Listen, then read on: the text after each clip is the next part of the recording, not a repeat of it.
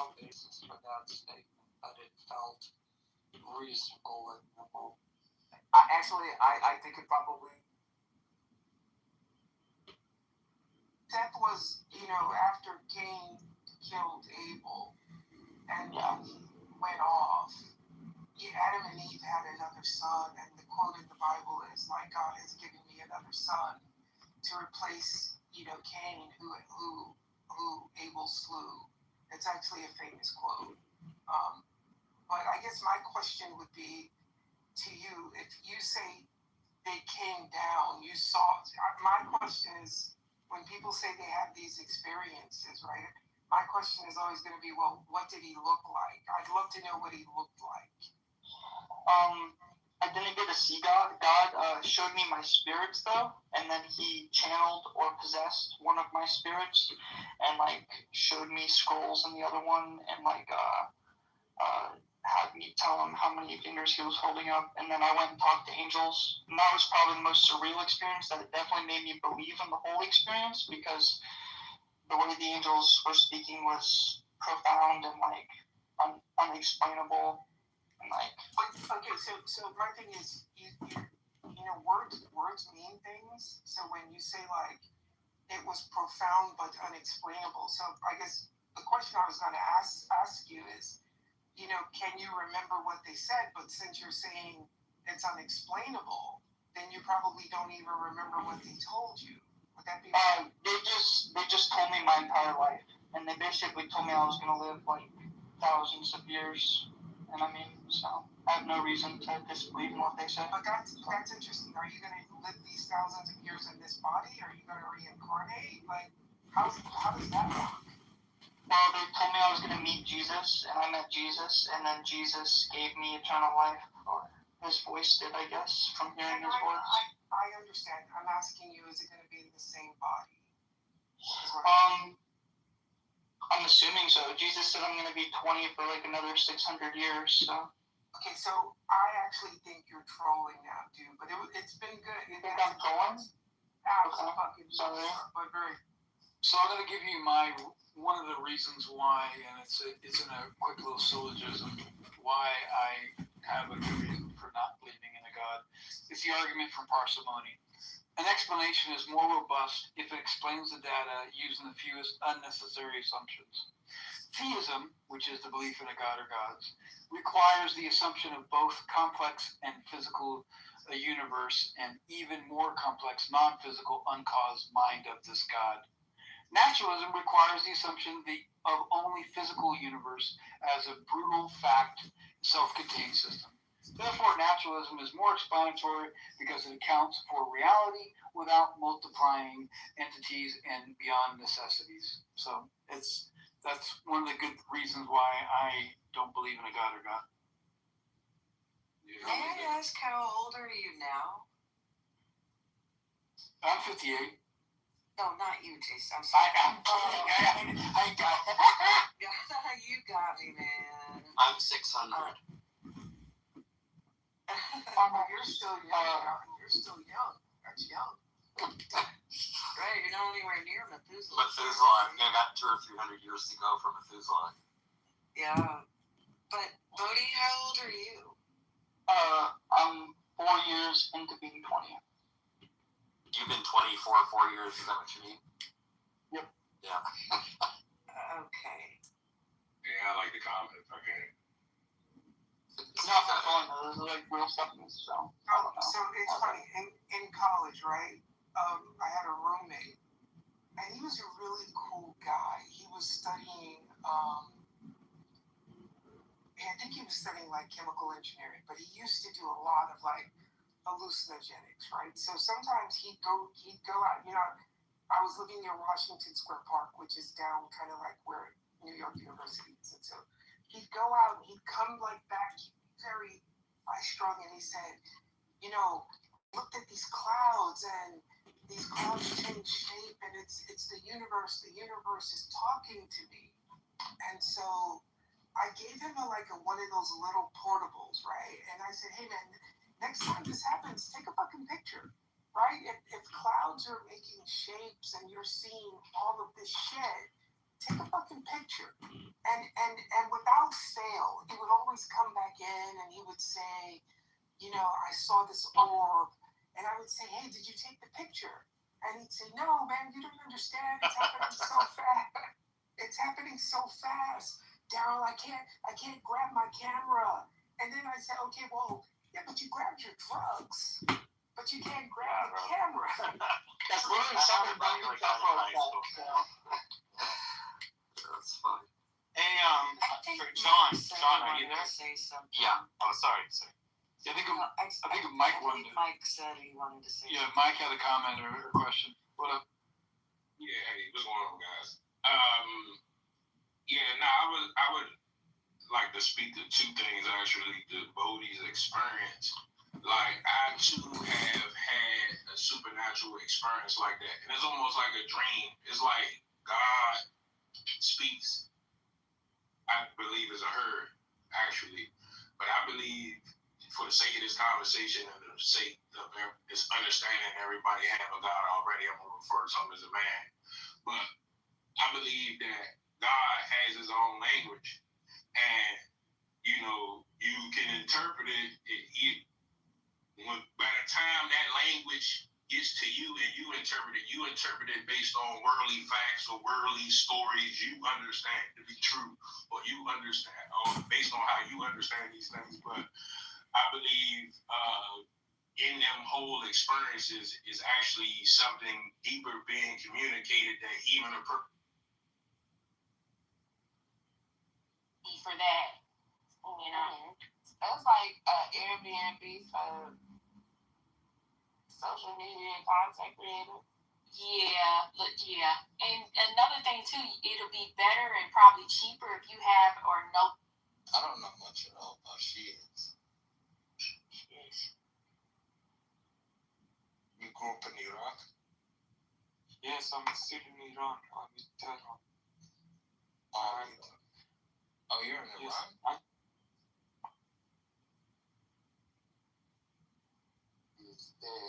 It's an after the fact, like, rationalization, accommodation. Like, oh, sure. So how do you feel about the concessions made in this deal? I don't really care. I mean, You don't care? I thought your boy wanted to make America. I thought your boy wanted to make America great again. I mean, giving $400 million to Iran doesn't really sound like it's making America great again. Going into Iran never was ever about making America great again, because we wouldn't be there if we were trying to make America great again. So, why were we there? I think Trump was just trying to remove, one, he removed Obama's name, and then two, he wanted to be in the history books. I think that's it. As what, a loser? To be in the history book as a loser?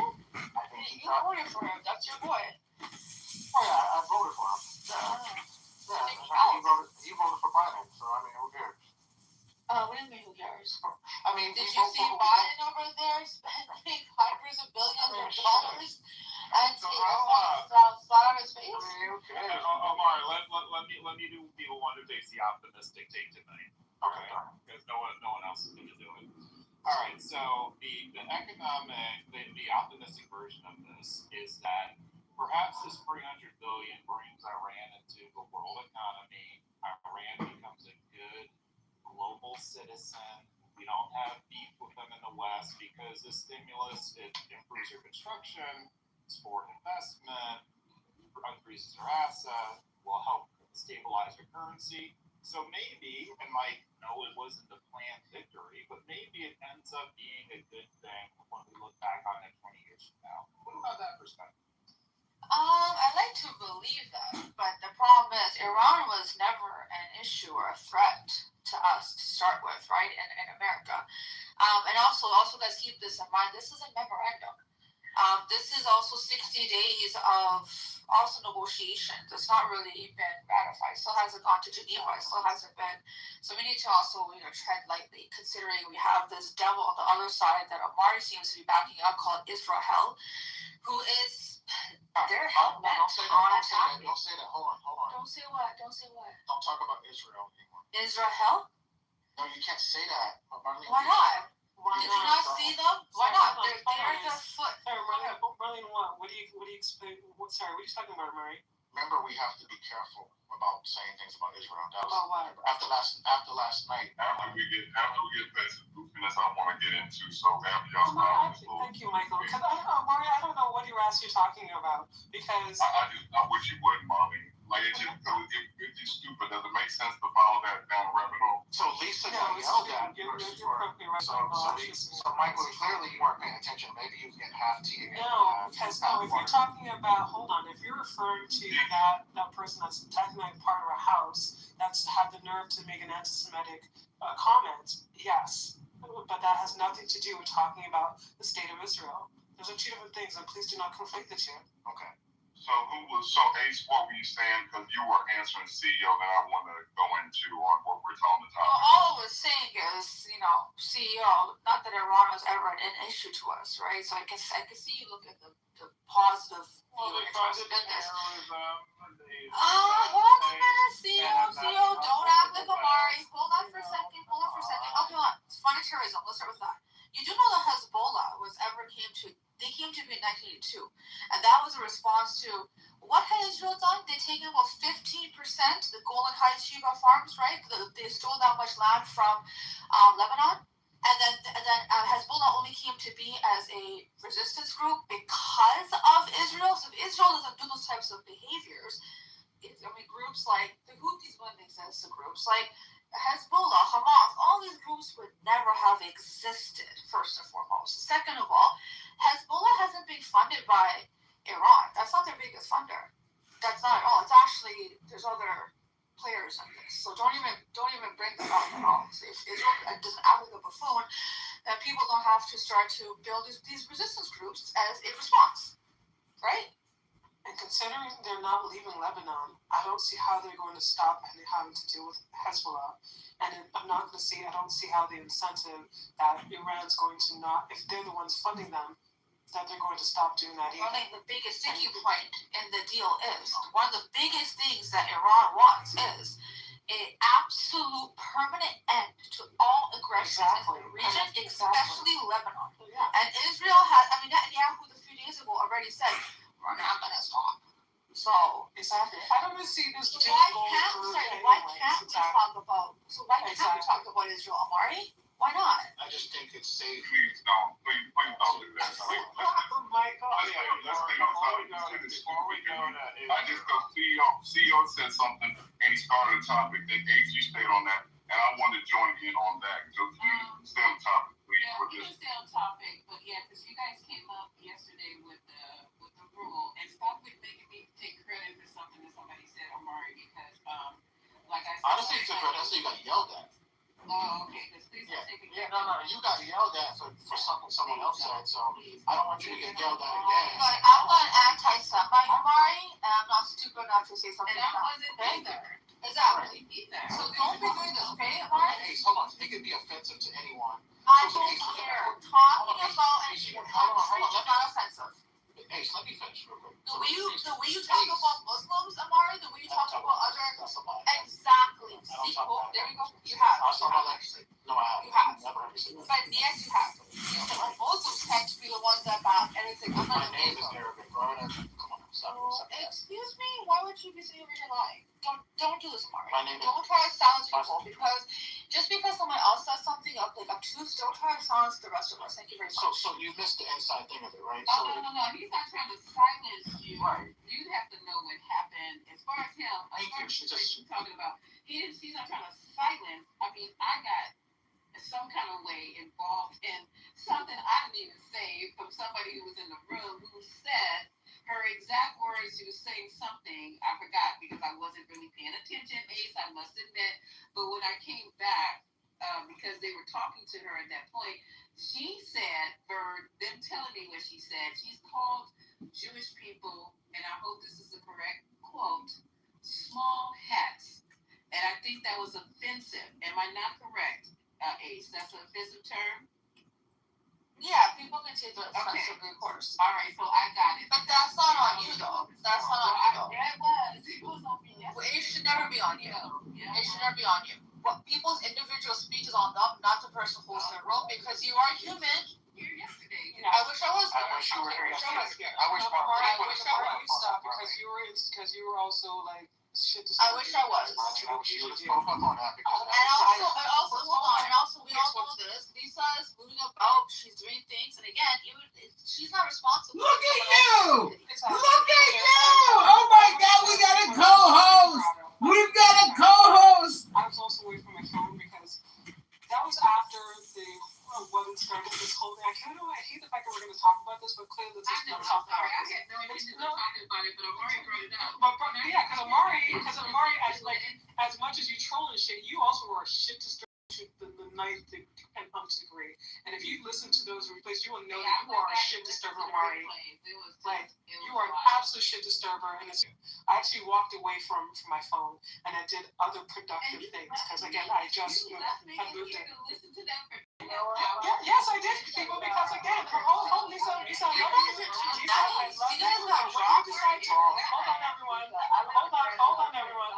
Lisa, I love you, but listen, when my counsel, listen, I had done try to steer the course from the get go, and that was kind of like no, anything. I was like, okay, fine. Yeah, and you did it, and then they had to go into the whole thing with Quinn. Sorry, being, of course, she ended up saying something really stupid, not only stupid, but really offensive. And I think that's what, but again, he's not here, and I think that was my understanding of listening to the conversation of what he meant. I don't think anyone would be able to, and this is very clear, you cannot, or anyone else on the stage cannot be held to account what another person's going to say. Like, that's just ridiculous. Everyone that knows this house knows that we do not do racism, anti-Semitism, especially not like we're not those people. So to expect you to be in control of what people say is asinine. And so I don't think that that's what he actually meant. I just think he meant because you allowed her to go say, hey, talk your shit. I love you. She very understands much, something. but let me tell you what I'm very good at. Because I don't care I'm being honest right now. Now, I want to be honest at all times. I don't know where you guys work or what you guys do in your personal life, but, I'm usually the only Black person in lots and lots of situations. 90% of the time, I am the only Black person. I am, and then too, also being of mixed race and stuff, especially when I was younger. There is microaggressions that you guys don't seem to get. I have my antennas up. I don't respond. I keep my same demeanor, my same cadence, my same lively, bubbly self-worth. But I am almost a fucking Olympic gold medalist at picking up microaggressions. Now, I'll wait till that person gets in here, but this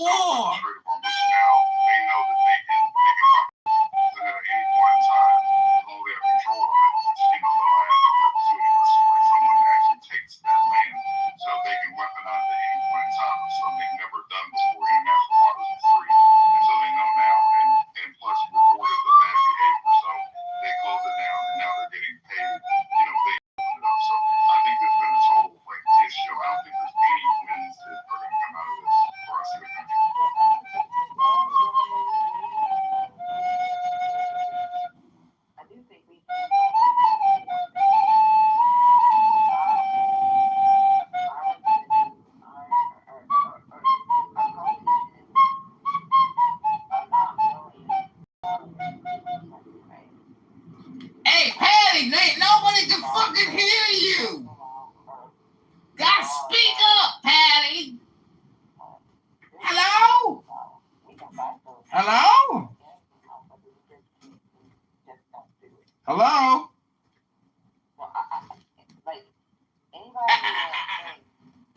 Hello? That shit crazy. That shit crazy. I'm not saying that. Hello? Hello? Hello? Militaries in other countries, Hello? their senior leaders, they know that. Hello? We feel that because we know that. Hello? Hello? Hello? They're not willing to Hello? to the point that what Iran can do to their citizens, we will not ever do ours. I don't think most Western countries would. Oh, really? We didn't mass force vaccinate our population with an experimental gene modifier and told everybody that the whole fucking world is going to collapse? Do they have a Dr. Bill Gates in Iran? Standpoint of like the drones, so the cheap drones that they have, and then we're using like like our expensive missiles. We're burning. Why don't we have cheap missiles? Why don't we just fucking throw sticks at them? The way that we are now, like if we had a bunch of drones, we're like going. All right, I'm gonna go get my sweat on. I hope you guys enjoyed this room. It'll go on for a while, I'm sure. Plus two, and I can't like overemphasize. I just keep saying it because if it was our country or our kids, we would keep it like in our mouths. Keep it 100. Schoolgirls when they did a triple tap or whatever, to make sure they got them. That is something that's never, going to go away. Plus, two, we've killed their religious leader and the Ayatollah. So I don't know. I get that if we decided to commit to it, that there's nobody we're the tits of killing in the world. So if we really want to kill. Put all of our might into it. But I'm just saying the way that this went down, it's just a bad look. There was nothing. There was no reason to do it. And like you said yourself, that for 2 decades they've been, they've had war games. They've been gaming this out, knowing sort of that it was brought with a lot of different situations. One being the Strait of Hormuz. I'm just saying the man. So the reason why we lose is because there's rules in the game. There's rules in the simulation. Rules in the game, motherfucker. Only allows us to do everything has to be under LOAC. Not only that, the rules in the simulation only allow. The rules in the simulation. There ain't no rules in the simulation, baby. That's the number one rule. Like now, if you wanted to fucking your way, or if you're talking about drones, we got this thing called the Coyote block that's made by Raytheon.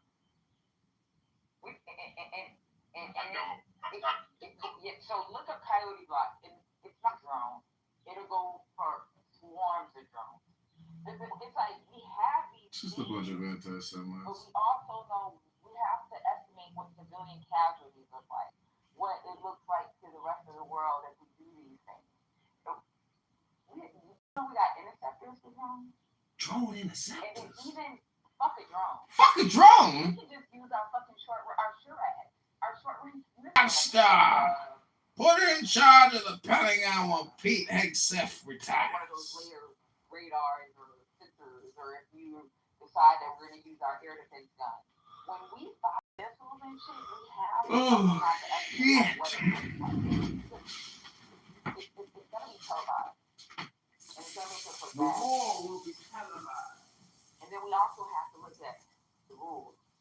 So, and Patty, I'm sorry, go ahead. No, I'm done.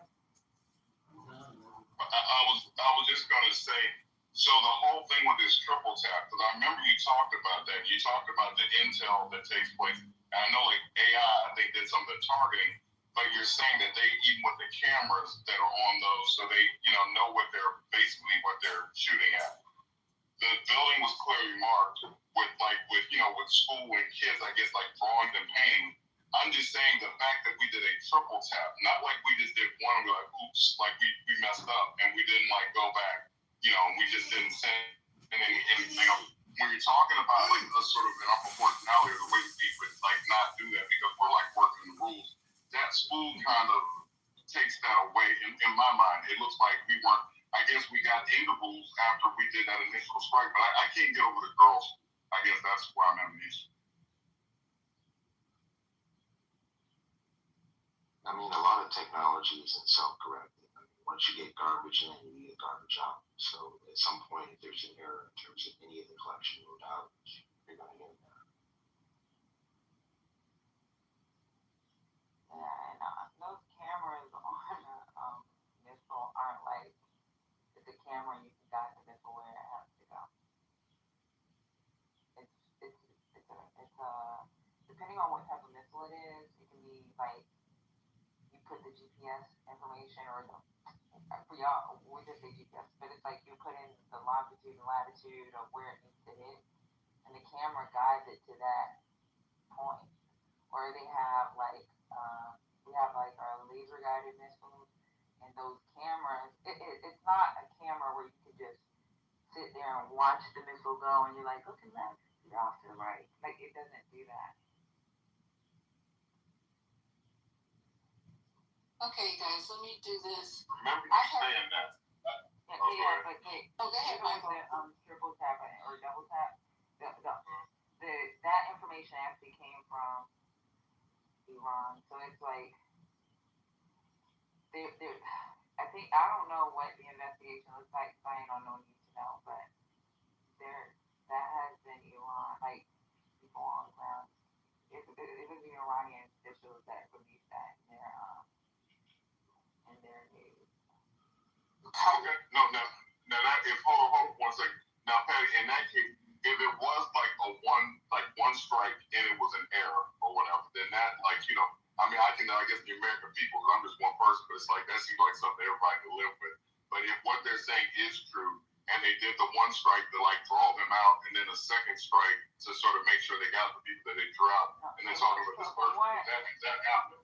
So from what McCain and them was saying is it was like simultaneously, like it's like boom boom boom, right? So it's supposed to like Okay, I'm sorry. but I thought the same thing. Well, I too, think because it was coming out and then Lisa might say one thing before you Oh, transition. yeah. Okay, so Michael, I think the other thing that happens is when we talk about like who won and who lost, we're talking about it from the perspective of meeting goals. So America didn't meet our goals, so you can say we lost. But if you were scoring it like a football game, how much damage did we do to her country and infrastructure versus how much they did to ours? Clearly, we did more damage to them. Let me say this though. So like damage, right? So agree that physical damage. How much damage has been done to us on the world stage? Like Trump has already like just destroyed like alliance that we built. Took us like 80 years post World War II after we're the ones that dropped the bombs on Hiroshima and Nagasaki to repair all that. Like with the UN being here, with now you got this border. I'm just saying, and I'm not. I guess I'm not like sort of poo-pooing what y'all are saying. I just don't really see any good that's come out of this. I think that you've damaged us in irreparable ways. Well, so ironically, I think normally you'd be right. Like if this was George H.W. Bush or Obama as president, but how much lower could Trump have went in terms of America's brand? So it already was very low. So what, he made it a few percent lower? Yeah, but then he takes out USAID, right? So it's like stuff even like with propaganda, with like positive things that we're doing in areas to sort of bolster that. Okay, we're doing some crazy stuff over here, but then it's like with this Doe thing, I don't know. I'm gonna yield because I'm just saying I'm not really gonna come over to y'all stuff and see what y'all saying. I just feel like the war on top of everything else he did, I just think he just damaged us in ways that I don't know that we're gonna be able to recover from. Okay, it's just not just in the world stage. I mean, I'm worried about what people. No, I'm not really. But it's interesting how the world responded because they saw us for who we are and who we've always been. But more importantly is that we spent a lot of money, we spent a lot of time, we spent lives for literally nothing. So you destroyed his 50% of his capabilities, a Navy that really wasn't a Navy. They really weren't into flying because of where they were located, from what I'm being told and what I'm hearing during the day.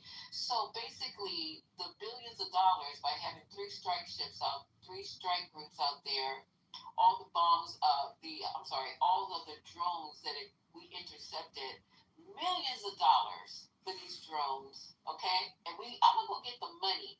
And what did we come out with? What we started with, and even less. What did Iran get? Okay, they had some shit blown up, but they still got their dust that he's talking about. They still got some ways to defend themselves. They still got their oil. Now they're charging a fee to go through something that was absolutely free to start with. They're getting their money unfrozen, and plus they're getting some other perks.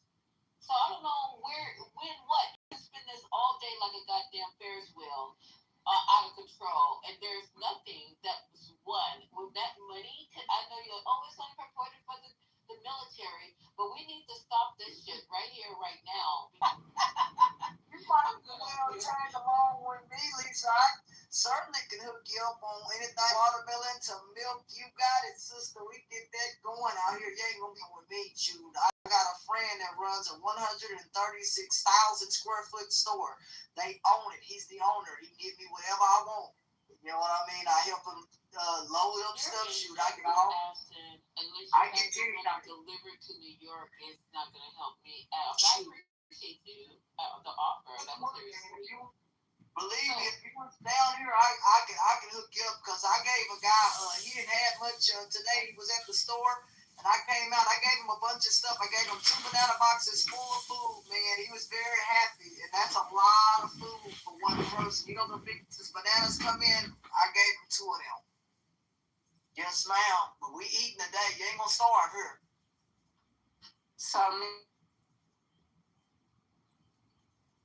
Yeah, I think that was the powdering. I don't think it was a sense of whiteness that led to the Europeans. I think racism started in America, but it spread throughout the world. Oh my God!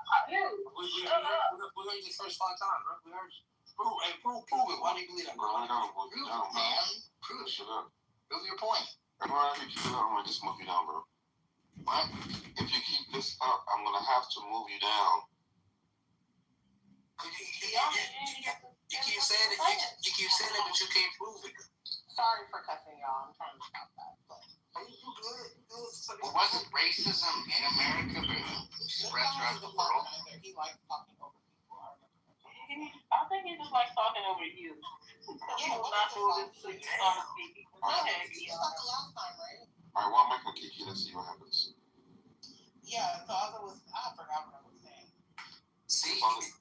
Hold on, just one make him kick you still. God damn, stop people getting off the mic already. Yo, it's on Kiki right now to finish your point. What's Kiki? Hold on, let me see. Help you out here, bro. See, I got you, man. I got you. I tried, yo. Kiki, you were talking about the white face Japanese thing. Yes, the Asian. To my knowledge, that was already within their culture, and it wasn't I think racism started in America throughout the world. Hey, get this cracker motherfucker out of here. I got it. It's only Kiki. Merci beaucoup. It was just a practice within their culture, not powdering the face to look for a certain race, that being the Caucasian people, as a symbol. It's just something that was already practiced and not introduced after Europeans went into their language. To my knowledge, China was fairly British and India, and kind of reconstructing their caste system to where like you have the undesirables, pink and dark skinned people, whereas before it was a little bit more diverse. The caste system.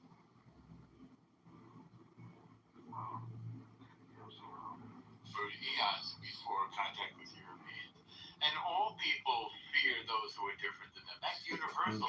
From the dawn of man, we fear people who look differently than us, or speak differently, because we're afraid they'll take our resources. Here's the stark difference, though. If we breed with them, the genes are kind of like erased a little bit. You hear me? I bet you don't. So the importance of You get what you're saying. I definitely do. Try to say it simply, clearly, then, please. The fear comes from eradication. That's where the fear comes from. No, it comes from losing your resources. No, it doesn't. Because you can can steal more resources. What you mean? The Vikings wasn't worried about resources because they stole all the resources. That's correct. And people fear them because they came and stole their resources. Right. You know what they gotta, you know they gotta be Aryan. You know why their blood gotta be Aryan blood? Because they understood that if they mixed with another race, their race were not their genetics were not dominant. So it was a fear of losing yourself. Those Vikings are still blonde. Exactly. You know why they're still blonde? Because they're afraid to mix the race. Because if they mix the race, they won't be black anymore. This has nothing to do with racism. Racism is fear of people taking your stuff. And that includes your women, your resources, your food, your access to water, your riches, your cattle. People have always fought the guy from the other side of the dirt. Maybe they worship differently, they have a different language, they look different, they have different clothes. You heard Othello? It's a jobs program. Wait, is that responding to what I just said? Oh no, this is the point. You heard of it, right? No. So you mean if I read the Shakespeare play? Of course. Let him finish his submission before you interrupt, please. He asked me a question. He asked me a question. The answer is yes. I've read Shakespeare's play Othello. Why do you ask? Because that wasn't about racism per se. That was about genetic superiority. It was a fear. It was a fear of losing who you are to genetics. Because they weren't racist at the time, right? But that play emphasized. That play shed light on the fear that Aryans or Caucasians have about losing themselves to genetics. That's So what just the play is about at all. But just real quick, here's a list of things that drive racism. Fear is only one of 10 of them. Tribalism, desire for power, historically racial ideologies, use of legitimize slavery, colonialism, segregation, economic competition, ignorance, lack of exposure, learned behavior, propaganda, scapegoating. Come out of the original one that I stated. No. All of those are subsequent. Yes, because before there were societies, before there was propaganda, before there was conquest, there was a scarcity of resources. Most human beings, for most of human history, their main activity was finding enough food to live. That's for most human beings throughout history, really up until the 20th century. And the reason why they fought with the neighbors next door was over those resources. And that's why they came to fear them. All people fear and mistrust people who are different than them. Yeah, That's a that's universal attribute. Well, at this point, white people have by far the most resources, if you're talking about in the West, and still leverage every ounce of racism that they can leverage against people that don't look like them. When they literally probably control 95% of the resources in the West are controlled by white people. I think Abiy was no. That's not true. I think Abiy was also something. Of course, it's true. No. Yeah, Anyone in Asia don't control Asia, and they're I'm talking about Africa. It's on Abiy right now. This is interesting coming from a Jew. There's You know, 2,000 years ago, Egypt, I don't understand it. Was that resources when you were expelled? I'm sorry? They weren't expelled. They demanded freedom. Discrimination occurred. Is that right? Interesting. You haven't read your Torah lately. Okay, wait,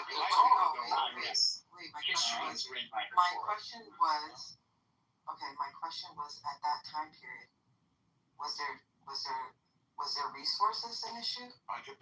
Did you forget about the great famine that was predicted in Joseph's dreams? I'm not talking about that. Yes, I'm talking about You are.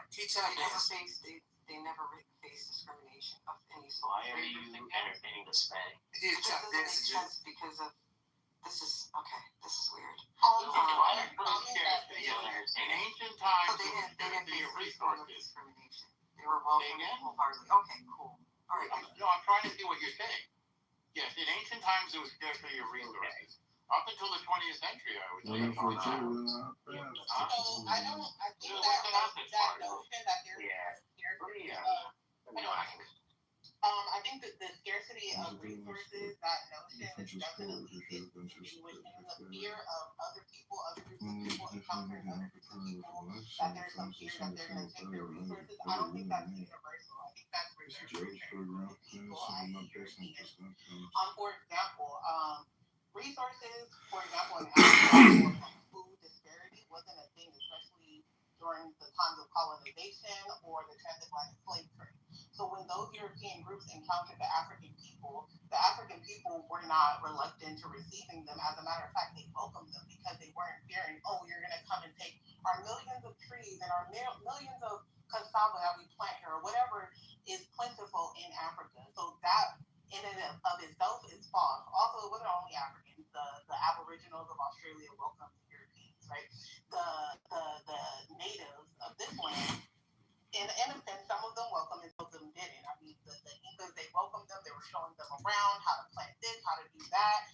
So to push this narrative that, oh, when others encounter others, they fear that you're going to take something for them is untrue. Now, you can say that for the Europeans, because during those times when the Europeans were their lands that weren't as fertile, right? They also were experiencing a potato famine, and things don't grow plentifully in cold Europe as they do in the global South, and things of that nature. So if you want to, you can define it to different groups of people, but you can't say universally that people just see other people from a different nation, different hue, different ethnic group, and fear that they're going to take their resources. It doesn't coincide with history universally. Just one percent. Just imagine that white people traveled literally to the other side of the world to take resources from other people. They're so afraid. They literally got in their ships and traveled for months to take resources from other people. And when they found those people and took the resources, they went back and got more ships to come back and take resources from those people. But this is just, but somehow, you're going to take my talking time right now. Listen. The whiteness in you can talk over me. I don't have any whiteness with me. It is crazy. You can talk over me. It's insane, bro. It's insane you think that. It's not going to happen, though. So, yeah. And so that while doing that, now we are led to believe that this was all driven by fear of taking their resources while they were on the marching grounds to take other people's resources. People that have never even met them or cared about them or knew about them. People that took them in peacefully, they were taking their resources. And then they, just to add, until slavery, they committed genocide. And they gave them blankets filled with smallpox. That's a good thing. That was proven to be accidental, by the way. They weren't filled with smallpox. It's just they had diseases in Europe. But let's go before there was colonization. Yes, it's quite true. I don't know why you're talking over me after you got over. Because Abby wanted to say something. You don't control the stage normal.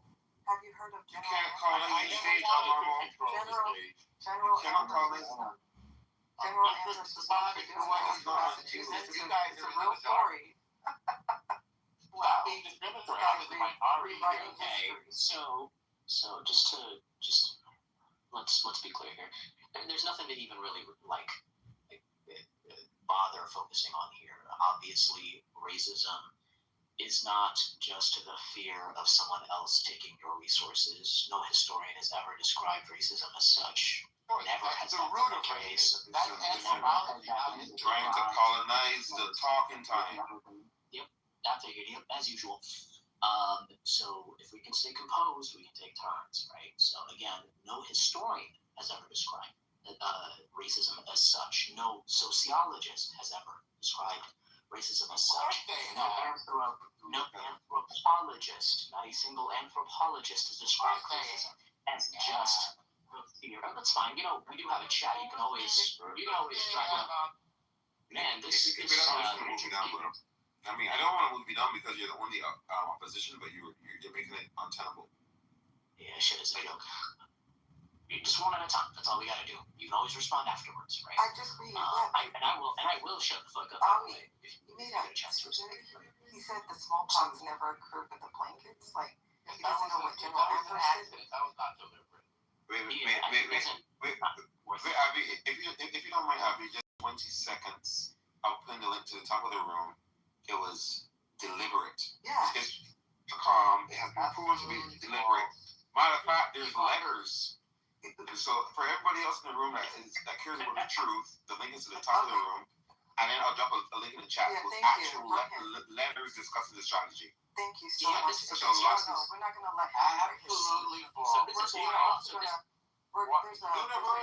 because of his disgusting history of giving blankets with smallpox to natives. It's a movement that's going on to this day. It will fail because it's nonsense. Well, what's their funniest Abby, finish, please.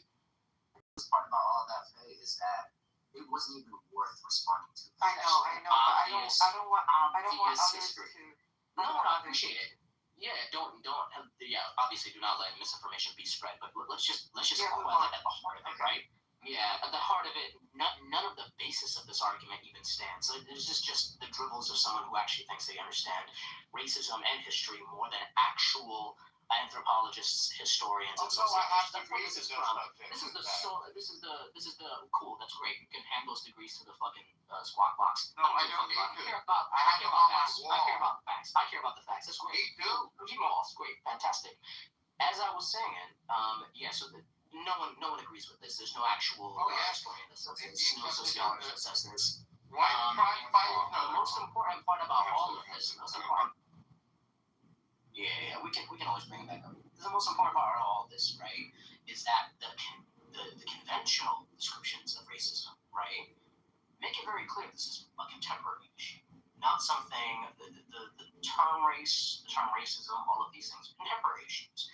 They've never been necessarily wed to humanity. They've never necessarily been the thing that describes all of human history. Never been any of that. People want to describe it this way typically because they want to justify it and blend it into human anatomy and the human condition in and of itself, as if it's just natural for us to just be racist. The reason's pretty pernicious, obviously, right? So let's not play the game. Let's not go into it. These people that want to justify this shit, they want to blanket it into some sort of DNA-based thing. All that is crap. All of it's never been true. Just like freaking phrenology, these motherfuckers want to make us believe that the shapes of heads and skulls and shit like that was important. Here we are describing the same thing again, just with the term racism in and of itself. So just let's have a real intellectual conversation instead of describing words in ways that no dictionary has ever described it. And I'm allowed.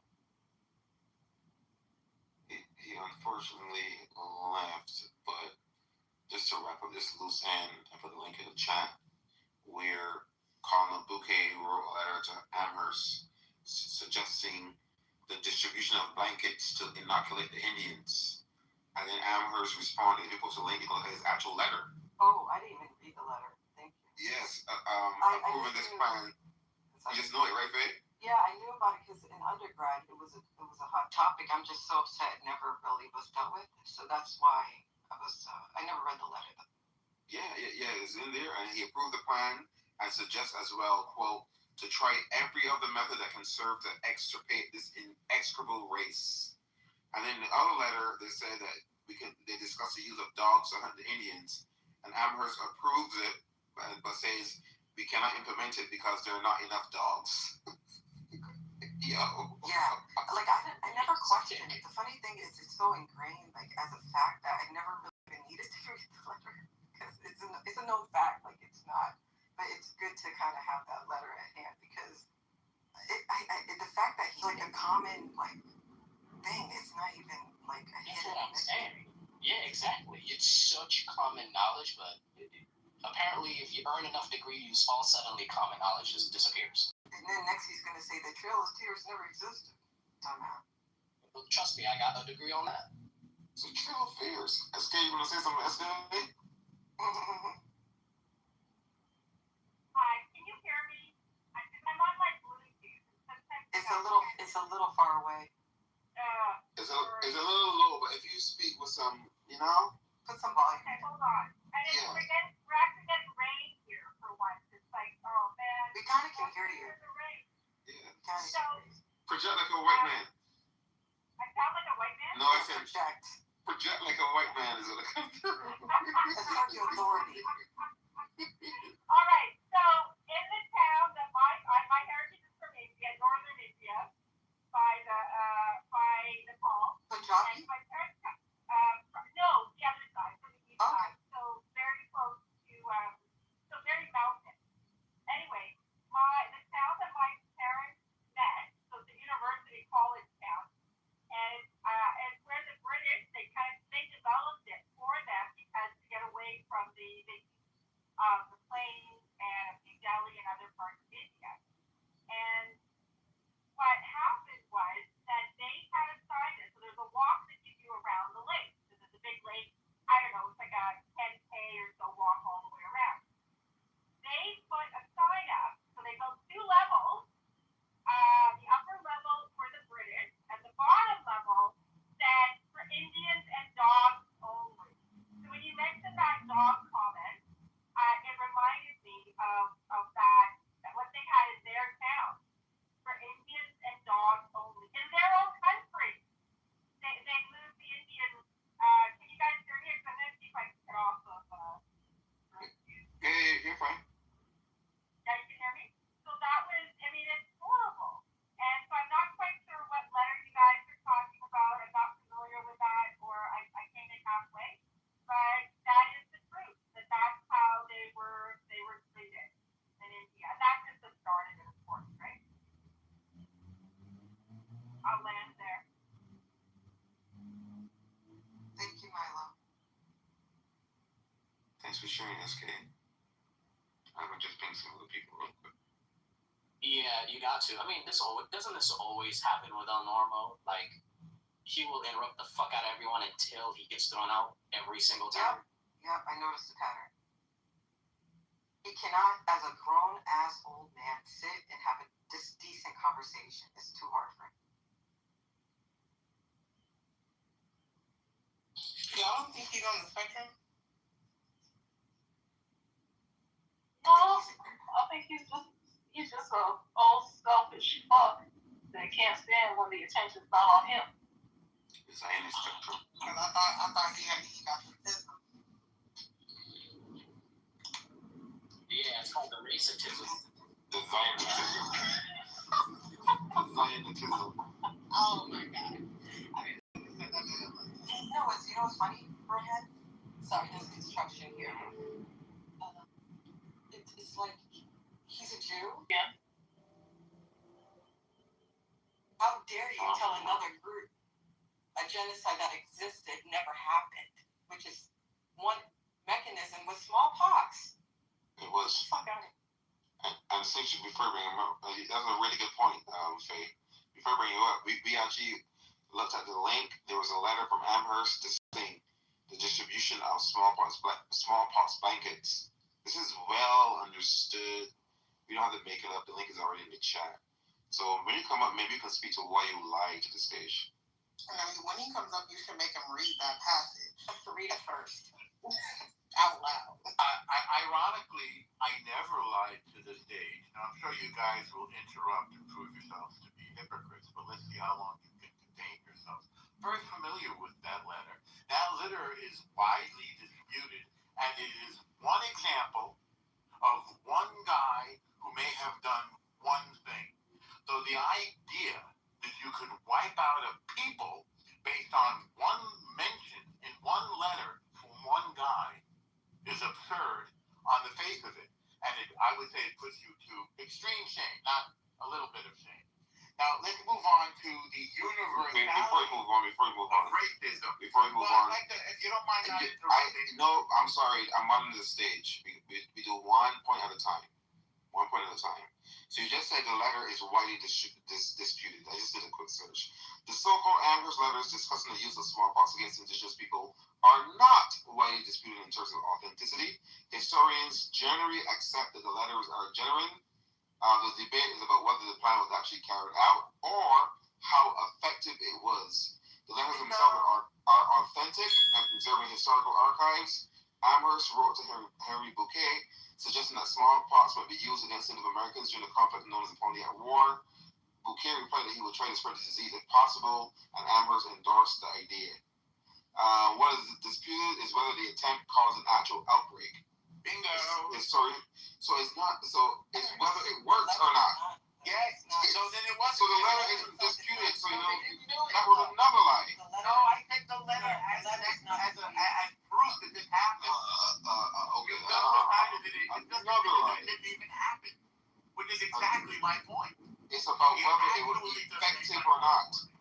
No, it did not. Whether it happened or not. I'll go on mute and let other people do it. Okay, so let's move on to the next point. Now that you've agreed with me. I have not agreed with you. Wait, didn't you just say that it didn't happen? I didn't say it didn't happen. Okay, wait, wait a second. I did not say it didn't happen. You just a liar. You listen with lying ears. The letter is Then not you didn't listen to disputed. The yourself, actual apparently. letter his letter is not disputed by historians. Say the letter is not disputed. You did. The letter has an explanation. They archived it. Yes, lying again. it's not the letter. Archiving? The whole stage heard you. There's a It's lack the first of words. logic. Anybody in the room, did Norma just not come on stage and say that letter is widely disputed? As a proof of a deliberate disputed, yes. deliberate genocide using the blanket you just agreed to. I did not agree to it. What was disputed is whether or not it was effective. Did you not just say that this was not an actual effective tool of genocide? No, I did not. Another lie. God damn. Bro, you are so... not interrupting. No, because you're interrupting people, and you have to come on the stage and act like, let's see how long it's going to take before I get interrupted. You're still doing it. You keep doing it. Stop. Like, it's okay. Mouth diarrhea is Nothing fragile. Enough with the fragility. You can handle it. Yes. You can wait until somebody stops talking to come off of mute. It's not hard. We all did it. We all Enough with the fragility and tedious. If you don't, at your big age, you still don't. Let's go to the next topic. I think I've had chime my in? point on the letter. I just want to say the letter.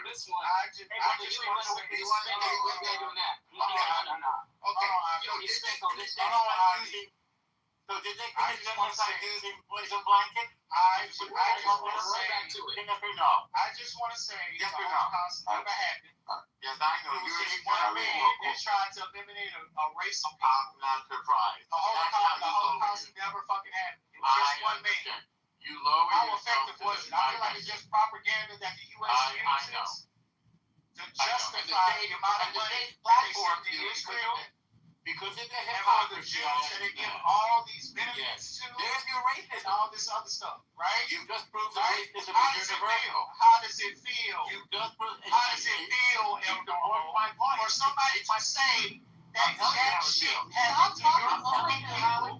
Can I fucking finish? Who's fragile now? Who's fragile now? No, I'm not fragile. Let me preheat my oven. Let me preheat my fucking oven. Let's just get one mic, and then we'll I thank you for proving my point that you're a racist. Thank you for proving how fucking fragile you are, right? How fucking fragile you are. How does it feel?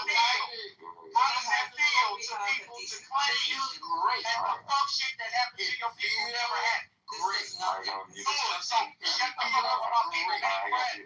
You've proven you're a racist. It's on Abby real quick. That other people can be racist. It's on Abby real quick.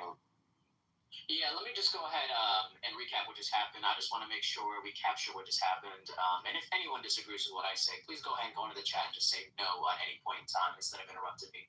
So, to be clear here, firstly, El Normo decided to disavow the entire happening and the historicity of the fact that smallpox blankets were being used.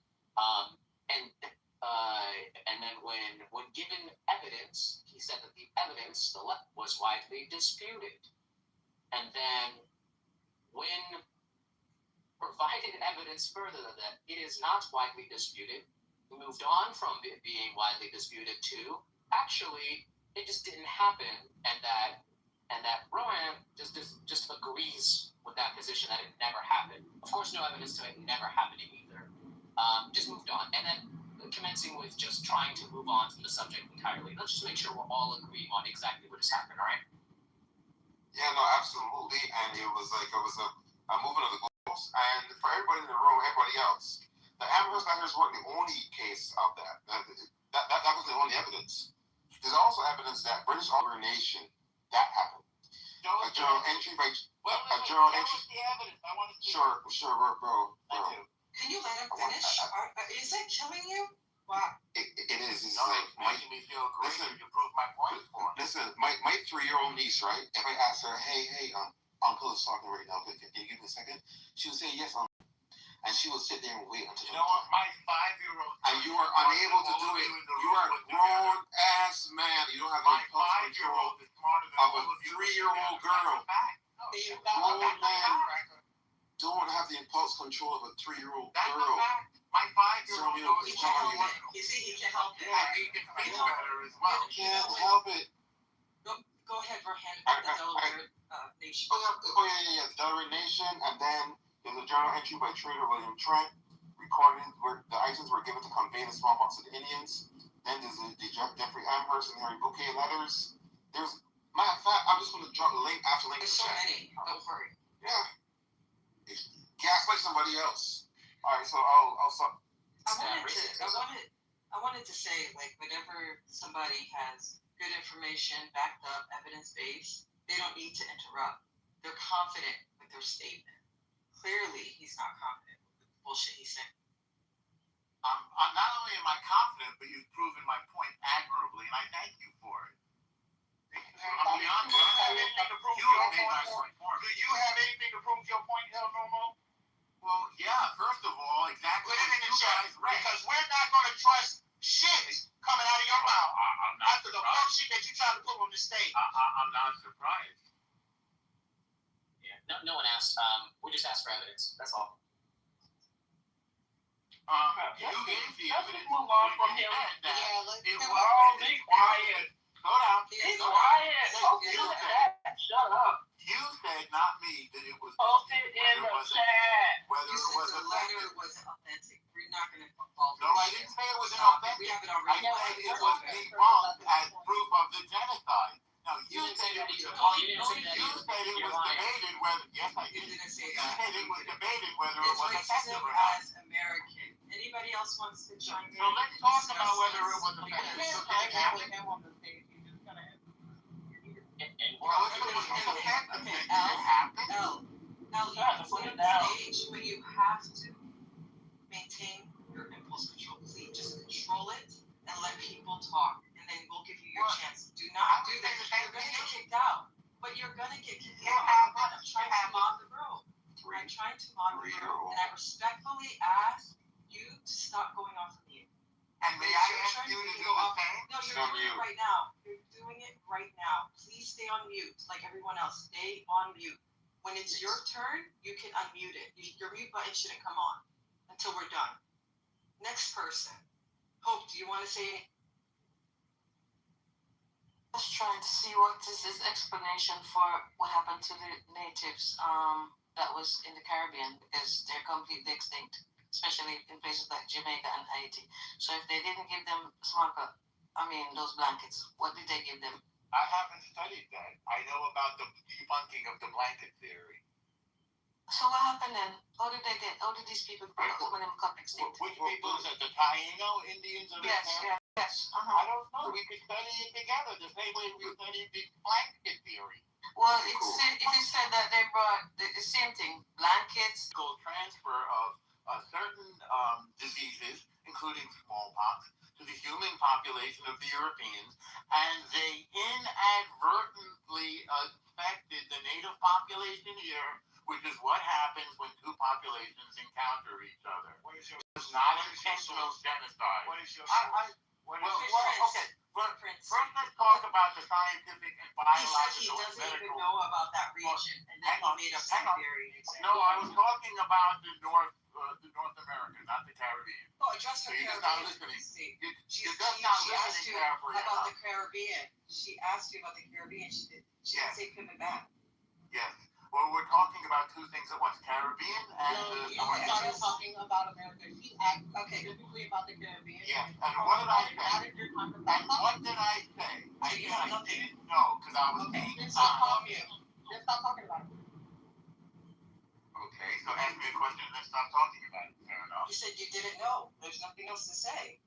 Well, I didn't know about the Caribbean. I said we could Then study. I said, That was the question. I did study the debunk blanket theory. Okay. Somebody asked me, why did it happen? We I moved gave on you the from plausible. All right, we're I moving gave on. you the plausible. So you can't You answer don't run the questions. stage, as bro. well. We're moving on. We're moving You on. can't answer questions. You got third The eye. same way that the pandemic spread here among people. Third eye, you got anything? Hey, what's up, Brian? What's up, man? Some Europeans had diseases against which the native. Why is this cracker still talking? No, You have to ask Listen. I don't mind him being on stage if he actually shares the mic, but he's refusing. He's refusing. So I don't know what else to do. He's interrupting Third Eye. Third Eye was next. Hey, stay woke, my brothers and sisters. I'm kind of just responding to the title. Is that as America's, is racism as American as apple pie? Sorry, I'm playing a game too. And I would say, yeah, I mean, this starts off with the Revolutionary War, right? Some of the founding fathers were abolitionists, right? But most of them weren't. And one of the main reasons why the Revolutionary War happened was due to slavery. So it's like, yeah, I mean, this is all embedded in America's culture. I mean, so as being a venture capitalist and a land grabber, that was also the reason why the war happened. But yeah, I mean, this is in our DNA. I don't ever see it really changing because this is what shaped America to being what it is, unfortunately. Go ahead. I think it is as American as apple pie. Americans, for some of us who may or may not know, would actually often sell food, damn near have festivals, cookouts centered around Black people being lynched, for example. So where a lot of food, Western food, desserts, and things like that, yeah, I think it's very much as American as apple pie. I'm very much sure that apple pie was probably served there as well. I'm done.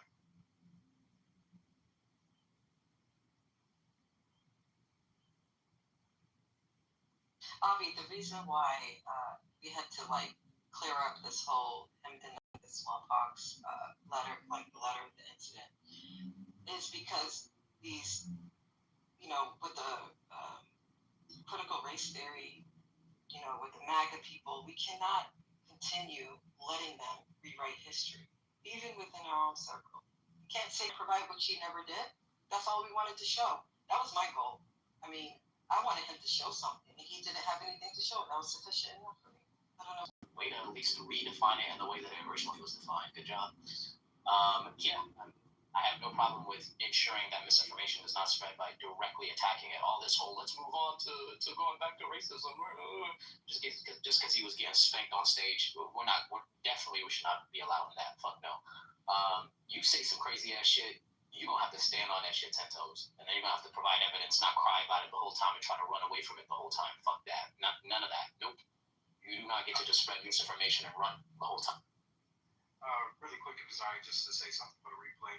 I have no issue with Israel. I have no issue with Jewish people. But I will go to hell and meet you there when people try to minimize, disregard, dismiss actual history that happened to marginalized people, specifically Black people. And I'm fucking appalled that you, as an alleged Jewish person, had these things to say, and in other rooms, the things that you had to say when it comes to racism, anti-Blackness, and so on. So I will meet you in hell every time you say shit. Israel. I don't have a problem with Jews. I don't have a problem with the faith. Yeah, like the government. I have a problem with Israel. The people, they were polled and they were asked about the genocide. In 97, I can bring the link up. 97, 98% said they support it. So yeah, I have a problem with Israel. I don't have a problem with Judaism. I have a problem with Zionism. Again, Zionism takes different shapes. Muslim Zionist, Christian Zionist, atheist Zionist. Zionist is Zionist. Doesn't matter. Faith is not. They just happen to be of a certain faith. But that's it. still Zionism. But yeah, like I just think that going back, I just think that ironically he should be on our side because of the experience with the Holocaust, and there's still people to this day denying that the Holocaust actually ever existed. Yeah. That misinformation is being spread. So I was using that as an example to kind of hit a soft spot and check go. And well, Frank landed it. He came in and started. That's when El Normo he started getting really mad. Yeah. I did that on purpose. I like see how you feel. Deny your own shit. Yeah. Let's see how you feel about that shit. How you like them apples? As we say in Boston. How you like them apples? And apple pie too. Yeah, no, this no pun intended. Yeah, it's a joke. Unfortunately, it's a sad joke, but unfortunately, never again for some people just means never again for us only. So that's just what it is. It is racism as American as apple pie, though. The title there, of course, it is. Funny enough, I think I heard at some point somebody go, well, racism didn't exactly begin here. It's not like a thing that Americans invented. Well, ironically, Americans didn't invent apple pie either, dumbass. But I'm just move on from that. The important part is that it is, as Americans, apple pie. It's fundamental and foundational to a lot of the origins of America, unfortunately, and is inscribed in American history and inscribed in American culture. You can slice out racism and it can define and literally exemplify.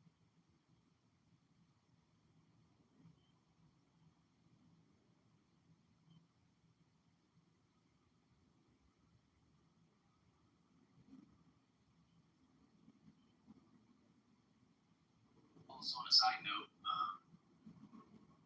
whenever somebody says as American as instead of apple pie, I thought that we should say cornbread because that's more American. All right. I never understood why apple pie and baseball specifically was always associated with America as a kid because like I associate football like American football, America, not baseball, and probably other dishes like a hot dog, so corn dog. Yeah, some shit like that. I mean, at least baseball had a history of being America's favorite pastime, but like apple pie is literally not an American thing. Baseball was invented in America, so was cornbread. So was cornbread.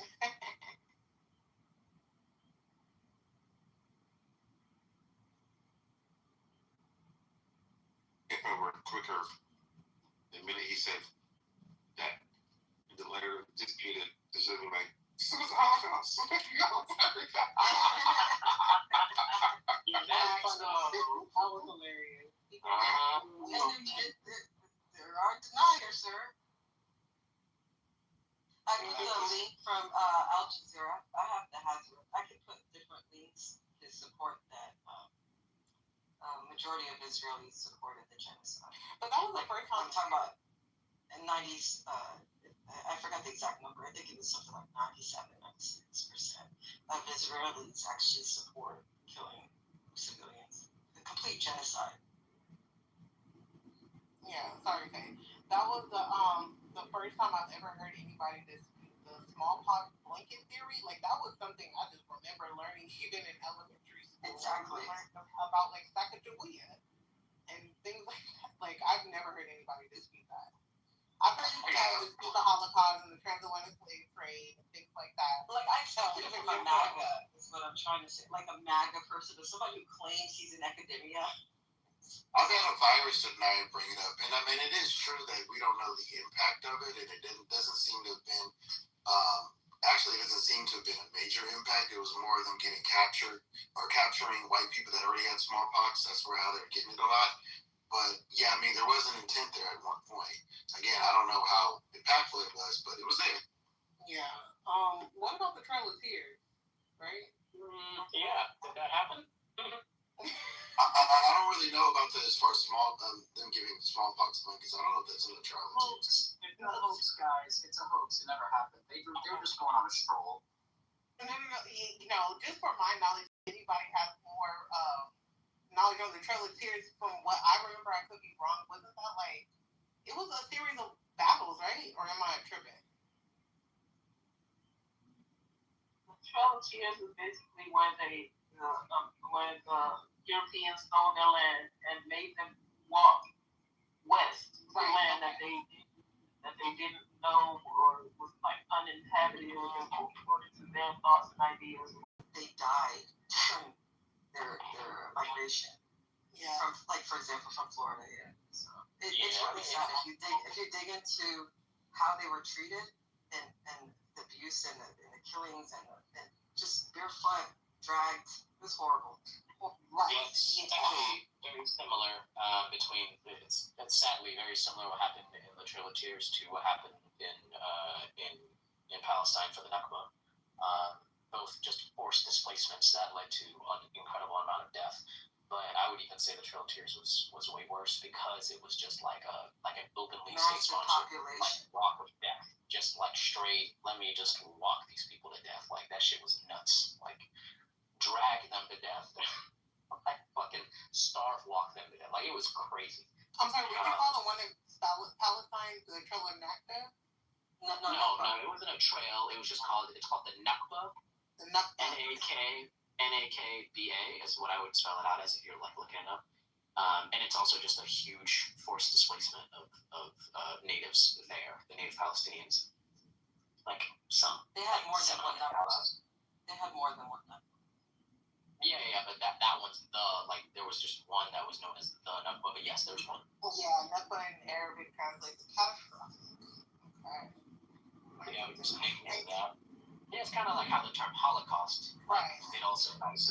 It has a connotation to a certain event, even though Holocaust is universal. Same thing with Nakba is universal. Like when you say the Nakba, it's referring to a certain top guy. Thank you.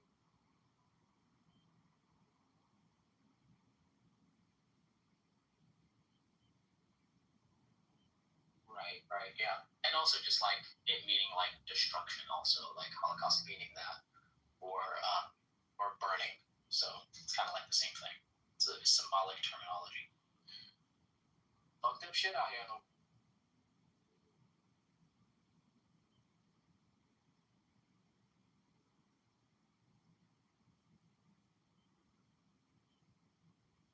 And I haven't had apple pie in a minute though. I still gotta make that bird sugar cake. You know, it's so fitting. Sorry, I'm just looking at the psychology of Zionism, right? Like just how they move, how they act, how they rock this earth amongst humans, right? Because what's so fascinating, right? It's how do I say it? When they really focus on resources, it's a Zionist thing, right?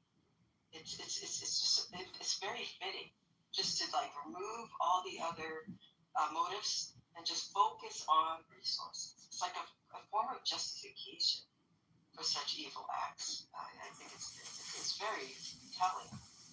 You know, you don't even have to like ask them if they're a Zionist. They're telling you.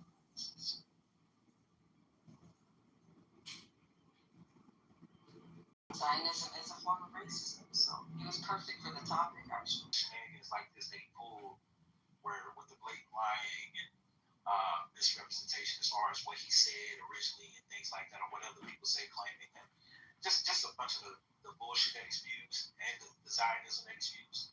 I think it's the interruptions. It seems like something happened and he just started frequenting RPO more and more lately. Especially when there's topics about specifically black people, racism, and shit like that, where he just wants to impose his views on them. He thinks every stage is Palestine. That's crazy. That's crazy.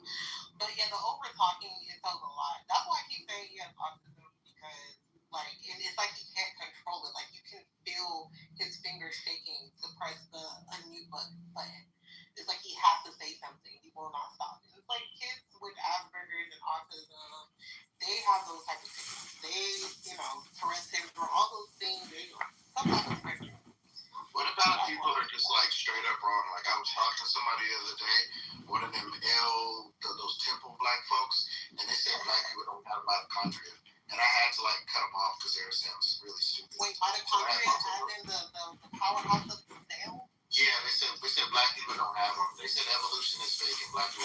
mitochondria. We don't have a mitochondria. No, because he started talking about endosymbiosis. And I was like, what about mitochondria? Oh, black people don't have it, because the alleles, and you know how they get all into that, overstanding type shit. Well, I could tell they didn't pass biology class in the 9th grade. Yeah, one of them hotel joints, yeah. In your face. Well, I know the Well, I bet he has 7 kids, though. Yeah, what's up? Yeah, those hotels be great deals like Power Rangers.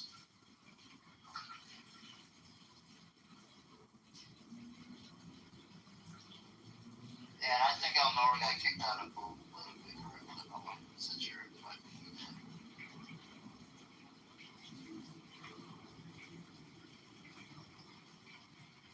Appreciate the confirmation. Just in case, if my shenanigans gets my account clipped, I'll come here on my birthday. This is one of the positive political things. Hey, what do you mean by like get clipped? What do you mean? What's the one? I mean, I can definitely agree. I definitely say some anti-Semitic things. So like they'll get. So just in case, this is what my birthday. I don't think you said. Did you say?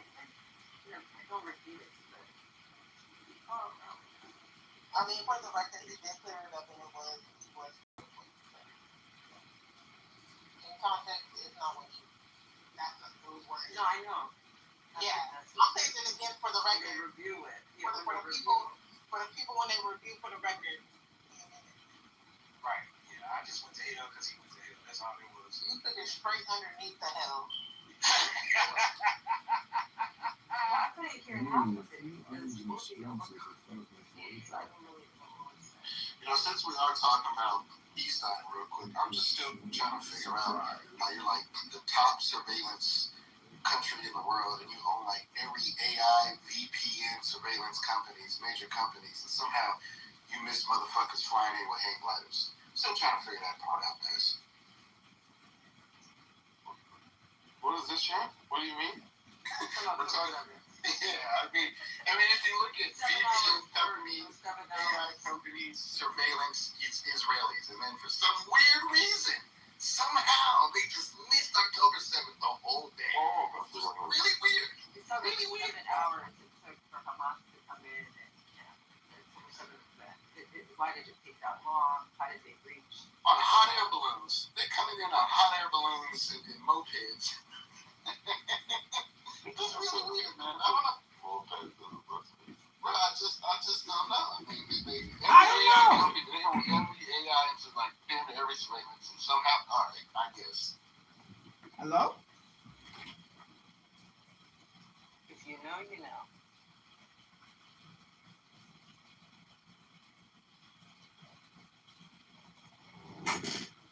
If you know, you know.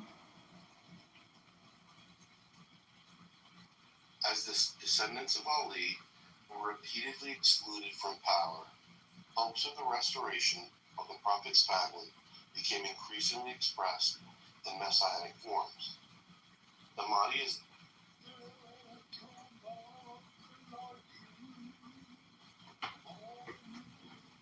That is it, yeah. That's all. I mean, kids, what person?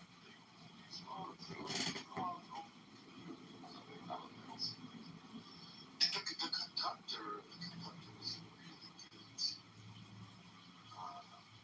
We're getting there. That's about almost 30-something people.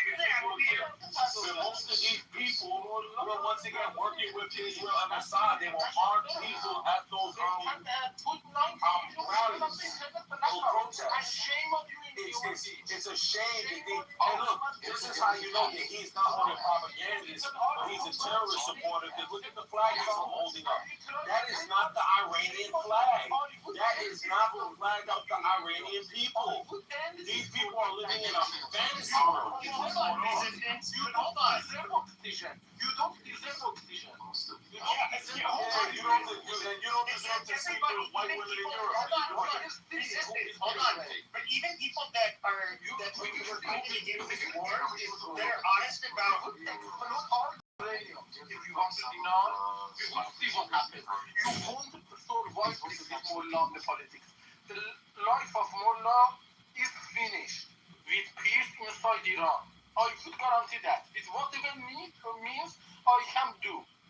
If you kick them out of the U.S. economy, messing with those filthy ass kites, and the American people are smoking, we're tired of it.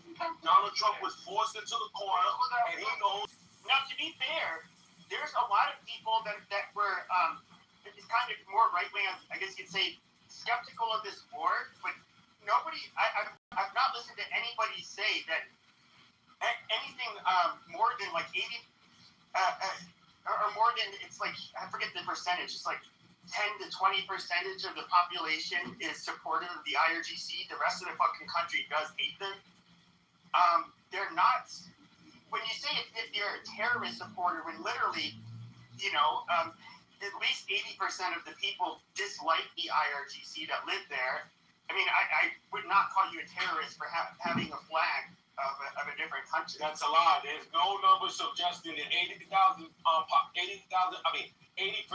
population of 93 million are not in favor of the tax of nonsense. It is not. They were democratically elected with more than 52% of the population that voted. No, do you not know that? You are wrong.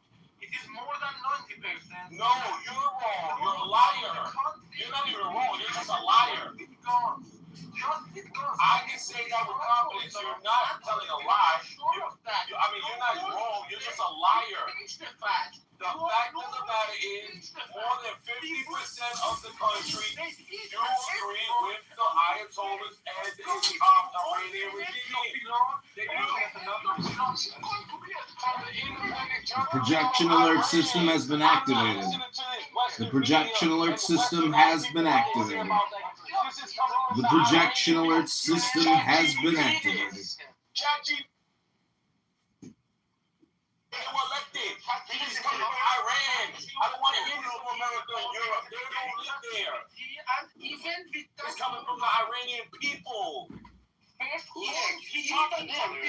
not the source for that. Second point is that you won't even launch that. We're not listening to the UK. We're not listening to America no more about what the people of Iran say. Because Pepe, this is one of the biggest proofs. Where was the big uprising then? When America started bombing and Israel started bombing, why did not millions, tens of millions of people make the uprising and take over the country? He told them to stand down. They just got down getting massacred. You know why they stood down? Because they stood with their country because they were being attacked by westernized terrorists. And they sided with the Ayatollahs. We don't want America. You seen the big ass protests that were going on in Iran. They did not want American and Israeli intervention. They all kept saying it. Stay out of Iran. You are as bad as people who deny Holocaust. You are the worst on this planet. Well, guess what? Many Jews deny the Holocaust. Many Jews question the number of the Holocaust. So I don't give a shit about the Holocaust and Hollywood script that they put into it. You are the worst killer, man. You are the worst. You are the worst. You want to stick your nose so far from Rabbi's ass you can't even smell your own person sin anymore. As bad as the people who deny Holocaust. You are deny Holocaust. Holocaust. I don't give a Holocaust. We're talking about the modern day, 21st century, and guess what? Iran, the regime of Israel, they went down. Donald Trump bent the knee. He figured it out finally with his fucking pea-brain that he is destroying America when he said no more foreign wars for those fucking kites and for your you're right. I totally agree with you, my brother. 100%. You're right. America first. Yeah, I'm for the America First movement. You know, stop begging. We don't want to help you people. He's denying Holocaust. He's not American. America First. What America got to do with the Holocaust? No, he's not American First. Listen. His resistance is Muslim You gotta listen to the blood fan. The blood fan is always right. Muslim first. Islam first. Islam first. That's a fact. Always, baby. Always, baby. See, here's the deny it. See, this is where at least I can respect resistance. Peter, 1 second. I can at least respect resistance because unlike a lot of the Zionists, you try to say, "Oh, I'm America first," but no, they're really Israel first. No, I'm America first. I don't care about. Says he's Muslim first. That's fine. Yeah, because Muslims, we live. You know why, Pepe? This is the difference between the Muslims. We love America. We thrive here. Everything is great for the Muslims in America. We want America first. We don't care about no goddamn Israel. America first. The Muslims doing great here. They own big businesses here, lawyers, doctors, big real estate. Doing great here. We're not oppressed here. We don't care about what's going on in Israel or Iran. We care about America. We care about those goddamn eggs. We care about our goddamn gas. We like driving Lamborghinis and fucking Mercedes just like everyone else. No, he's not a Muslim. I was born and raised based on Muslim behaviors. If you lie intentionally about attempted genocide, you will be executed. If it is You're lying. You lied about the people who were killed in Iran, you fool. If you deny with no evidence, it is proven. You are executed. You are not Muslim. Oh man, the only one who does. Listen, my friend, we don't care about what an apostate says. You apostated from Islam. You are considered less than a human being to us. No, you are not a Muslim. You are denying the attempted genocide. You are a Jew. You crypto Jew. Based on the Islam's you want to be a Zionist, so we can't get in crypto Jew. Crypto Jew. We don't want to hear from you, man. You want to destroy every country just for Israel. Fuck Israel. No, you are. We're tired of Israel. Fuck Israel, man. They're not getting our billions of dollars no more. We can use that over here. We need better roads. We need better. We need our. They are not the best, but they are nothing. Stop begging.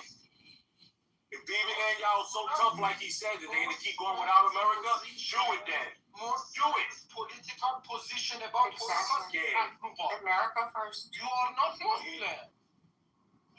First. I mean, Israel likes to they like to like use these memes and show them as like little lions and stuff, but really it's like, calm down. You got the big. I think they think that they can. What is it you call it when you get a disease? But it's kind of like by being around somebody and you think you have it. It's Stockholm syndrome. It's an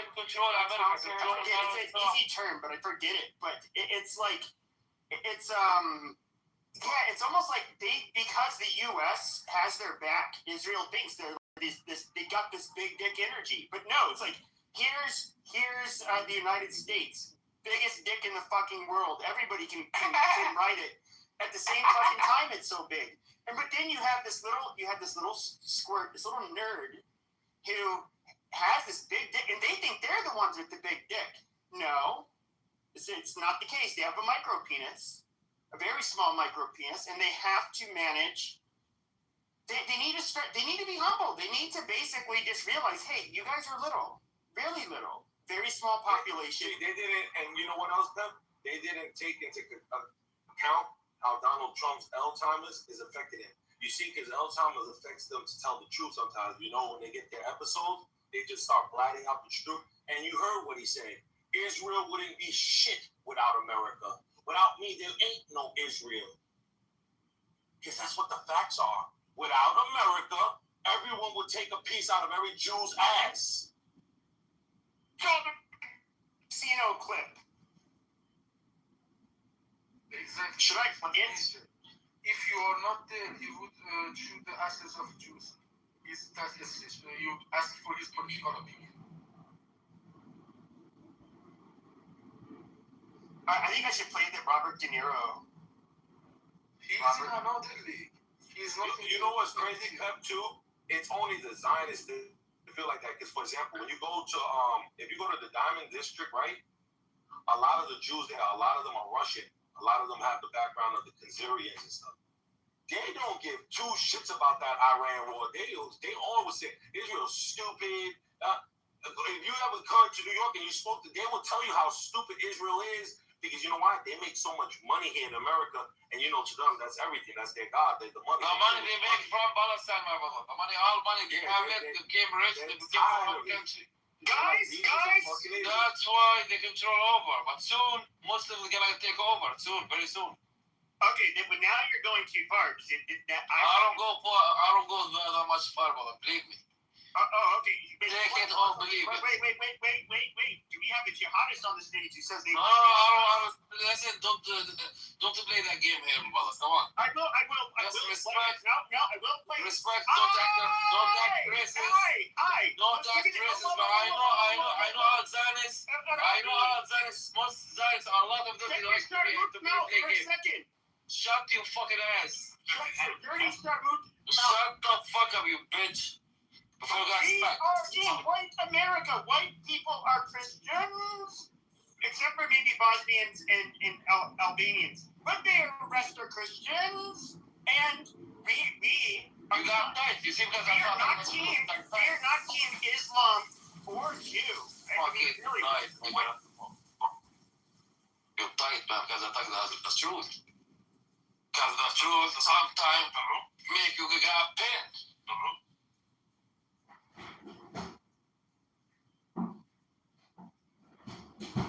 Oh my god, I gotta close the door on my fucking computer and save this shit for later.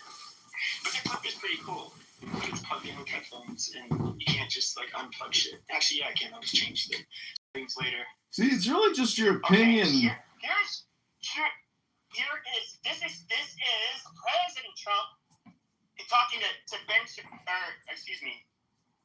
Netanyahu, whatever, they're both fucking Jews. Alright, here we go.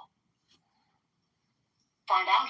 I don't even know what you're talking about, nigga. No, you said I'm bringing heat on you? I gotta listen to people because of your fucking shit? You're ordering me out? You better get your own. He's calling him a Jew a bunch of He times. said if it wasn't for me, every wise guy out here will take a piece of your Jew ass.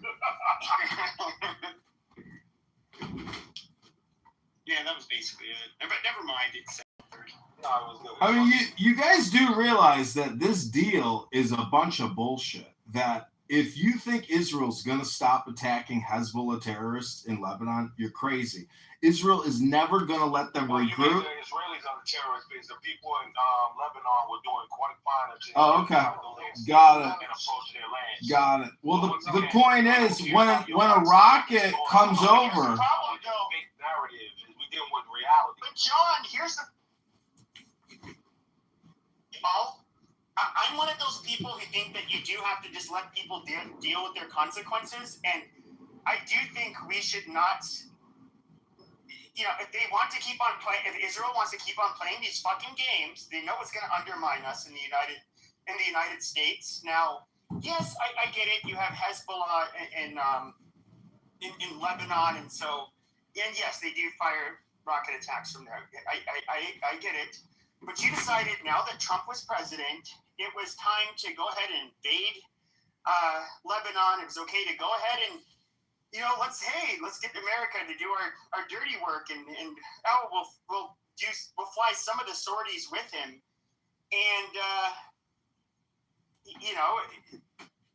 basically they now waged war with, Hezbollah and, they've always kind of been in one with them. But see, you just they went into Lebanon, but then they ended up attacking Iran. Now, what I'm saying is you fail. This is Israel. Hold on, John. This is what Israel asked. They asked, "Hey, let's take out the IRGC. The people will revolt, and then we can have a regime change." That was the plan that was pitched to him.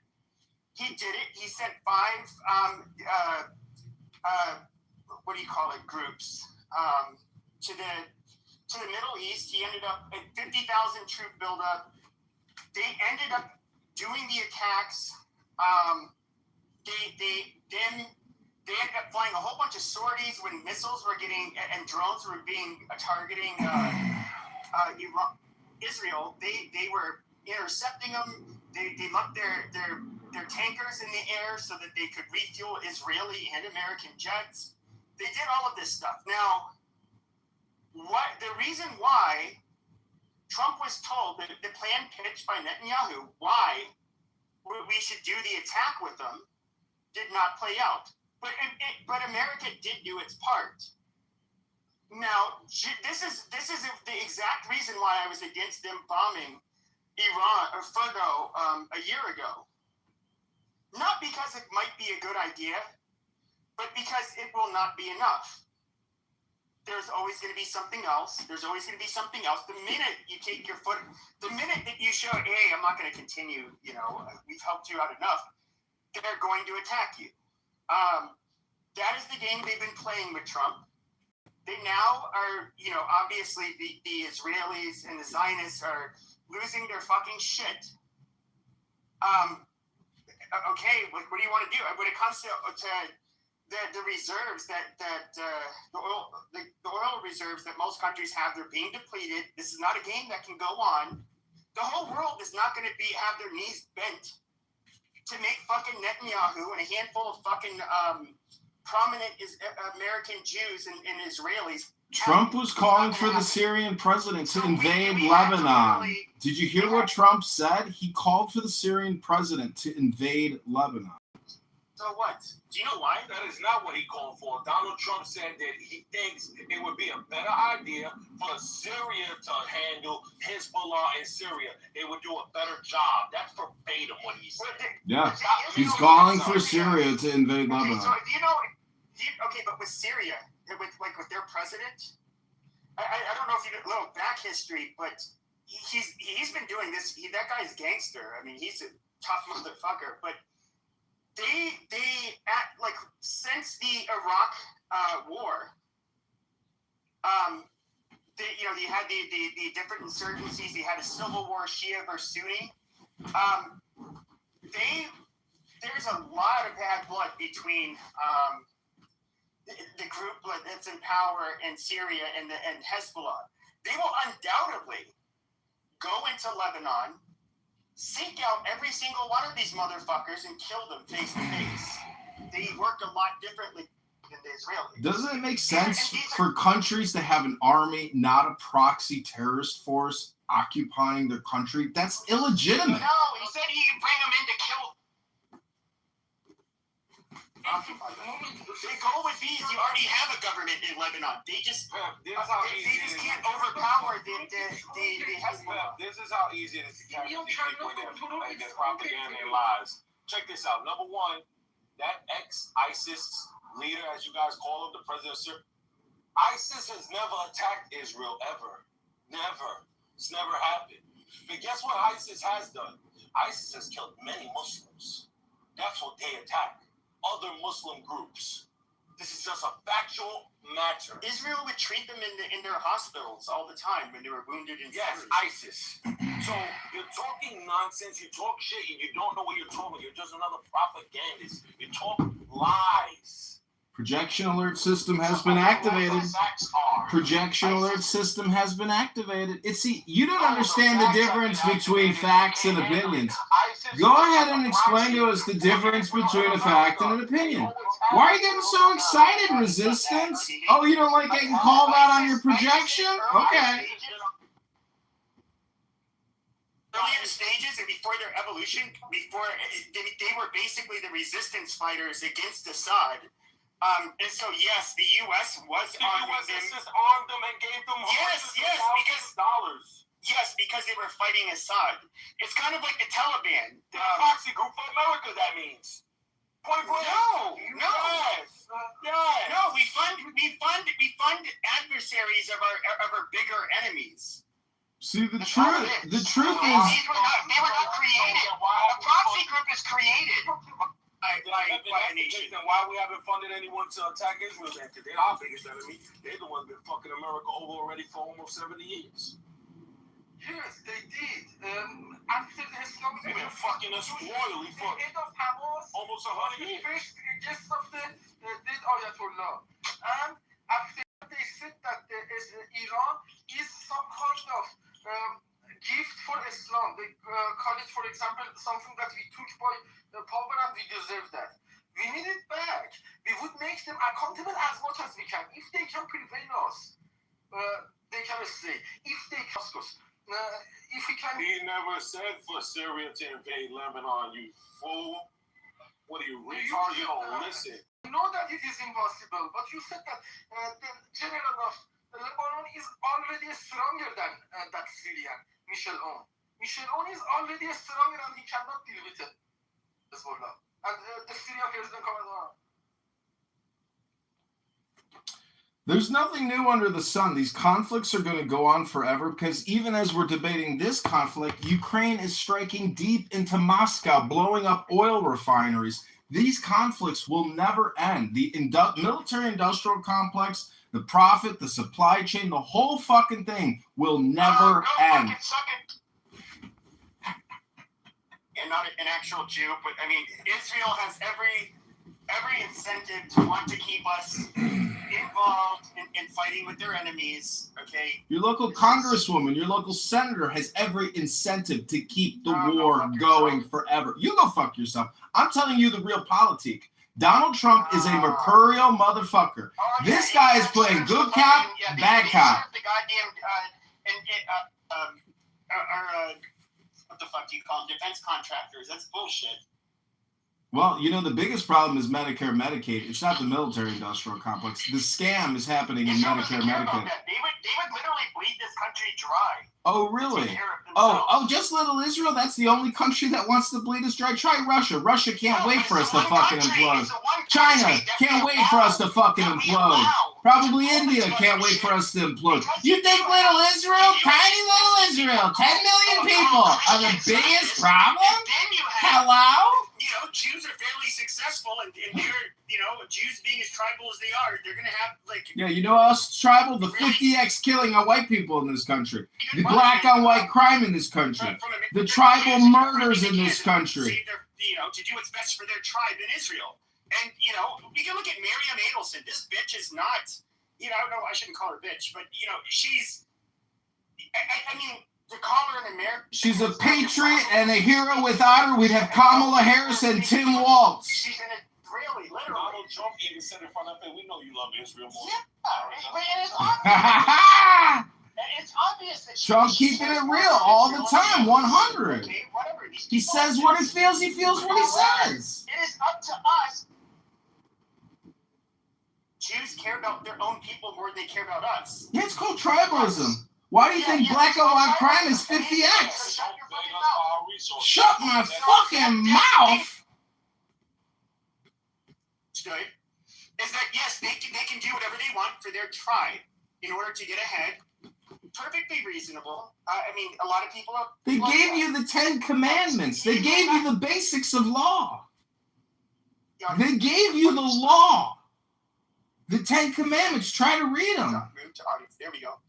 The thing is, though, is that us Americans, okay, some Jewish, most are obviously not. Getting the it good is laugh. perfectly rational and reasonable for us to say, hey, this is not in our best interest. Yes, I know you guys have a lot of... Starting at upper right, the words below are arched in a circle.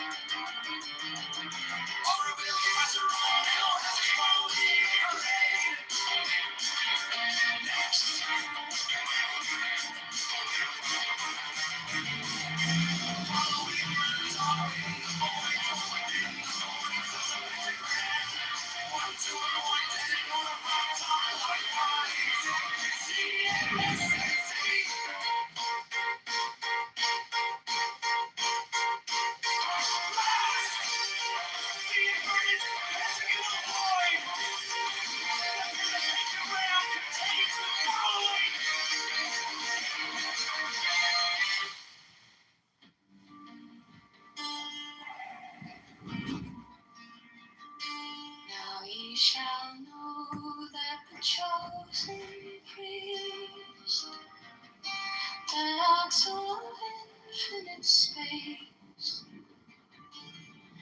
is the Prince, priest, the beast, and in his woman called the Scarlet Woman is all power given. They shall gather my children into their fold. They shall bring the glory of the stars into the hall. Giving them a bunch of money. Come on, Devane. So hold on, Marshall. Let's have this conversation. Yeah, so they're two separate things. So there's one is like the release of frozen assets. In terms of sanctions are just something that's either in place or not in place. It's not a control of money. If the United States decides, So the financial sanctions aren't a control of money. Wow. So it's not the idea that says, okay, we're going to approve this transfer of money or not. Either the sanction is in place saying that you can't have those types of transactions, or you can. With Russia, okay? What happens whenever a transaction comes through? The U.S. is the one that says, hey, this is under sanction. We have to review it. And they can release it and push it through if they want to. That's how they know the request for money. It's all part of their intel. That's part of That's not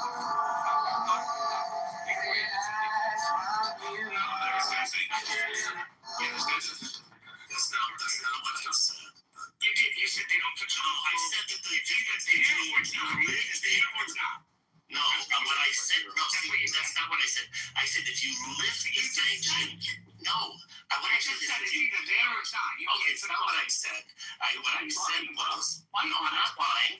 What I said is if you lift the sanction, if the sanction is no longer there, then the U.S. is not saying on an individual basis, oh, is this transfer okay? Is that transfer okay? That's what the MOU says. Okay. If you read it, it actually says, based on performance. Based on performance, the sanctions will be released. So they're in control of what sanctions need to be released. They're in control of and it's interesting that Marshall is parroting the talking points of many of the rhinos that are talking about it without actually reading the full MOU. It's incredible. But Obama basically sent cash money to them with no control over where that money goes, who it goes. That's money that the U.S. had full control over, and U.S. banks had to close down essentially for one day to get enough money to be able to send it over there in a jet to go over. Here, the U.S. banks aren't sending money to them. What's happening is Qatar and other countries in the region, including Saudi Arabia, and Rafi, you and I spoke about this. They all have a vested interest in rebuilding Iran. We spoke about this a week ago. They've all talked about wanting to rebuild Iran, saying that we can build Iran into a new Dubai or a new type of UAE type thing and make it into a flourishing country. But the Middle East, and we talked about the Middle East being the new world order, right? You remember, Rafi, we had that long conversation about how the world order's changed, right? And so what does this do?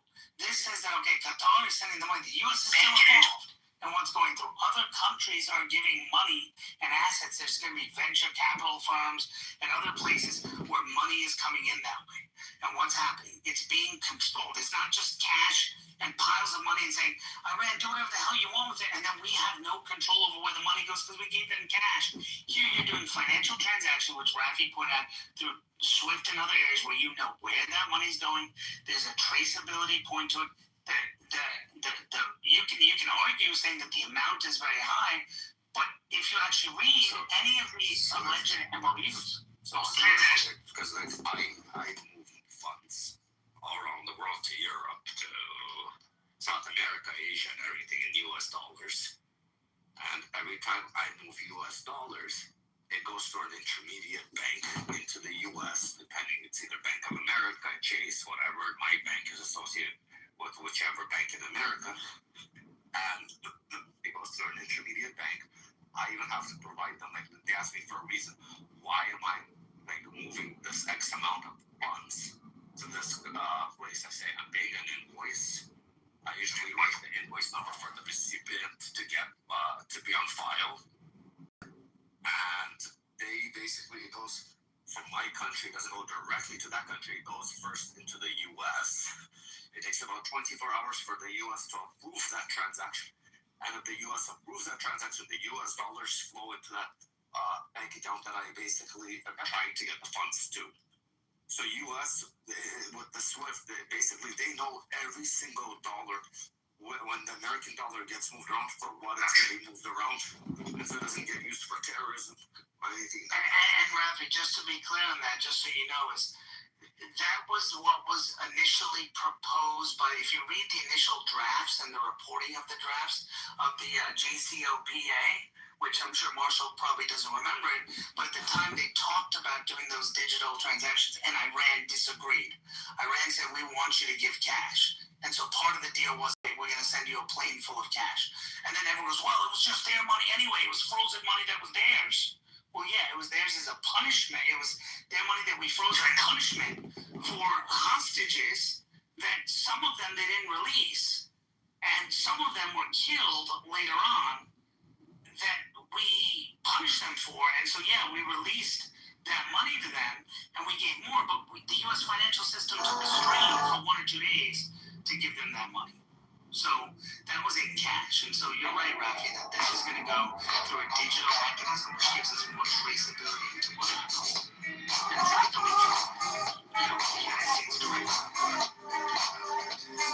Implemented after 9/11. Correct. So Obama did this in 2014. What is that? When she smiles, she turns me the fuck on. That's a pretty face that I wanna fuck on. Correct, but That big super dick, that's the way I like it. I know all about your kids, so don't you get to try it. It was implemented for a terrorism purpose. You're right. That was way back when, but that was a decade ago. But anyways, I what I find interesting though is, and I guess you would agree, right, that the funds that Obama was releasing were frozen Iranian assets. It wasn't like he was giving them U.S. money. He was giving them access to their own money that the U.S. government had frozen, right? Well, and he released sanctions. He's a super dog. He's super transactions and things like that, which, he allowed businessmen who had money locked up here, Iranian, bank accounts and things here to be unfrozen. So that money, same thing, kind of what you're saying Trump is doing, except the difference here is Trump is basically saying, hey, Qatar, you want to give them money? No problem. You give the money to the United States. Right, this is how Rafi kind of tried to break it down. You give the money to the United States, goes to U.S. Bank. U.S. Bank then sends it over there. What does that do in doing that, Rafi? That gives the U.S. control from point of origin to when they receive it. They get to monitor where the funds are being allocated to, and that they're not being used for any terrorism. This is super dog. This is the super cheesy.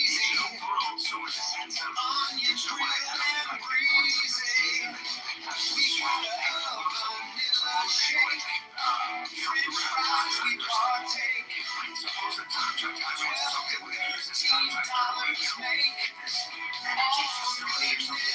This is super dog. They're going to use the same online payment. It's not like they have cash in their pocket and somebody's meeting them in a back room and taking a bag of that and saying, okay, let's go bomb Israel. This is super dog. Right, Obama's their money, but don't forget he gave them cash. There's no traceability into where that money, how much This is super who dog. took the money. There's no traceability into that because he gave them cash. That's a dirty thing. The best way of doing it. Do you think the U.S. should have held out more and gotten actual concessions on the nuclear issues rather than just giving a ceasefire for 60 days? So according to the reports I'm seeing, what's being reported on Two Israeli bombers in the air. There were two. So according to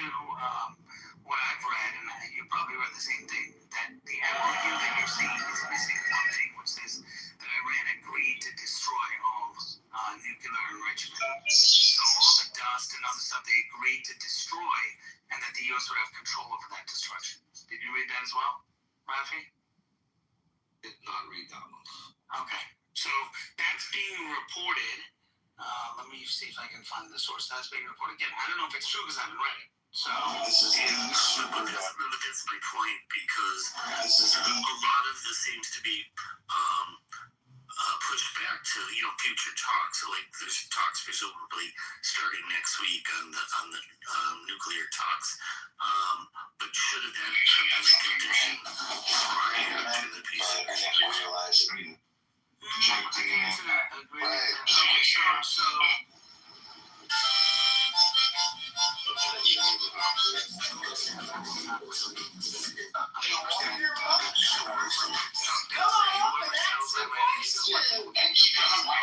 multiple times. He also destroyed the name. Agreed to never have paying $3 million is fake news. Never satisfied. But that was Iran's position before the war. They haven't changed their state. They've always said that they're not interested in developing a nuclear bomb. And yet they started developing facilities to build a nuclear. That's my point. Exactly. So their position is that, but now their facilities are decimated. Whereas when Obama signed the deal, their facilities weren't decimated and they were growing their facilities. Do you see the difference or no? No, I do, and I agree. I think it's a good thing to destroy those facilities. What I'm saying is I'm asking for more, not less. I think the whole thing's dead in the water because it's between the U.S. and Iran, and it says hostilities will cease, including those in Lebanon, which requires Israel to be a party to it. And the Prime Minister of Iran said, well, we expect Israel to withdraw, which ain't happening anytime soon. That goes back to the title of the room. Should Israel give back the land that they took from Southern Lebanon? Well, should they keep it is different than should they continue to occupy it. So Fox News correspondent, take it for what it's worth, Aisha Hasni writes, from White House official, nuclear material will be destroyed and removed. Nuclear program will be dismantled. None of their money will be released until they perform. Strait of Hormuz will be open and no Iranian funding of terrorist groups. This is all in the MOU, not in what was released, the actual MOU. Yeah, but that's based on these future talks that are going to take place. But it's in the MOU. So it's saying that this is things that they agreed to now. And then the future Which MOU are you referring to? There's a released one that didn't include the language you just said. I'm just repeating what this reporter said. The White House website didn't officially release it, though. I mean, the point is... I have a question. Should I ask? Okay, so I have a question. Everything you guys say, like a week from now, 2 weeks from now, before this 60 days is out, what will Trump do if the Iranian people, just like back in January, storm the streets to overthrow the government?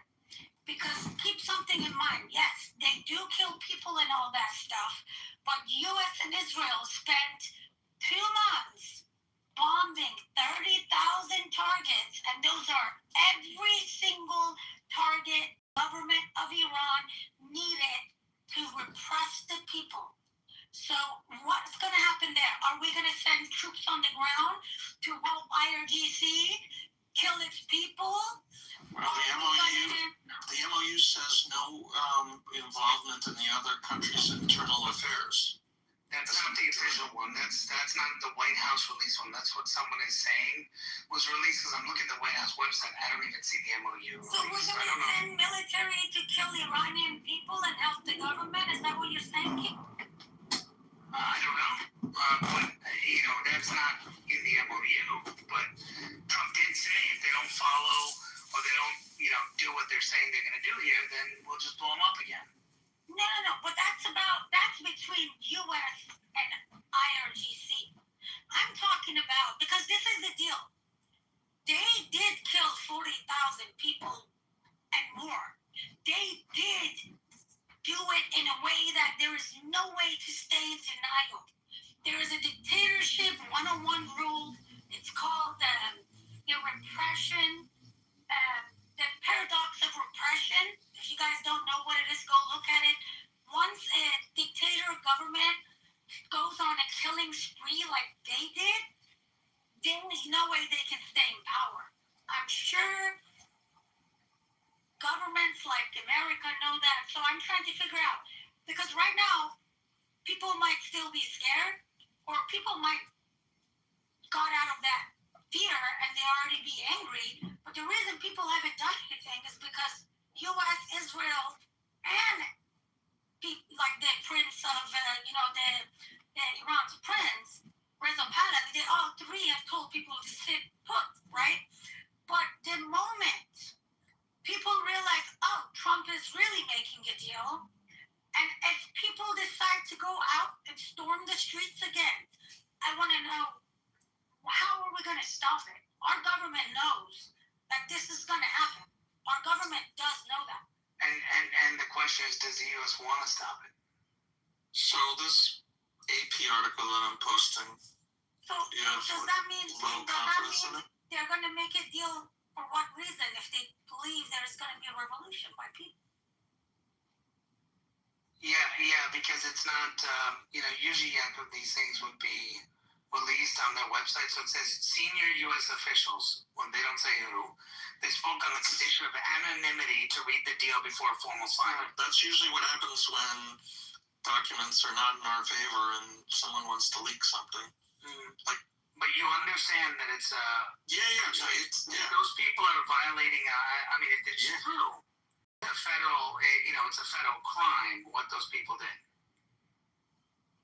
So we did apparently sign something. So this is what it says: the waivers and permissions needed for the relevant financial transactions will be granted by the United States of America. So basically, all transactions are going to go to the United, and they have to be granted by exactly the United States of America. That's exactly They're what just going to be given to them. But again, we don't know if this is What number are you on, Rafi? Number 6. No, that is point number 7. No, isn't it 6 on the link he put? Oh, sorry. Actually, that is 6. Yes, yeah, correct. That is 6. So the mechanism for implementation of the $300 billion will be finalized as part of the final deal.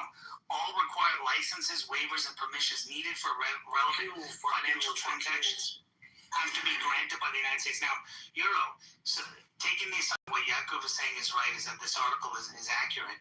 Click on the link and look at number 6. This is exactly what I was telling you earlier, is that the money only comes from approval of the United States, and they agreed to that. That means that the U.S. can say, fuck you, we're not giving you shit because you didn't do what we asked you to do. Get on your knees. I understand, but that's part of the Reconstruction Fund. No, it's everything. Read it. The $300 billion. It says the $300 billion for the Reconstruction Economic Development and the last Republic of Iran. Right, so that $300 billion is only given to them if the U.S. is approved. Read the last sentence. I read the last sentence. All required licenses, waivers, and permissions needed for the relevant financial transactions will be granted by the United States of America. There are actually 2 versions of it. One is the one that IRGC is saying, one is the one that U.S. is saying, and on part 6 they are different, exactly on the same sentence. One of them contains that sentence, one of them... That's what I was trying to tell you, Yaakov, is that some of these are being leaked differently, and that's why the final one, it's going to be fascinating. That's why... Would it be translation issues? No, Yaakov, I think this is the game that's happening. The translation had the same problem. So Yaakov, here's the game I think that's happening. Sorry, Asa, but... I think what happened is I think Trump signed this in Versailles. I don't know if you heard, but he was just in Versailles and he signed it. And I think what he did was he took it smartly, in my opinion, took it to the G7 and had everyone read it, because Keir Starmer was bragging about it, saying this is a good deal. Others were talking about it being a good deal. If you actually read what European partners said, they actually say it's a good deal. And they also said why he made them read it, because he knew that Iran was going to play this game. So he had them read it and them sign it, and he had Iranian people that were there that showed up, because other countries show up. They're not part of G7, but they showed up, and he signed it right there. So his goal is, hey, the rest of the world knows what I'm signing. and what they're trying to say. So the whole point is the rest of the world, now he's going to present what he signed to the United Nations for them to approve it. So Iran has no say. So number 7 says the United States of America undertakes to terminate all types of sanctions against the Islamic Republic of Iran, including the United Nations Security Council resolutions, IAEA Board of Governors resolutions, and all unilateral U.S. sanctions, primary and secondary, and agreed upon schedule as part of the final deal. So that's the next 60 days. Keep going. It says the Islamic Republic of Iran and the U.S. acknowledge the critical importance of sanctions termination issue above mentioned and express their intentions to immediately address these issues in the negotiations in order to achieve mutual agreement. MOU does not say removing the sanctions. Maybe you wrongly had to think. Nobody's giving $300 billion as part of this. I never said anything about giving $300 billion as part of it. What I'm trying to be clear about is that I think the U.S. should be demanding more, is what I'm saying. Yeah. Iran so far has only agreed to things in principle. Iran number 8 is the What I was just looking at. The Islamic Republic of Iran reaffirms that it shall not pursue or develop nuclear weapons. This is that's in it. The JCPOA doesn't have that in writing. It says that they can still create. So anyway, the United States and Islamic Republic of Iran have agreed to resolve the disposition of stockpile enrichment sanctions that will be mutually agreed. So in other words, they're saying get rid of the stockpile that they have. Okay, then it's Principle, right? But they have to work out the details. Bodies also agreed discussing the issue of enrichment and other mutually agreed upon matters. The final deal will include a provision. The United States acknowledges the critical importance of the regulations of all nations, especially everyone's making a big deal about this. Like it's just hey, we're going to talk. It's just let's talk further about it. It's an agenda. The problem, Maybe it's small potatoes. They asked for $3 million. What I consider reparations or damage, whether we request, money for all of our, delays, the planes that were destroyed here. That's probably $1 billion. Just government type it up. That's what we're talking about. It's not coming from the U.S. This is never done. U.S. for compensation. That's fair. But at the same time, right, the U.S. is controlling what they have. So the U.S. can just say, hey, Qatar send if they did it off the top, maybe if they say, well, let's say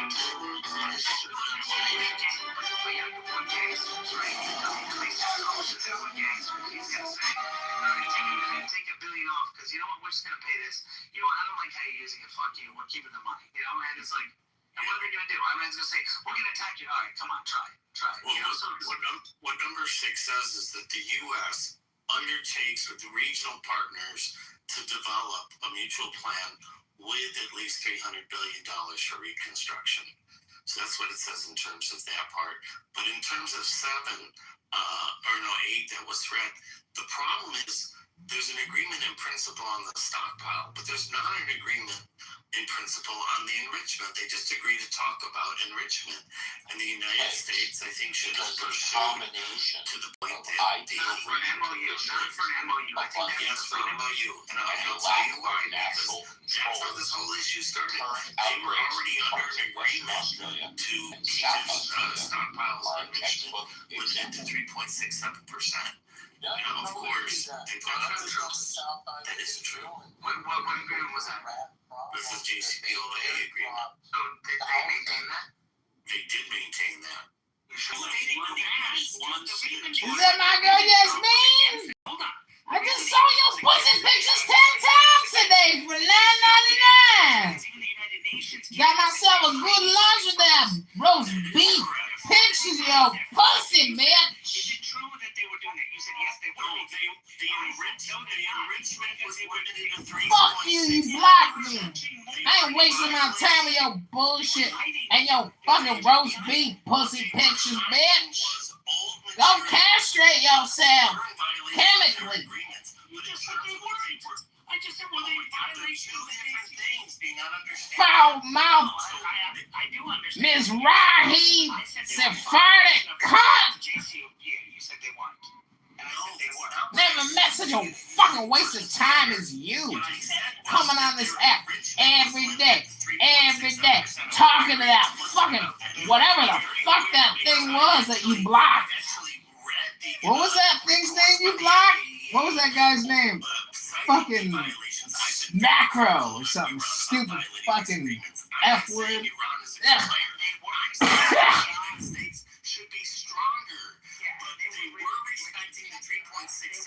Yeah, did you see Snapchat has these new $1,300 glasses coming out? Yeah, they're called Spectacle, and they're $1,300, and it's like supposedly fully augmented reality. But they're $1,300. I'm like, I don't want to spend $1,300. The fucking Meta glasses are only $400. I'm looking at my Snapchat. I don't see some text or something. Did you send me something? No. Yeah. And where's Alistair? I'm looking at Snapchat. Check it. I don't see We're not anything. Snapchat on here. What do you mean? In my DM? Yeah. Let me see. You wouldn't let me up in a room. Oh, let me see. Michelle sent me something a week ago. What was Michael talking shit about? He keeps removing you. He didn't want to tell us. Want you to tell us. I don't see anything. Did you send me something? Yeah. About 100 things. I don't see anything. Let's not talk about Damn, I'm looking at messages that I've never ever looked at. There's tons of messages. Oh my gosh. Why don't you Holy answer shit. them? I've never looked at the fucking messaging on this app ever. Why? Because I just don't even think about it. Why? I mean, I just don't think. I'm always just listening or talking, but I'm never looking. Think about it. Why aren't you thinking? Do you know what an untapped resource they are? Do you know how fun it is to troll people? You aren't thinking. Well, I don't even have children, and you have a child. Like, if I had a child, I know. I mean, I'd be educating my child. Over though to 1 week at a time with her dad. We're now doing 50-50. Wow. I don't know what the fuck to do. I'm like, I don't know what the fuck to do, so I'm gonna have to get a job, I think. Just go to the gym and call it a job. What the fuck? Well, last year I took up hiking, and I started doing like $15-20 a day, but then I broke the toenail on my. I've lost over 30 pounds, by the way. It's nice. But my big toe. Did you do it with injections, or did you do it from working out and dieting? No, it was from hiking too much. You lost 30 pounds hiking? Yeah, is that crazy? Wow. Yeah, from last summer. Yeah. Like over a year span. But yeah, it's crazy, right? Do you realize, like, have you ever picked up two 15-pound dumbbells and walked around with them? Like, when you realize... I attach them to my legs when I hike, so I wear ankle and arm weights. Wow. So you know what that's like. I've got ankle weights. I love them. Okay, so I also have the arm ones, and then you can add weights onto them as you're going to, like, increase, the thing. Dude, I'm looking at my messages. I don't see... Did you message me on a different Clubhouse account or something? No, I only have one. No, I mean... That's too complicated for me. Well, anyways, I'm just telling you, whatever you're talking about, I don't see it on this one. So let me check my other Clubhouse. Okay, so maybe that's not you. Are you not Alistair Crowley? Oh, you messaged my Alistair account. Yeah. Let me see. Is that not you? That's me. Oh, okay. I thought so. With, like, the phone in the picture, right? Yeah. Yeah, okay. Okay, so let's see. Oh, let me up. It's not that exciting. Let me up, Dad. I'm ready to come out of the gallows. Hallows be that I swear to God, if you don't lift me up, count your motherfucking days. I'll catch chemically castrate you and put you in a psych ward, bitch. Yeah, I was really angry in the audience. Jeez Louise. Well, are you lifting weights? Yeah. So also, before I'll go to the hike, I'm doing 15, 12, 10, 6. Sets, reps, I don't know, whatever you call them. So I do that as well. Nice. Yeah. I've just like turned into a little mountain goat. It's crazy how your body wants to hiking. We really are animals. I feel kind of like an animal in the woods. I don't know. I'm not a big hiker. I dated this Israeli chick, Moroccan, and her dad was a general in the Israeli army. And she would stoop me every Sunday morning, and then I would just pass out and go to sleep, and then she'd go hiking with her wolf. She had a wolf, an Irish wolfhound, and she just had the greatest ass. And so when she dumped me, or our last dinner, I was like, I love you to pieces. Love you to pieces. Love that ass. You know, people ask me, are you an ass man or a tit man? And I say, I'm an ass man because an ass is technically just like two big, huge tits on the upper part of your legs, you know? Yeah. Curves. You know, success really is wiggly, you know? And if you've got great curves, you're going to be successful. If you look like shit, it's over for you. Everything is about image in life, and it's like, it's sad, but it's true. And if you're it is so true. It's like one of the, I'm reading the laws, 48 laws of power. Yeah, your personal appearance actually is an indicator, and if your personal appearance is off, it's just a red flag for people. And everything is off. In fact, they say that victims, people that get mugged, they get mugged because their physical appearance is actually not symmetrical or of a high quality personal appearance. They actually target people who look sloppy. That is so interesting. Isn't that crazy? Yeah, I believe that. Even with your house, if your house looks like it's out of order, you know, and your landscaping looks like shit, you become a higher target. If your car is sloppy on the inside and you got shit all over the place. They're right, though. Think about it. People that are like, your environment reflects your mind. Mm-hmm. They're not entirely wrong with that. That's why I say, I mean, if you're on Clown House talking to Fractal for years, like maybe inside your brain, a fucking horse or a camel came by and shat in your fucking brain. And thus, that's your experience with Macro or whatever his name was. I think that's Fractal. Peak depression. Fractal is your peak depression. Yeah, that's my personal 9/11. That was my Roman Empire. Fractal got you. And he's giggling right now as he, you know, eats. I got sucked. You know what's so funny? I actually, a few weeks ago, I sent both Lolly and I just said, I gotta leave. This is fucking bizarro world. I can't do it anymore. I'm gonna co-invite some super hot TikTok chick to join the live. Oh, are we on TikTok right now? Yeah, we're live on TikTok. Oh, hey TikTok. Should I put my picture up then? Hello? Hello? TikTok's Jewish now. There we go. How many birds do you have now? 2. So Lettuce passed away last week. She was old though. Is that the cockatiel? And it was the parrotlet. I don't have a cockatiel.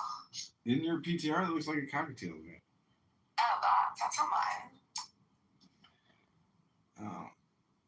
Well, I have no pets, and I do not want to get a pet. And I'm seeing this girl that has 2 cats, and I'm like, you know, like if she ever moved into my place, like I wouldn't let her move in if she brought the cats. Like we'd have to adopt the cats. I don't think I would trust somebody that didn't have pets. I feel like you're a strange individual if you, or do you have houseplants? Like, do you have anything in there? I do have houseplants, yeah. Okay, so this is redeeming. And I have a garden, which I have spent years cultivating outside. Okay, so that's slightly redeeming, but I feel like it's a bit of a yellow flag if It's just not. I you just have. live on your own. What do you do on your own? What are you just jerking off all the time on your own? Like, what the fuck are you doing? Yeah, I You don't go on a dog walk? What are you doing? I go to the park and I jog through the park. There's incredible trees. It smells nice. It's clean.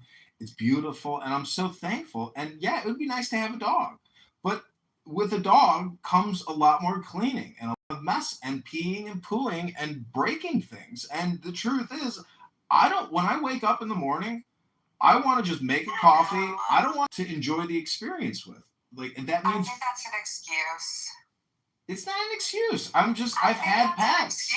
I'm 43. I've had plenty of pets. If I had a partner, that is telling me that there's something else going on here. It's not about owning a dog. It's about your relationship status. So let's really get into it. Well, this is the John Kitover Chicago Mayor. It's not because the dog is messy. It's because you're single. Now, you don't want the dog, so do you really just want to stay single? That's okay too. I want to stay single until I find that incredible ass again, or I find a girl that has great tits and a decent ass, and she likes me and she loves me. And I've been looking at dogs. That's asking a lot. Like, is it how too much much? money do you make a year? Yeah, that's a lot, babe. That's a lot. Well, let me check my last. Too, I'm not gonna lie. But see, see, men have big dicks, so we'll take that. See, the thing about being bald is you can't get any uglier. So, like, I've peaked my ugliness. Big dicks, and they're confident too. Well, my dick is not a huge dong, you know. Okay, so we don't love that actually, Ben. See, I mean, I've seen some pornography with some African American men that have these like 16-inch power rods. Well, that's like animalistic. I mean, I can see. The thing is, I've mastered the art of making a woman orgasm 100% of the time. Do you know how I do it? How? I have a magic wand that I buy on Amazon for $15, and it's so incredible that no one ever leaves unsatisfied. What is it called? Your Rosie. Okay, put the link in the chat right now, and I'm gonna put it on my Amazon Prime on my list. Well, I'm not gonna do that for you. You can just go to Amazon and search vibrator and look at the most sold and get the $15 model. The point is, yeah. The point is, you know, having to actually perform oral sex. That is a preferred model for many people. That's a preferred model. Recently, I like that one. Some people like that one, but I think you have to just get the mini. Anyways, it doesn't matter. My point is, I just feel like that would be like having sex with a robot. Like, I don't want to. Well, let me ask you this. You're on this app for years talking to Fractal, and so since you do actually have brain damage, and you probably have experienced migraines as a result of this app, you see, an orgasm, as soon as you have that orgasm, your migraine will instantly go away. It's like flushing the toilet. That's great. I love that. I love that for you. Hello? For me too. Hello? I love that. I love that for you. Hello? Hello? Bird honks! Bird honks! Honk honk! Bird honks! What's your ex handle again? Well, I'm in the process of shutting that down. Why? Just give it to me. Let me turn it into a propaganda. Because the more the process of shutting it down. Kind of get back into life, I realized how fucking insane it was. Yeah. And I think it's probably a good move to start slowly beginning to shut that down and completely remove it. Well, you're retarded. Anyways, you know, if you actually destroy digital assets, you really are stupid because you have no idea the value that it. I'm gonna archive it. listen, you can change the handle and make it into an e-commerce store. You're retarded if you waste it. You have an audience. If you lose all of that audience and you just don't rebrand it and revitalize it and reuse it, repurpose it. You're retarded. Do you want to buy it from me? No, I don't. No, I got a friend who's got a much bigger account than yours, and he wanted to sell it to me. And the dumbass he couldn't sell it to me. The point is, he lost it, and he could have made a lot of money with it. But his ass was fucking selfish and petty and not a partner. See, I've gone into business with people where I'm 100% of the partner, and they're not even 0%. I'm trying to get out of the business, though. I'm not trying to get in it. Listen, the point is, I'm not buying shit from you because I'd rather take that money and just invest it in advertising. Why would I waste my money on something that you want to abandon ship on? I mean, go wax your pussy and sell some pictures. That's fair. That's valid. Oh, so he's paying me. I gotta go. Okay, peace. It's been fun. The highway, looking for adventure, and whatever comes our way. Yeah, I'm not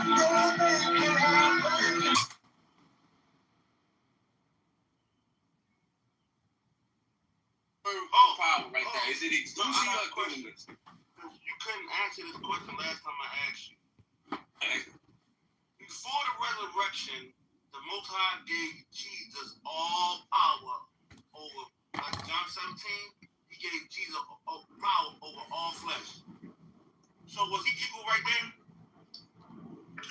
Brother, yes, that's another aspect of equality. So I answered your question. I said yes. Now let me expound. When we go to St. John 17, before the crucifixion, when Jesus says all, so the same way that the Christ say all power over all flesh, that's what God got. The Most High, he got power over all flesh. So now, when the Christ said he got power over all, as thou hast given him power over all. They say all, there's nothing beyond all, Judah. Try again. Hey, bro. Question. Watch this. I'm glad you like to read John 17. Watch. Let me just show you how you brought out, Judah. That was your verse that you brought out. I know, bro. I'm gonna show you a verse that you didn't even see. I just be setting you up. You just don't even be seeing it, bro. Judah, you.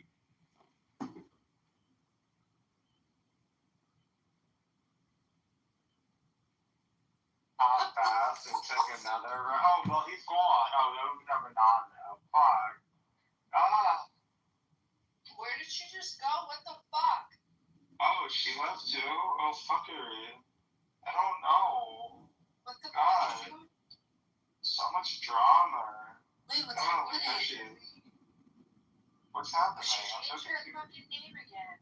I don't know what Wait, her name's mean. What do you mean? So that's admin at the bottom. You're back. Yeah, all of them show up first. Okay, Bento, you will.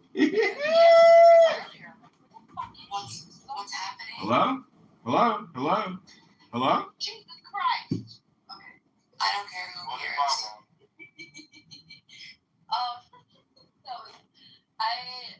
I say this in front of a fucking anon, guys. What the hell? I don't mind. Just go ahead if it's about me. I don't.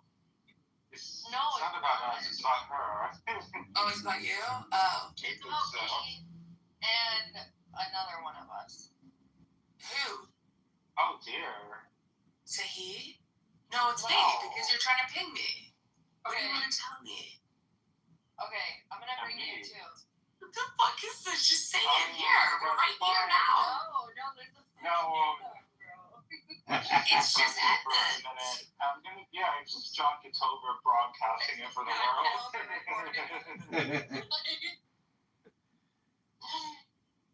Am I invited? What the fuck are we? All these bitches. Where's my invite?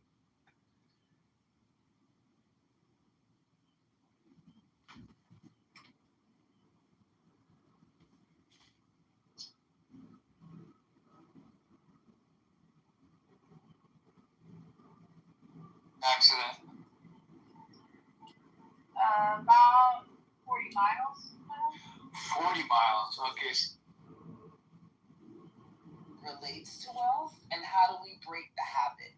Because my feeling is, what I take from that conversation is, even these huge companies can be rattled and shaken by a better story.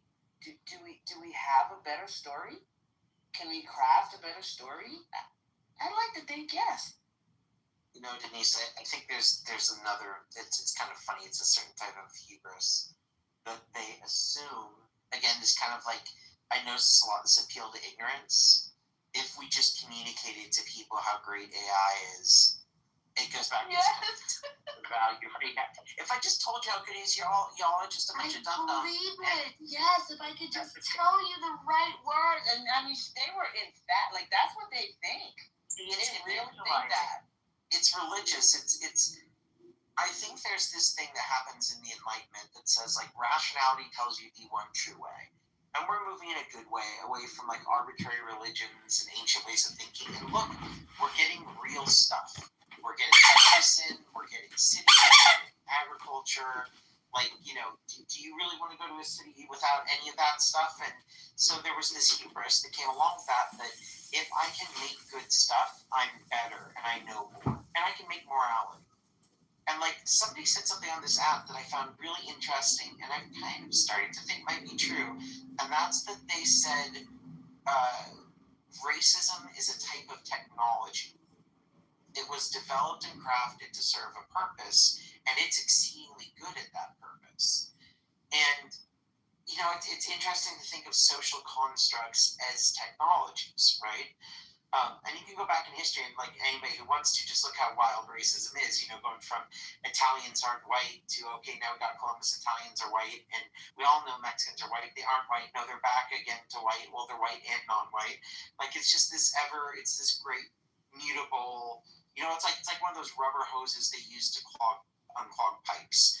Like, you know, it's this powerful snake that can rip out anything, just bend anyway with how things are going. So it's a good, useful, versatile technology. You can think of capitalism like a sort of technology, but when you start thinking about a lot of these things in that way, and noticing the overlaps they have in technology, you notice that people that invent a technology that's useful and potent also assume it's good. And kind of like anybody who gets to be famous and powerful, like we've talked about, they start to, if it's recognized with wealth and status, if you look, it's useful, you just don't get it. And let me get all like when Mark Zuckerberg was taking over the Newark school district, everybody was like, "Sir, you don't know what you're talking about. You know nothing about this." That's exactly what's. You know, that's right in my backyard, right? Literally, I have to drive past the Facebook campus and teach in that district, and it was wild. And then the fact that his school closed the minute Trump took over, and it wasn't the right politically expedient thing to do any longer, and it was just, the whole thing was such a crock that these people assume that, like we talked about this earlier, and I know Christina has thoughts about all this, but there's this idea that if I'm smart or wealthy, I can do anything and everything.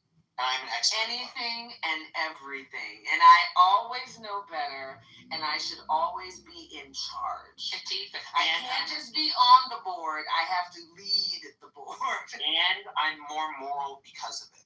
Definitely. You just don't understand. I have this because it's a statement from God, right? I've gotten this wealth or this success because there's something wonderful and superior to me about me. Even if my daddy just left it to me. Right. That's enough. That's a message from God that I wonder.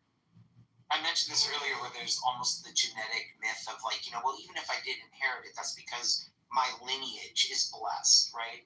And I do think that's where you get the successionism that becomes overtly religious. And that's what these people are. Like, the line between religion, like, I have this thing that has been imbued potentially with the light of consciousness, that as man we have made this creation and we've surpassed the divine and given light, and therefore I am like God. I know what's moral and good and righteous, and if y'all understood, I'm the God creator. I will sacrifice my body and everything else at the altar of this creation that's even greater than me and will shape the cosmos, and y'all just don't get it.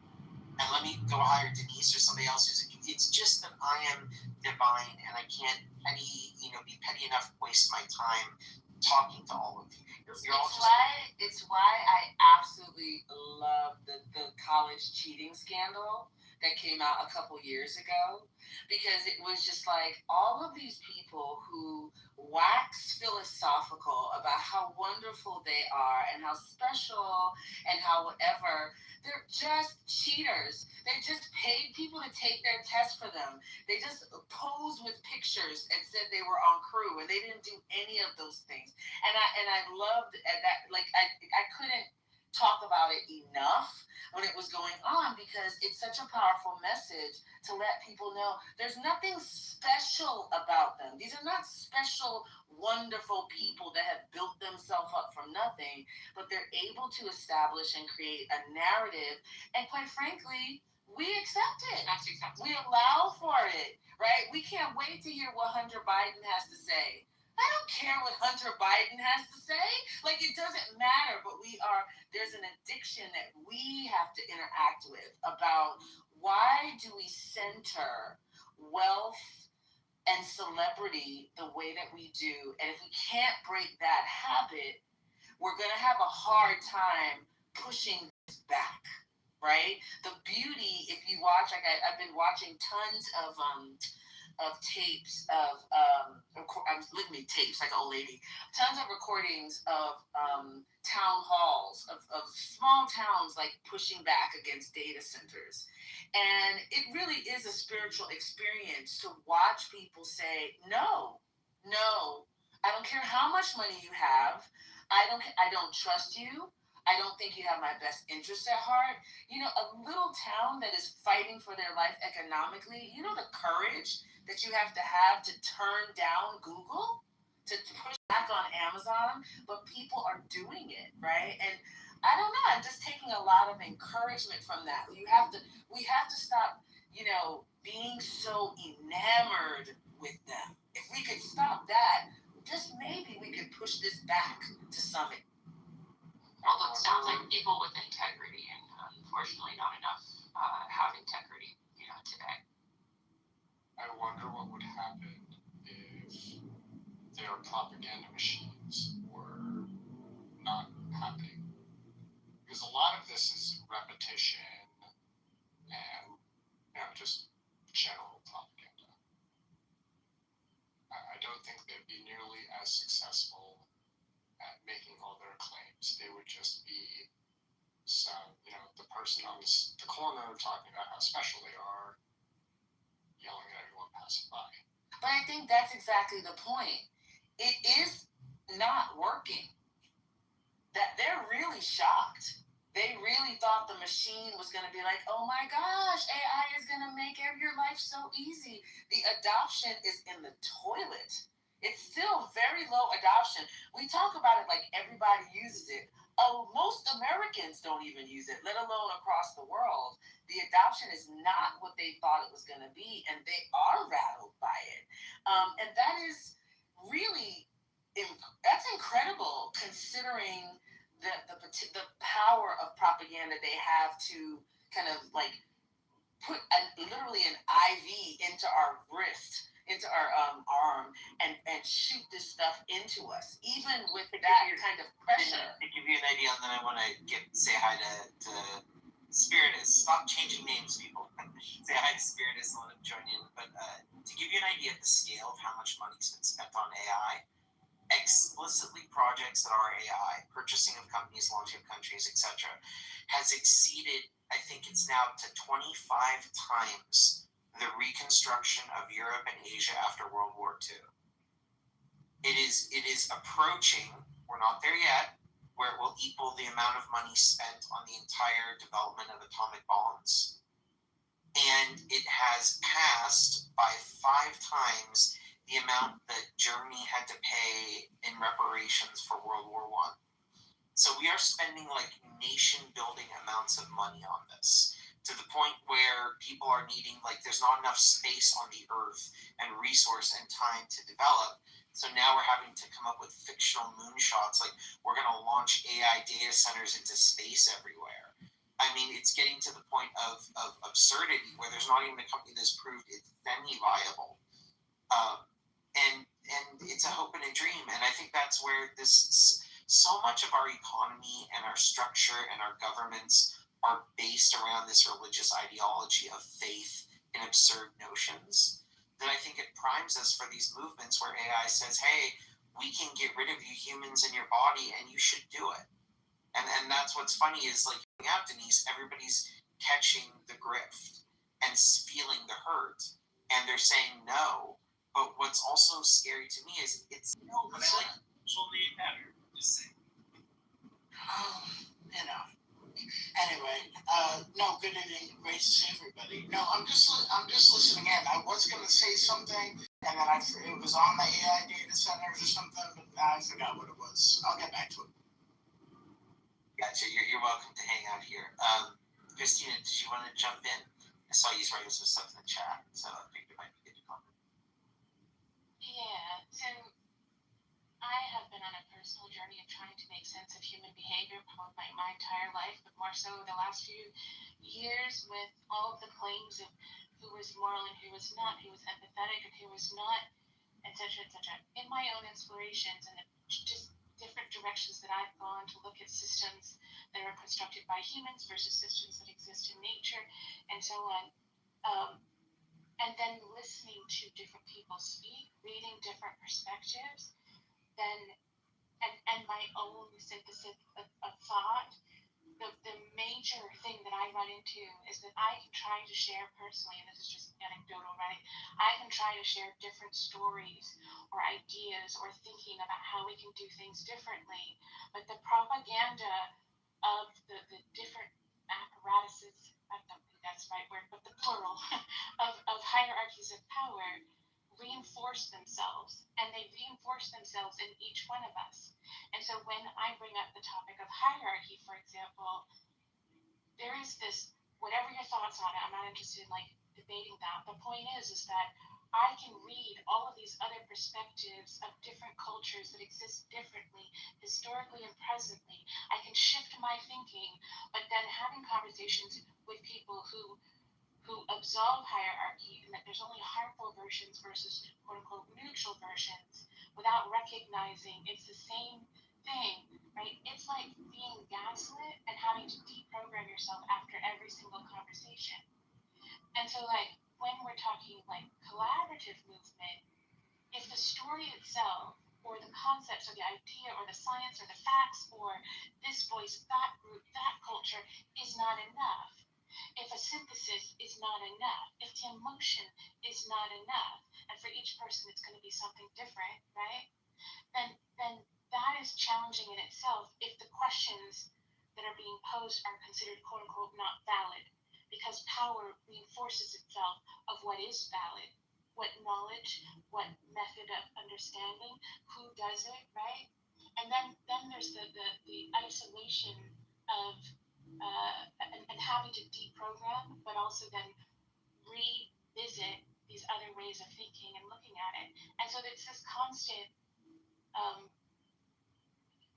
yanking and pulling of I exist inside the multidimensional matrices or the matrices, acknowledging and seeing how all of these different architectures influence thought, action, belief, etc., while trying to move outside of them.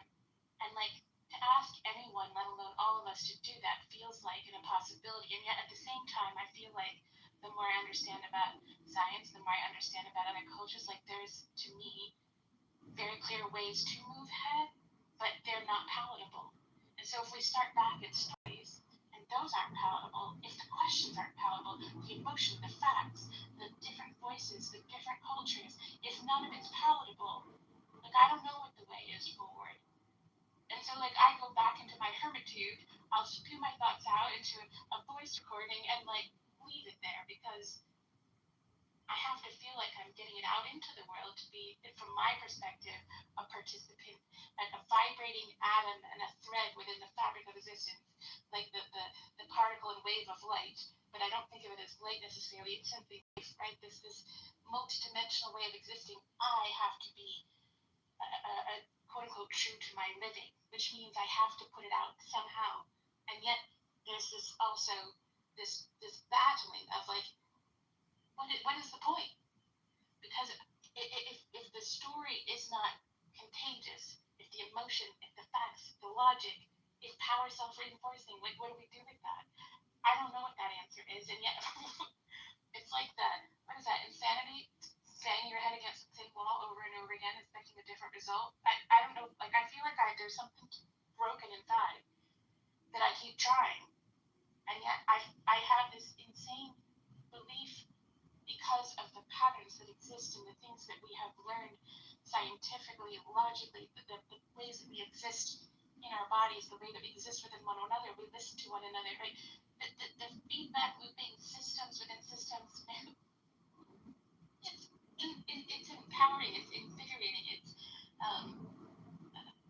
it's exciting that nothing is static, nothing is written in stone, that we are pattern detecting, collecting, predicting, and we can create new patterns. We can co-create, we can co-author.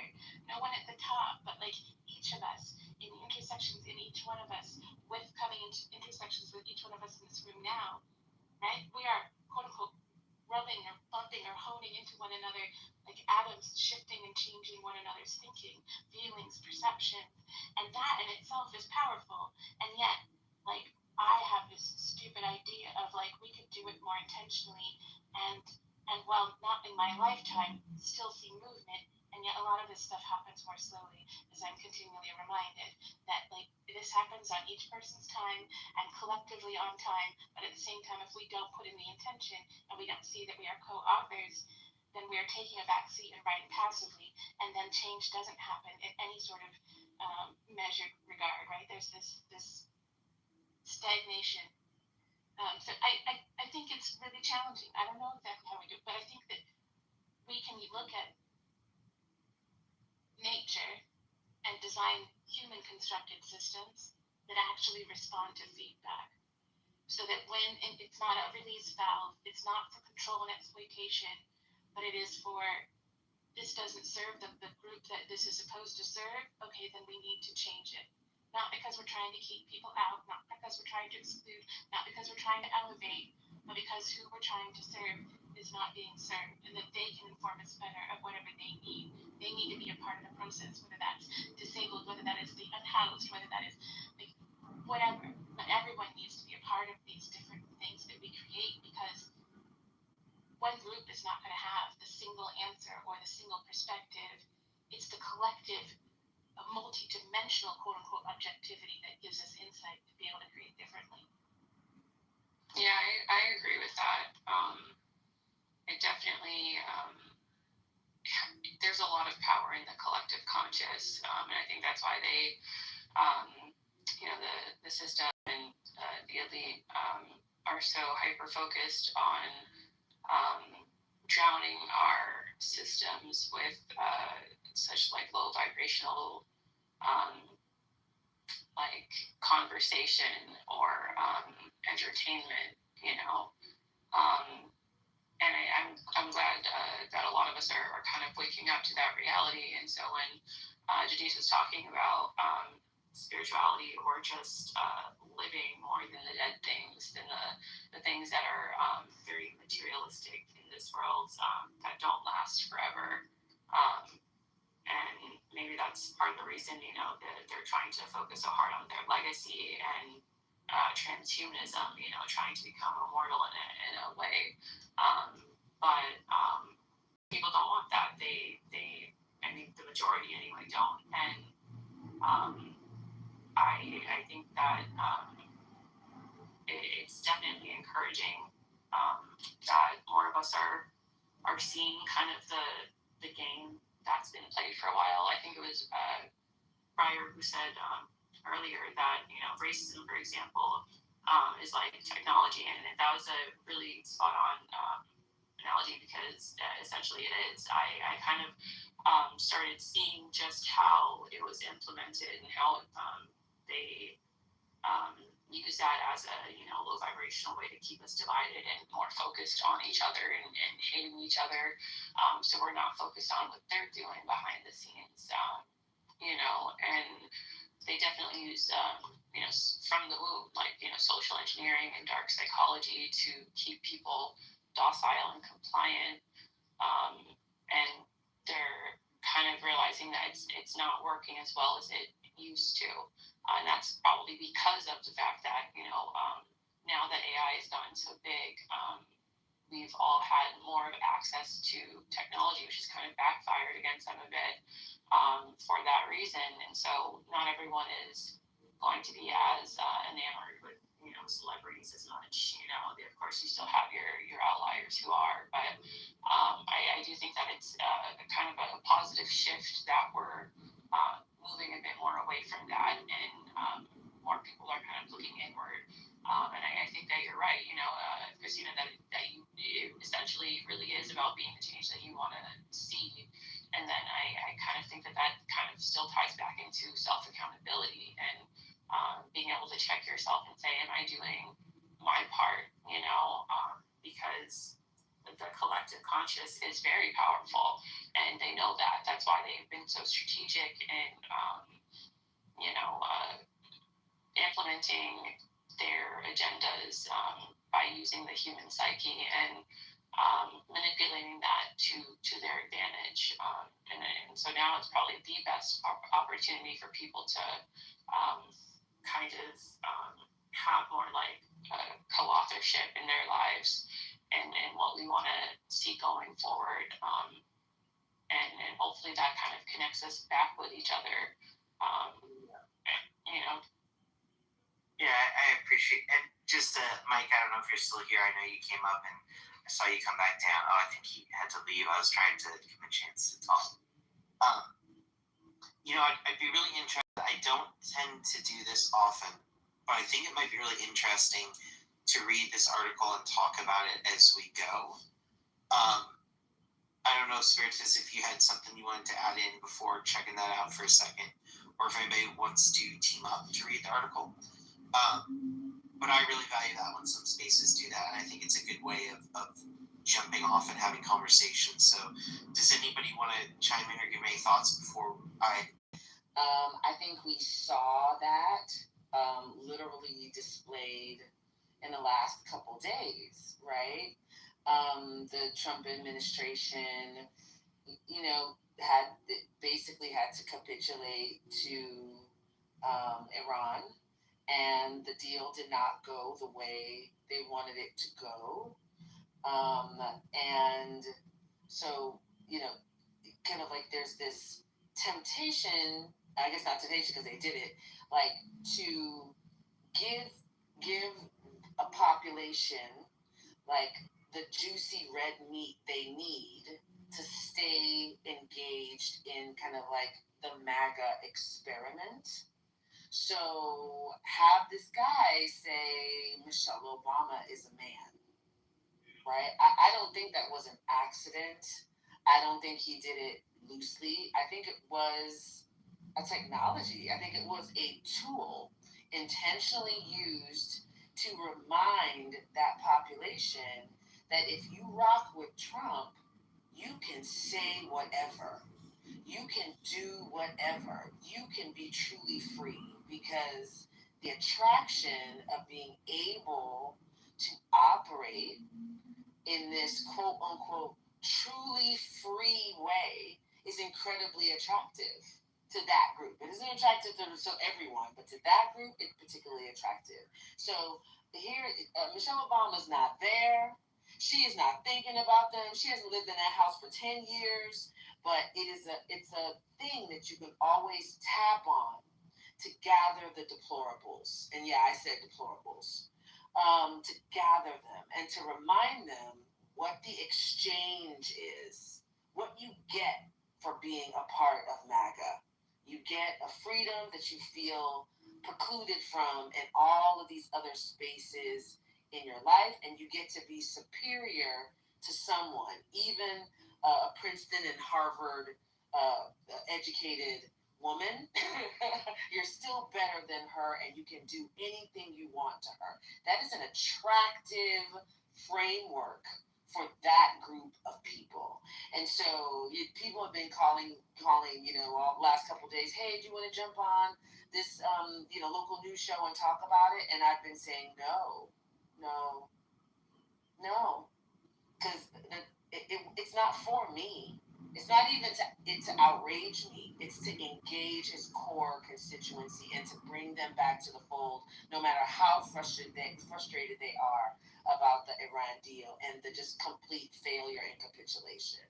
So we do have to get to a space that we see these things as tools to galvanize and to engage or disengage, right? To scare off or to engage different populations. That doesn't mean saying that it's a technology doesn't make it less harmful or less impactful or less dangerous. It actually makes it more dangerous. But I think it's really powerful to start thinking about it as to when somebody does something like crumbs. Yeah, I don't know if you've ever heard that framing before, but when I first heard it on here, it made so much sense. To think of, and other things too, like economic models. Like the one that is wildest to me is like, people think of businesses and tax rates and all this stuff like it's essential into the universe. We created corporations. Stock markets were literally designed by someone. We rewrite the laws, like you mentioned earlier, Denise, at will, so people can make money. What was the first stock? I have no idea. What was it? Do you know? Denise knows. I don't know. What was the first stock? Humans. Yeah. Well, probably ships before that, to be honest. Who knows? But like, the modern invention of the way we control capital and how we police people and everything, these things, I think it's like AI where they want to make people feel it's inevitable. There's this word, and apologies because I know probably most of you know this word, but it's naturalizing. And it's trying to take something and make it feel like it's just written into nature. So if you push back against it, it's like saying, I don't like that trees have leaves. I don't want that. And it's like, well, good luck, buddy. Like, that's how it is. You can rip the leaves off, do all you want, but that's how it works. And I think right now there's this move, especially with AI and some of these other things, to say this is natural, right? It's inevitable. This is going to happen. This is like fighting against the will of God. Like you're a human. You're gonna die. You're finite. And this is infinite. This is beyond your control or comprehension. And like you said, you're seeing people that are pushing back because they realize, like, wait a second, you're gonna have unlimited wealth, unlimited resource, all the water you want, access to all of our information, everything. Oh, but you need a building in our town. And you don't want to put it on the middle of nowhere where it might make sense. You want to put it by our town's water and power infrastructure. Wait, you want our town's water and infrastructure. You don't want to share the money with us when you make it. Right. So it's and then people go, well, no. And I think it's incredibly empowering when people do see where they can say no, where they have the power to consent or dissent from something happening. Because let's be honest, and I think this is something a lot of people don't realize, like the biggest thing we have control over is our conditioning over time to how we react. And there are moments of lucidity where we can make choices on things. But most of what we do every day, like right now, what are you looking at? Where's your left leg and your right leg? When I said that, did you look at those things or not? You didn't. I think when they've done studies, they say like it's certainly less than 50%. And some places estimate it's like 3% of what we do we're conscious of. We have it's just autonomic functioning, just like your breathing and the valves of your heart pumping. It just happens and you become aware of it and you might think you have a story about it. But there are these moments where we have choice, where we can put our habits and our practices and our conditioning into action and we feel powerful. And what I see is a lot of stories that are picking up everywhere on when people are feeling powerful. And I think the reaction is, so we have to look at as well, laws that were created to protect things like these oligopolies and buying up our government and having people simultaneously, the richest people in the world, running businesses while taking that data. And then we see these people doing crazy stuff. And it's like, how did this crazy stuff come into being? Yes, the lack of imagination. We clearly saw that they do not share. Right, exactly. And there is this ability to shape the world. And at the same time, I think some of the people with the greatest imaginations get nothing done. But then there's a sweet spot of I have profound imagination and I'm patient. Because I think that's the thing, like, you know, if you look at a lot of what's going on in our government and our world and these data centers, people hear these people want to go fast and break things, they do, but they're patient.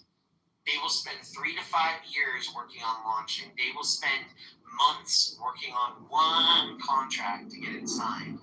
They'll spend years trying to influence elections over time. You know, some of these people have been in Silicon Valley for 20, 30 years cultivating connection and status. And there's an endurance and a vision. And I think that what most people do is when they look at like an Elon Musk or a Ford or whoever, they that is something to appreciate, whether you like them or not. The endurance and the drive and the vision to do something, and then we conflate that with being good. I mean, like someone like Hitler had vision over decades and had plans and had imagination to reshape a world. And I think that's one of the things I want to scream out is just because you have vision and patience and capability and intellect and can materially change the world doesn't make it good. It just means you can do that thing. In the same way that AI being able to do all these things doesn't make it good at those things or good in and of itself. It just means it can do things. And when a society becomes enamored, Denise, on a deep level, you and I can have a deep room on this one, but does our society value celebrity and wealth and status or just productivity? And wealth becomes a proxy for how productive we can be at the number one job, which is getting more wealth and status. And right now, I think we have a society that values productivity over anything else. We like a pretty girl too, though, Briar. We like a pretty girl. We like a guy that can catch a ball. I don't know that it's productivity purely. We can talk about that. We can talk about that. You know, I think a pretty girl is an interesting example. I would say catching a ball is a measure of productivity. Can you get wins that make a team have status that can translate to dollars and pride for a community? Yeah, right? but what comes first, the chicken or the egg? It's a game. We decided that it can attract wealth because that's, you know, there's a lot of games. There's nobody making money off a rummy cube, right? So it's like we decided that it's valuable. And that's why it makes money. But I don't know which came first. It means let's put every dollar into you and I starting the professional rummy cube league. I think we I love it so much. Right. No, but I totally get where you're coming from. I think there are moments. I think beauty is, can of worms, problematic. What's the nature of beauty? I like the fact that you said a pretty girl as well, right? Make it gendered, throw it all out there. But the truth is, yes, that's a moment where we value humanity. But what have we done with beautiful girls, Denise? We don't value beauty as much anymore. Look at, I read an article that's really interesting. Modern cosmetic surgery, if you rate people's attractiveness, even if you go to a really basic thing like pupil dilation rates, increase in blood pressure, sweat, and skin temperature, we don't find modern cosmetic surgery attractive. Nobody does. But do you know what modern cosmetic surgery is?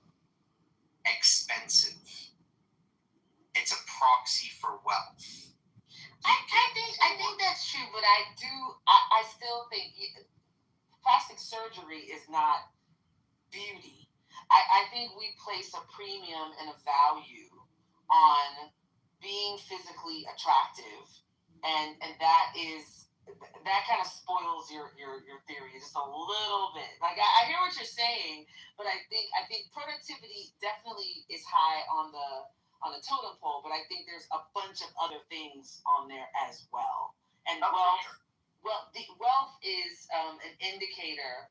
We use it as an indicator of what we quote unquote value, and value is doing a lot of work in that sentence because, you know, coveting something isn't the same as valuing it, and you know, like being invested in something or desiring something isn't the same as valuing it, right? So I can value I think that there was a deep admiration for the pretty young girls that were on Epstein's island. I don't know that I would say they were valued. So it's a really complex kind of way to think about it. But your premise is a good one. It just has a few loopholes. Well, I think in fact, Denise, they were valued exactly for their aesthetics. That's why Epstein and Trump, like if you read about their blowing up, it was from one, each of them valuing the beauty, and whether you say coveting it, valuing it, whatever the term, and trying to possess the thing they thought had value. And yeah, Christina, I know this is, Christina's hierarchy bell is probably ringing off the chart right now. But I wanted to open this up again if anybody wants to add in some comments, because I think it would at least be interesting to see how everybody feels if we read a little bit of this article slowly and with dialogue along the way. And I will say, if you can summon somebody from the ether, Victor, I'm calling you out to be a reader if you're magically on Clubhouse. Victor! Christina, go for it.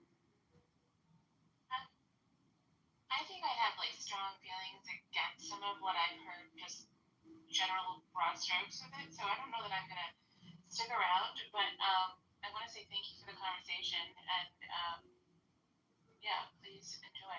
Have a good evening, all. Good night. I don't know if is it me or Christina, because I heard her say she. It's breaking up. Christina, you're breaking up. Say it again. Am I audible? You're back now. I was just gonna say, from the broad strokes, hints of what this article seems to be about. No, I haven't read it.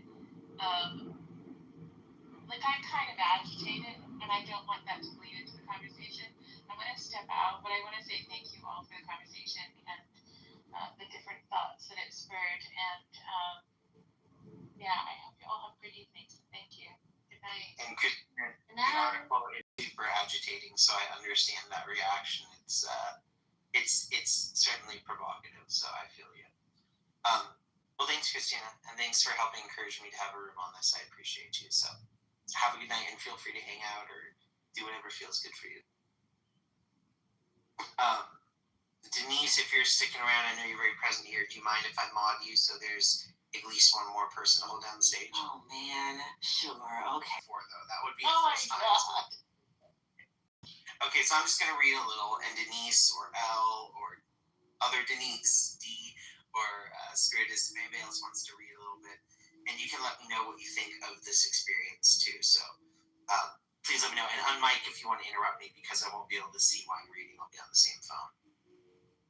So this is an article from Vox that came out on May 28th, so just a little while ago. And it's in Future Perfect, titled "The People Who Actually Want AI to Replace Humanity." We need to create a new humanism before the, quote, AI successionists win.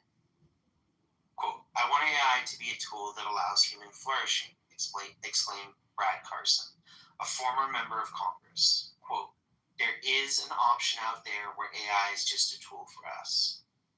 This is a normal thing to say in most circles. But Carson was not speaking at an invite-only symposium dedicated to the idea of creating a, quote, worthy successor. An AI so impressive, so beyond the mere human, that we'd actually want it to replace humanity. You're a brave man for entering this room, Dan Fagalia, an AI market researcher and organizer of the symposium, told Carson. You're in probably the only room in the country where most people disagree with you. The attendees at the symposium, which took place at the New York Academy of Sciences last September, are part of a subculture that's growing in importance, the AI successionists, who think that artificial intelligence is our rightful heir, the next step in cosmic evolution. Since they believe AIs could become our moral superiors, they argue it's actually wrong to try and keep machines down, or even to align them with human values, as most AI companies aim to do. Instead, we should usher in artificial intelligence as a successor to humanity and hand over the world to it, even if it means we go extinct. They know this view is taboo, which is why I was invited only on the condition that I wouldn't quote anyone other than the keynote speakers by name. But suffice it to say that they are not a fringe view. It's becoming highly influential. People from AI major labs, Anthropic, Google DeepMind, XAI, were in attendance. So are people from think tanks that directly shape U.S. government's AI policy. So that's just a little start of this idea. Any reflections just from that, or should we keep going? Thanos. Right? It does have those phonetic elements. Let's start doing this. Anybody else have any thoughts? And feel free to raise your hand to come on up if you'd like to hear it. Okay. Next section. So there's a little section on why they wrote this story. I think I'm going to read that at the end. Okay. Here's next. AI successionism has been gaining ground among technologists over the past decade. In 2015, Google co-founder Larry Page famously accused Elon Musk of, quote, speciesism, because Page thought we should let digital minds take over, and Musk disagreed. The successionist vision has been, now look at the, I'm just going to add in here, look at the irony that happens once Elon Musk now runs an AI company that has merged with his Twitter takeover, that has merged with his money-bleeding space company. So you'll notice that a lot of these views very much are shaped by financial interests. Any other reflections on that before I keep going? Okay.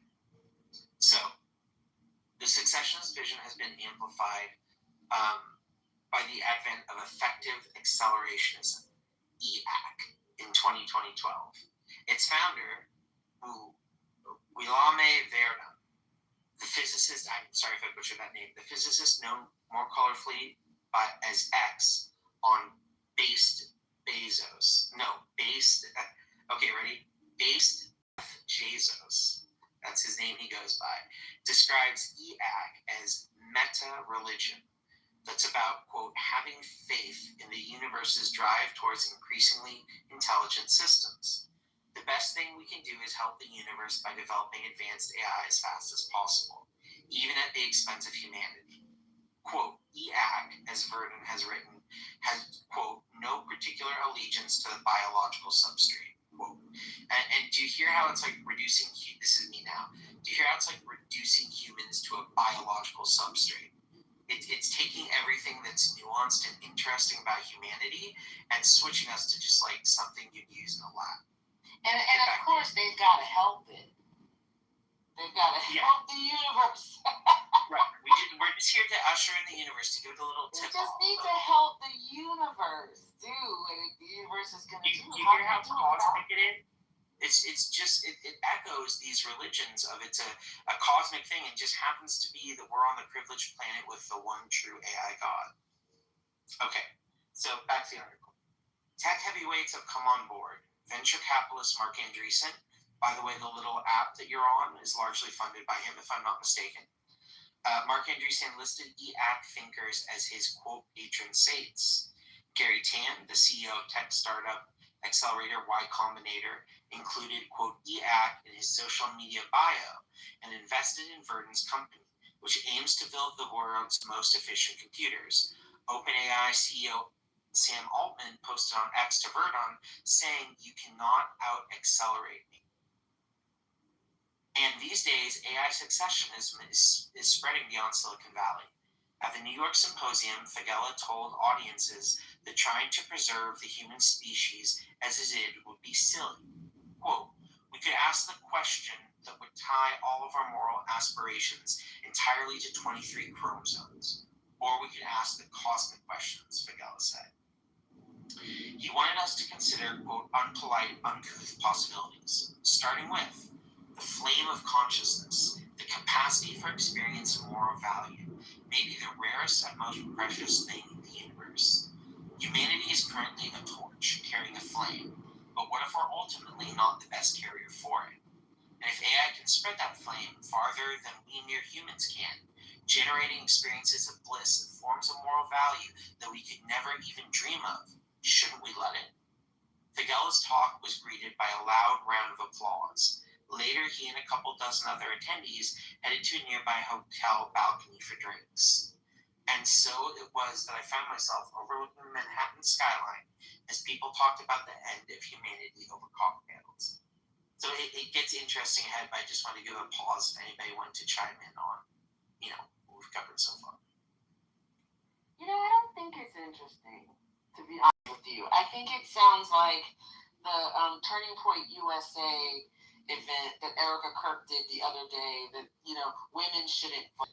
Like, I really do. Like, not even in the sense of, like, of course you can always shift it over to the window, and these are very powerful people, but they're powerful people that don't understand they're humans. They're not people, and so consequently they think they can, like, they think they've captured what it is to be human. I don't have any hope that this group of people can capture what it is to be human. I really don't. Zero. Less than zero. So I think it's like a cute culty thing to sit around and talk about. I think it's masturbatory. I think it's self-important, and I think there's something kind of cool about, you know, having the courage. It's like being a Nazi. It's like having the courage to kind of say, you know, the crazy thing that everybody would be terrified if they could ever get into this private room. And I don't know. I think it's I don't actually think it's that riveting or interesting. I think they're just weirdos. And I'm gonna do a Tim Waltz and just call them weirdos. I think that's definitely relevant. I want to let Elle jump in because she's been quiet for a long time. So Elle, go for it. Yeah, no, I just agree with what Denise was saying. I'm really not interested in it either.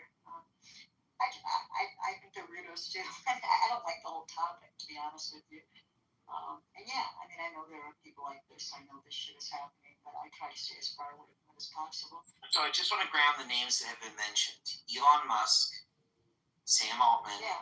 I the founder of White Combinator. Yeah, I heard all those names and they made me feel sick. So I was actually No, I think that I think the reason why I say that is I don't like a lot of the U.S. politicians right now, right? I think along with the vast super majority of America, I like less than 2 or 3, and the ones I like I don't love. And I don't think that's true of all Americans, but I think it's the super majority. And yet, I can't ignore American politics. Well, I can, but that comes at a cost of me being engaged, being an educated voter, and knowing and understanding the world around me. And I think what's a little bit upsetting to me is that the people in this article are shaping the world. Bare minimum, they are completely shaping the U.S. economy right now. I'm going to rephrase that. They have reshaped the U.S. economy. And there are parts that maybe they're not in control of, but stock markets, all retirement accounts, nearly index funds, the regulations around those markets, laws for financial investing, local zoning, and the only thing keeping economics driving forward really is being grounded in these people changing our society. So this isn't me reading this going, yay, and neither is the article as it keeps going. But it's kind of like, when I read this, I didn't know that so many of these people were literal AI successionists. I thought a lot of them were just like, hey, this is a good thing. We're going to make something really cool. It's a tool. It's going to change our society. The yada yada they always say. It's the ultimate weapon, but it's also the ultimate weapon for good. All this type of dialogue. But a good chunk of these people are like, yeah, I want my meat sack to burn. And that's wild. That's a very different religious type of fervor. Did you meet Mark Andreessen in early Clubhouse days? Were you? No. Okay. No. Okay, I did. We'll have to talk about that another time. Yeah, no, that's what I'm saying is the app. And I think one of the other reasons why I say this is we can pretend that the medium we're on is neutral. But there's that old adage, the medium is the message. And the people who are running the room we're in right now and the other 100 rooms in your hallway and this whole structure, this is their desire. This is their goal. And I think even this app is designed with an intent, and some of it conscious, some of it unconscious, but it pushes us in these directions. Yeah. Don't hear me saying that I don't think they're dangerous or I don't think they're impactful. I just don't think they can pull this off. And I think, yes, it drives their decision making. This belief system drives kind of like the moves that they make. I agree. I acknowledge that 1,000%. I just don't think these people can pull it off because I do not think they understand humanity enough to replace it in the ways that we're talking about. It doesn't mean that we're gonna have part of my thesis. Yeah, it's gonna be, doesn't mean there's not gonna be pain, and it doesn't mean it's not gonna be pain at their hands. I think there already has been, but I guess I just like again, maybe I'm on a high because I've been watching all these people push back on data centers. I just think, and I just have that crazy phone call. I just think like they're not as all powerful as we think they are. Like, and so I think this idea of like I'm not gonna let them. I'm not trading like my belief system for their belief system, and I'm not like prepared to like let. I'm not afraid of them. I think that's maybe that's. Oh, that's an interesting distinction. Yeah. Go ahead, Al. I'm gonna jump in for a second because I need to go, but I would push back even on your comment about the media being the message, because is one of my favorite line, like McLuhan. But I don't think that that's true here. I mean, you're right that their intention here is to gather data, but the way that I think this is actually a great example, the way that we are using the platform, we are defining what we're getting out of being here. So the medium does not have to be that message, even though that's what their, whatever their intentions are, and if they are nefarious, then they're nefarious. But we have some real agency here on what we're actually accomplishing being on the platform. So I would say, that's a really optimistic view. I do think part of why I choose to be aware of things that I find troubling, problematic, difficult. Hold on a minute, Roger. Nobody's sticking their head in the sand here. We talk about AI day and night here. No, I wasn't actually. I was just gonna say why I choose. Okay. Not a critique. The reasons why I choose to do it is I find being hyper lucid, both like being aware that I'm awake and alert of the situation, but also reflecting on how it affects me and kind of doing the metacognition of what does this do to me as a person, knowing this is out there and the fact that it is out there. I think it's important, and I think frankly there's probably some number of people in this room that haven't read articles like this, that don't know what the term AI successionist is, and it's useful. And to your point about the medium being the message, I think there's a lot of complexity around this. Like somebody else was mentioning, them harvesting data and all that other stuff, sure. But even like the way speakers are appointed, the way the room is set up, whether you get a little medal next to your name or not, switching from friends to followers, I like to be hyper lucid. I like to think about what am I doing there? How does it affect me? I like to be hyper lucid. I like to think about what am I doing there? How does it affect me? And how does my even engagement with it shape who I am? And that's why I like to talk about these things. I like to forward that way. I like to talk about these things. I like to forward that way. No, I get that, and knowledge is power, and I mean, I tend to be hyper vigilant about stuff. I think it's really important to know what's going on, but I'm also saying that, in the same way that we're going, okay, well, just because this stuff exists doesn't mean everybody's using it and everybody has surrendered to it. We could choose. Was it Denise earlier? Not Denise, but Denise, saying, no, it was Romero.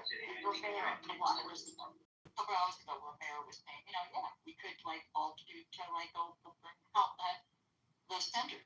We could, in mass to reject this. So, I think rather than feeling like this is just, like I said, a runaway train, I don't think we have to submit to that right now. I mean, I don't want to anyway. I find it very anti-humanity in a way. It feels very anathema to me. The way I was introduced by this article was a philosopher calling for a renewed humanism, which has been something I've been trying to work on communicating and embodying better. A real, yes to life, a real life affirming is that term I keep using, like saying that life matters and humanity matters, and a dead thing like a machine matters in its service to life only. It doesn't matter for itself, But yeah, any other thoughts before I read ahead on what happens on this rooftop balcony with the AI successionist bros? Yeah, I'll just slightly, just slightly co-sign what they're saying. Like, I'm really not worried, and I'm in a space where they are pushing this on me. Yeah. And I know for a fact with people that I talk to, that they want humans. This is why people are fighting back in their own private ways too, to be more connected with things. And I'm seeing it all over.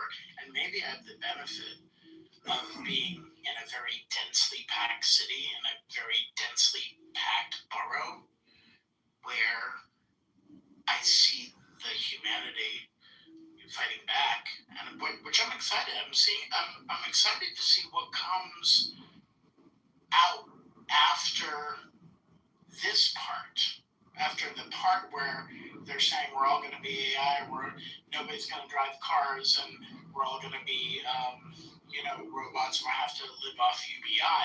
I'm excited to see the pushback against that and what humanity does on a local level, but also more broadly in terms of, fighting back and reclaiming, why the hell we're here. I'm looking forward to that, actually. One of my, and I don't think the article addressed this, but one of my optimistic views about technology is if we didn't worship this transportation, but the other stuff, the useless trinkets, the, food that just gets thrown away in the fridge because we got too much and never time to cook because we're working too much. If we didn't have all that kind of excess, we don't need to work as much. Like, 3-4 day work weeks are very possible. Having the resources to support each other, taking the people that are injured and giving them care they need so they can have human dignity, paying people who have children so they can comfortably have housing for them and their children, and adults that don't have any children so they are never insecure, not worrying about payment and providing houses and basic resources. Like, we're there already. Certainly in the US, not globally, but a lot of nations are getting closer and closer to there. If we didn't have this excess productivity, competition, endless bombing of other countries, like the US has more than enough to live a good quality of life for every single American. It's a choice that our system doesn't have that. So this is the type of thing where I think AI can be a useful tool, like we mentioned, for diagnosing cancers, for writing pointless emails to automated, other systems that we need because there's an issue with our credit card, for designing a quick website so I can sell cupcakes on the weekend or whatever the hell I like to do. There's ways this stuff could be used to enrich our lives, and there's ways that it can be used to destroy our lives. And somebody mentioned this earlier. It's not so much that I don't trust AI at all. Like, I don't have some inherent trust or distrust. I don't trust the people that are running it and the way it's being done. And I think that's a big point on how I feel about it. Is it's not a Ludditism to get rid of it. It's that I want it to be done the right way. Denise, I saw you were coming. I actually didn't realize I was off mic, but that was me that said that. Like, I just don't trust them. They're creepy weirdos, and those of you in the room who don't know me, I attend TED. I go to Aspen Institute events. These people are very strange, and they don't want to die. They control every element of their life, and they don't want to die. And it's bizarre how much that is a central piece of this. They want some place to download their consciousness. They want some way to cheat death, and they're not going to be able to do it. So I literally am not. The more I've spoken to them, the less I worry. To be honest, I think it will be painful. Don't hear me saying I don't think it's going to be painful. I think it will, and I think it's going to be painful more because of us than almost because of them. Because we can't get over, we love to say the word trillionaire. Oh my gosh, can you believe he did it? We can't stop talking about it. We can't, this is wow. Like it's our enamored posture that makes us vulnerable to them. And yes, they have captured our governmental system, and they have created incredible harms. But you know me, I'm corny in this way. I am a student of history, and I liken this. You know, this is our Harriet Tubman moment, right? You like. I don't doubt. That's big freezing for you because I know how much you value Tubman too. I value her. She's my like true north, right? But I don't think that she sat and wondered, what are the slave owners thinking about me? I think she sought to free people. Right, so that's my reaction. Like, I think this is interesting. Don't hear me saying I'm listening, and I think it's interesting, but I'm not afraid. I'm not. It doesn't daunt me. As a matter of fact, it does the opposite. It kind of lets me know how important it is to raise your voice and to speak up and to push back. They're not better than us. They're just rich. That's all they are, is rich. Well, and I think there's a second thing they're unmoored by morality. Completely unmoored. Completely unmoored. And I think there's a difference between being amoral and immoral. And that's one of the things I wish we as a nation could see, because I don't think it's competing morality. I think it's being untethered by morality versus having a morality. Which is why I think these amoral people look at AI and they're like, what's the difference? Like, I ain't got morals. I'm just trying to do my thing. The AI is just trying to do its thing. Same. But to your point, I want to read the next section, Denise, because it connects directly. Can I just add one thing? I'm sorry. You always can. Okay, cool. I think at the core, these people are not happy people. I think they're afraid of pain. I think they're afraid of the things that make life and being human. And they are deeply afraid of it. To your point, Denise, they don't want to die. What does that mean? What is at the core of that, actually? That they have to live together. That longevity is the accomplishment. That seems very odd and seems deeply sad at the core. Oh yeah, and Scotty, I think that's my thesis on AI over and over again, that it's not that people overvalue AI, it's that they undervalue, don't understand the value of humans. So on this moment of immortality, let's read to the next section here. This is back to the article. There was some diversity of opinion among the group. Not everybody identified with the relatively new term, quote, AI successionist. Some were proponents of transhumanism, the movement that says we should use tech to proactively evolve our species into Homo sapiens 2.0. Transhumanists hope transhumanists hope to keep some version of humanity going, but definitely not the current hardware. They dream of radical life extension, cognitive enhancement, and eventually mind uploading. This is in brackets. Musk, who said he created his brain chip company Neuralink to help merge humanity with AI, probably falls, or at least fell, into this category. Back out of brackets. Others were post-humanists, those who want us to give rise to descendants that move beyond humanity altogether. The biologist sitting across from me was very excited about the prospect of merging humans with AI, and this is me talking now. Here's where we get the immortality type stuff. He says, we should task AI with figuring out how to best do the merger, and then, quote, take it off the leash, and allow AI to control its own evolution, and by extension, ours. Of course, he said, not all humans will make it through the transformation. Only a select group of people will transition to the next evolutionary stage. Presumably, the type of people privileged enough to imbibe cocktails at Manhattan AI symposiums. So, here's where you get it. We're going to create something. We assume we are the chosen ones. We're going to create the thing that will literally absorb our humanity. And this is the word, somebody help me, I'm having my anomia kick in. Eugenics? No, well, that too, but it's eschatological or whatever it is. The term for religions that have like end times and then rebirth. It's like they're reaching out for the way to destroy humanity and to make sure they're there to get their consciousness upload and merged. And to make sure they have it ready in this life cycle So I do think there's a massive amount of death denial and this constant memento mori, but not to say there's no way this can go. And we're here. We're the ones ready to go. So going on with this. The man seated beside me, a researcher from one of the major AI companies, was even more radical. Forget merger. It's okay if humans don't survive at all, he said. Human text has been used to train the AIs. In some sense, then, the human spirit will live on. So, quote, so on the cosmic level, he said cheerfully, I'm okay with it.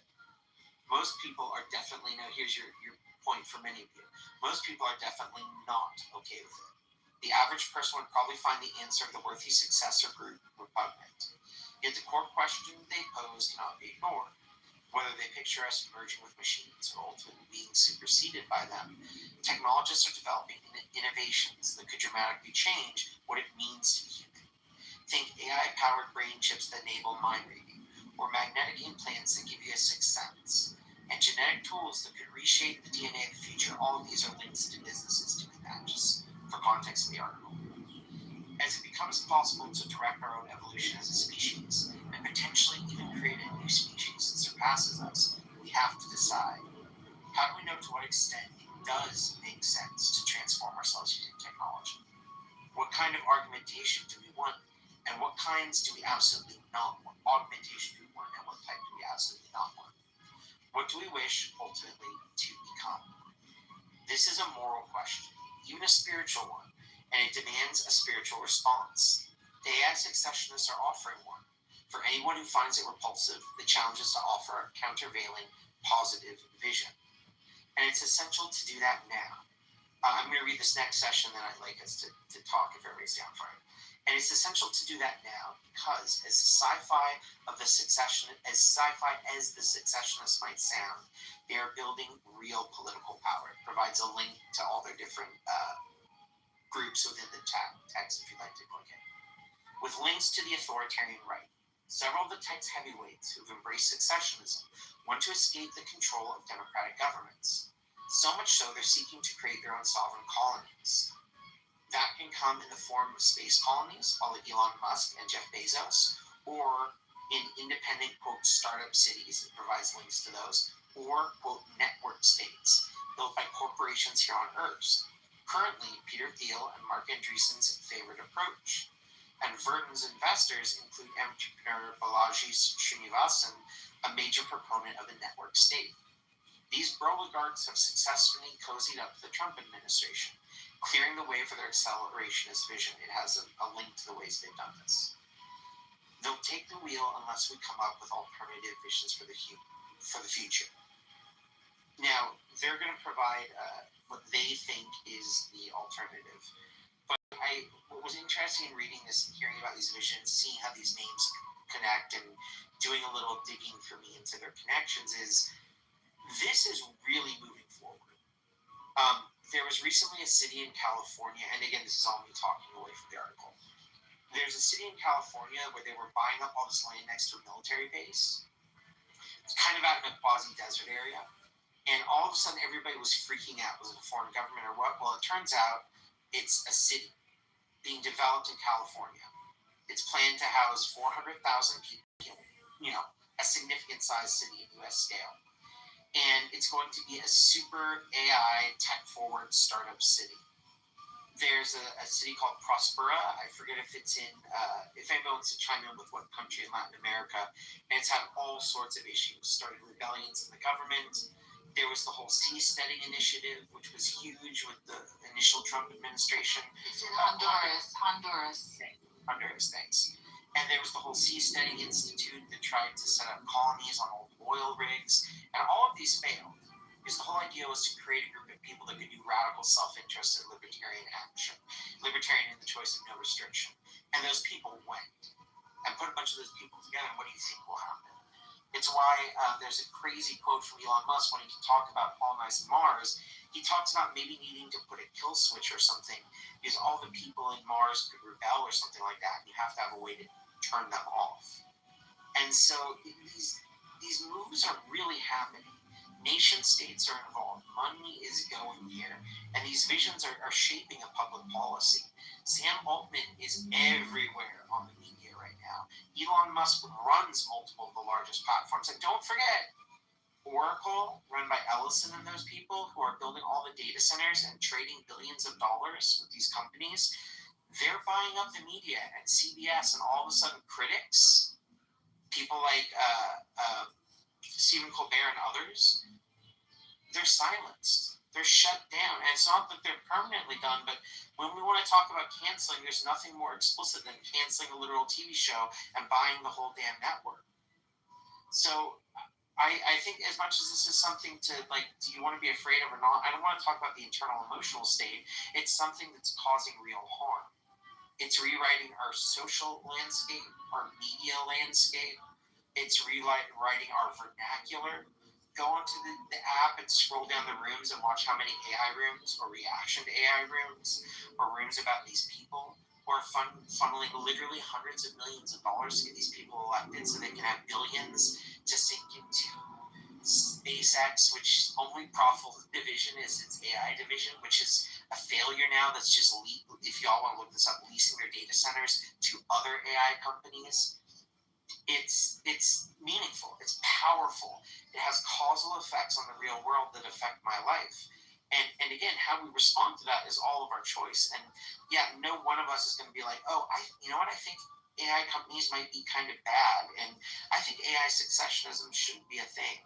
But like the article's pointing out, they have, and this is my analysis, there is a religion-shaped hole in our society. And if anybody knows me on here in my day-to-day life, I'm not a part of any organized religion. I'm not trying to start up one, but there's this movement called meta-modernism that I really respect. And it says, like, throughout history, there was an area, a period of time we call antiquity, where religion and spiritualism and being grounded in nature defined humanity. And then modernism comes around. And this is the Enlightenment. And we move away from religion and away from authority and away from nature and towards technology and development and science and rationality and free markets and democracy. And then boom, and to make profit isn't great. Maybe rationality has created bigger tools of war. This comes out of World War II, where some of the smartest scientists were calculating how to best burn human bodies.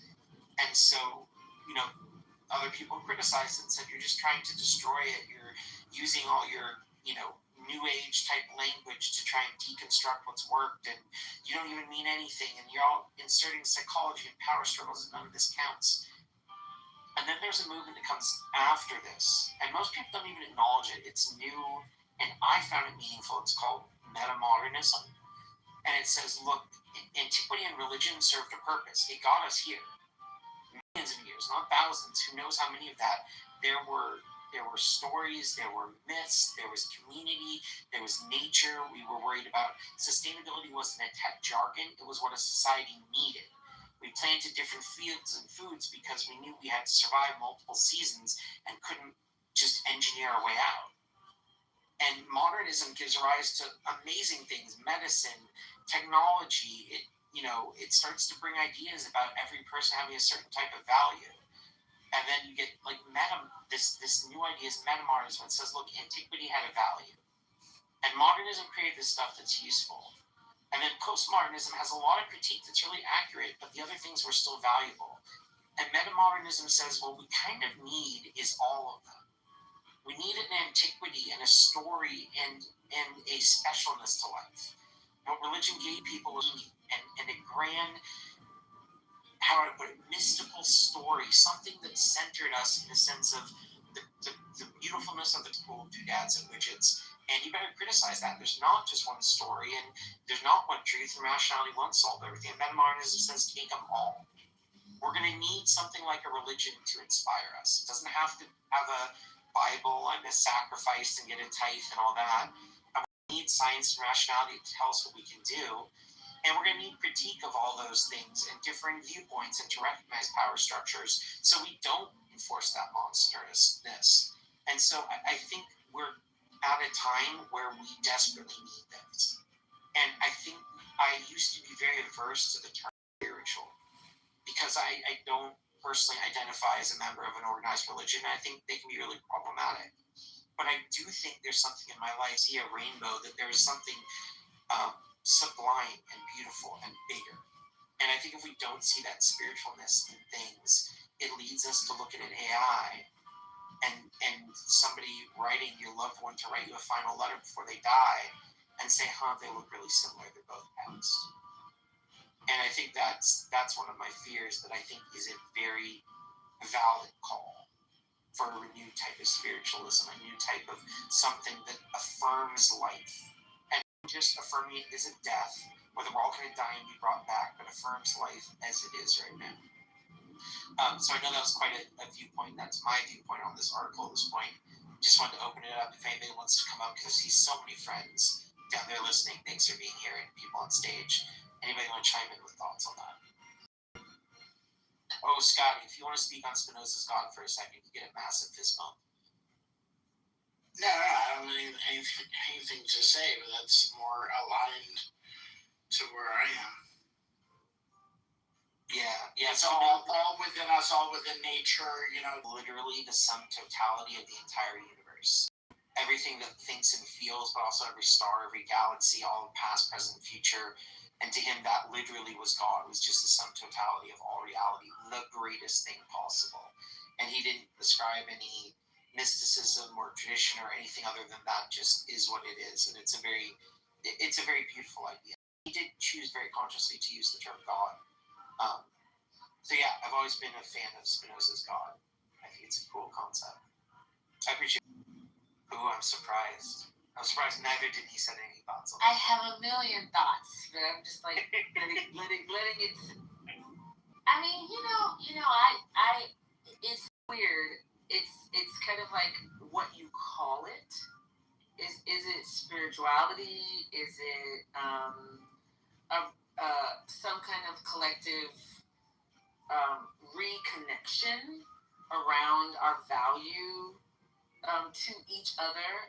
I feel like that's what I'm seeing. But it's like it's what you call it, right? It's how what you label it as. And so this idea of like you need all three. I think that's probably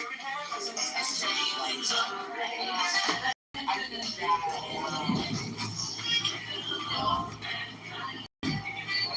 talk a lot about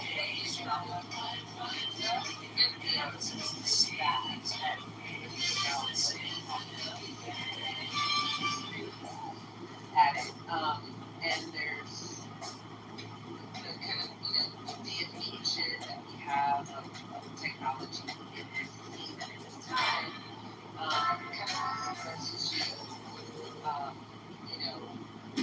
hold our nose or look away at prospective horrors, because we've made it, and a lot of people have made it like the God of sorts, right? But I believe Give it from the basis, and then the legislature of the United States passed to prevent it from ever happening again. That's called infection.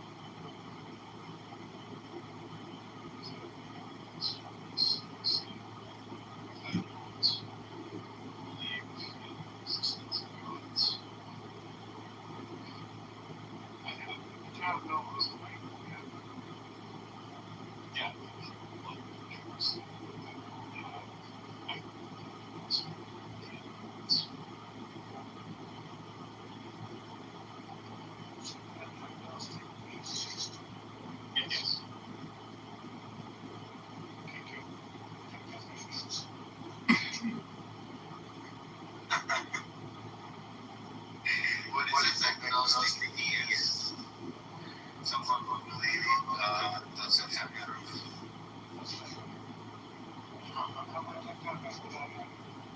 I'm not an atheist. Yeah, pretty sure. No, I'm not an agnostic. I'm an atheist. I'm also an atheist.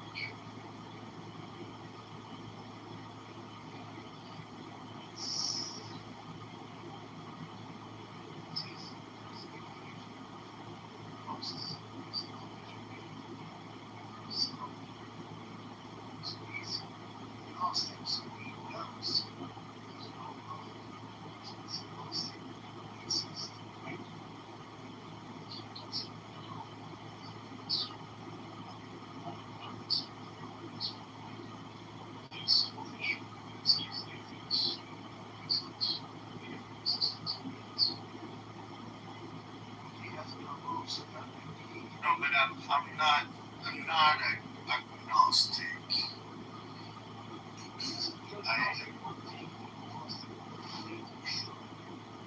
Yeah, because I think that I can be as sure as I can be of all of.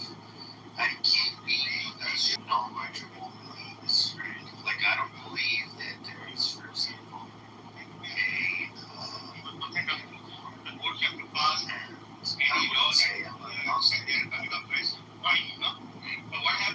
so what happens if there is some issue? Then what are you going to do? What happens if people are just being misled? Like as happens, you think that people cannot be misled? Like what happened in Brexit? Nothing was a referendum, but the people took a really bad decision.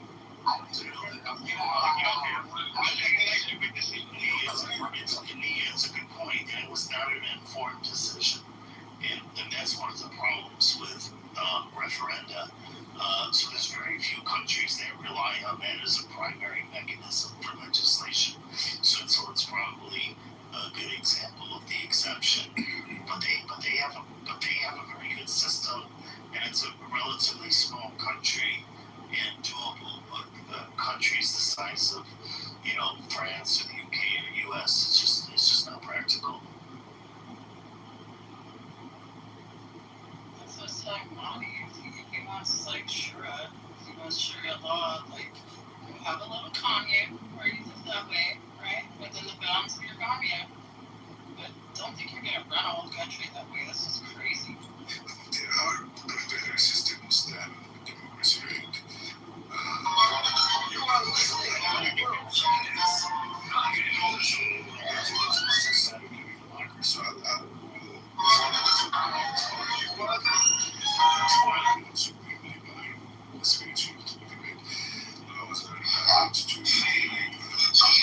talking all the time.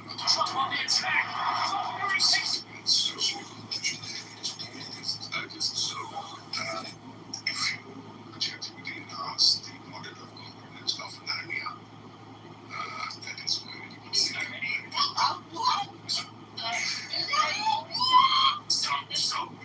so it's not practical when you have a utopian person and what is about the Muslim governance and blah blah blah. I mean, Narnia is not here in this world, right? It's just like Islamic theocracy version of utopia, and everything is right and fair. What do we see around us? What is this Islamic theocracy, Islamic governance model? It has never been implemented anywhere. It just stays in people's mind. Practically, what are we going to compare against? There's a lot of saying what it's a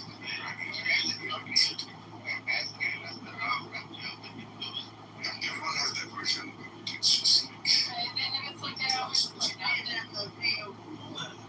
different government systems work at different scales of populations, right? Like so, like communism, in consensus, like communism, consensus-based anarcho-communism works great with like small groups of people that agree to live in community, but it's certainly not a way to govern a nation, right?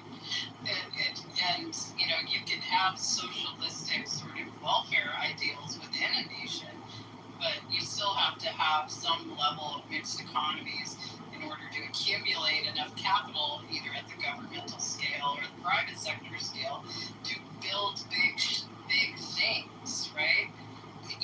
Individuals, all working, pulling at their own personal interests are never going to build big things on their own. So it's kind of, these things people don't realize. And it's not all or nothing. Like I said, it's like if you want to live, in a commune, in a communist style, if you want to live in a woods and do all that crap, go do it. Great. Yeah, Coroner's spot on this.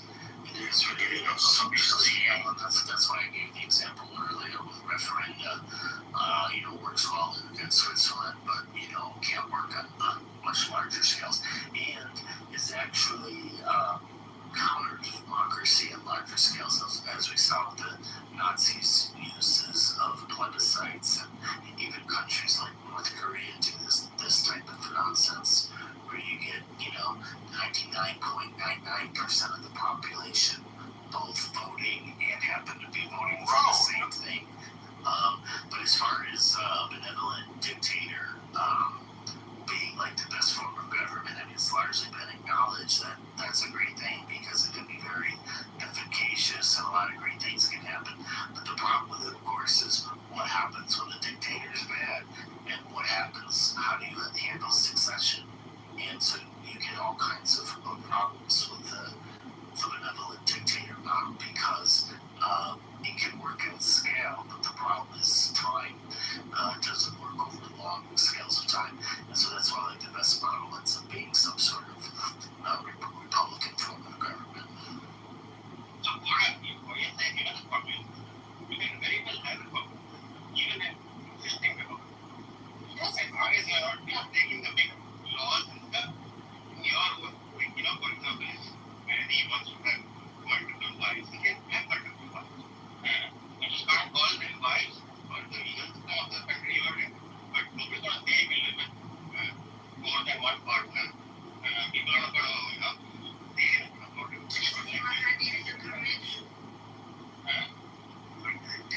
You have to have. Dude, mine can't even get one wife, so I don't think you have anything to worry about there. No, I'm just saying that, can you assume that maybe but okay, like we would decide it, or at least not putting that socially.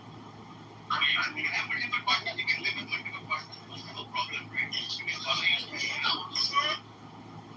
Listen, I'll take the Shahada if I can have all the husbands there. Yeah, the Queen Bee would have had the law anyway. Yeah, the fact that people can break the law and get away with it, find ways to camouflage that. I don't know that that says anything about the laws themselves. What was that? Do you have 6 men? I'm sorry. I sort of do, but how is that relevant? Because we financed it. I guess we have a 6 back and forth every quarter. I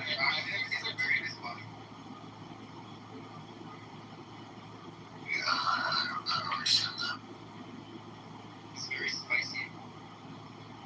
It's just spicy, come on. Chili.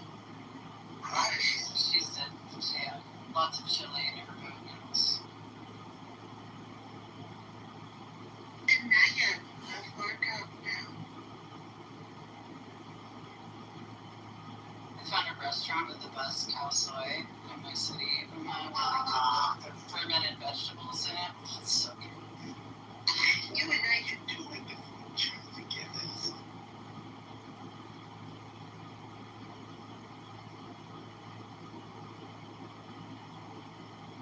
Does a true 100% political system exist in a truly democratic country or socialist country?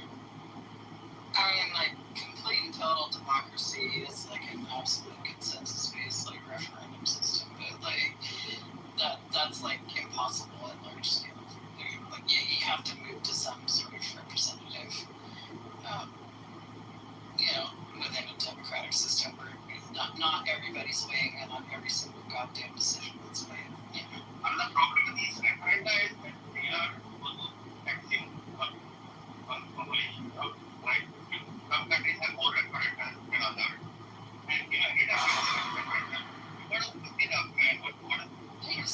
kind of pros and cons.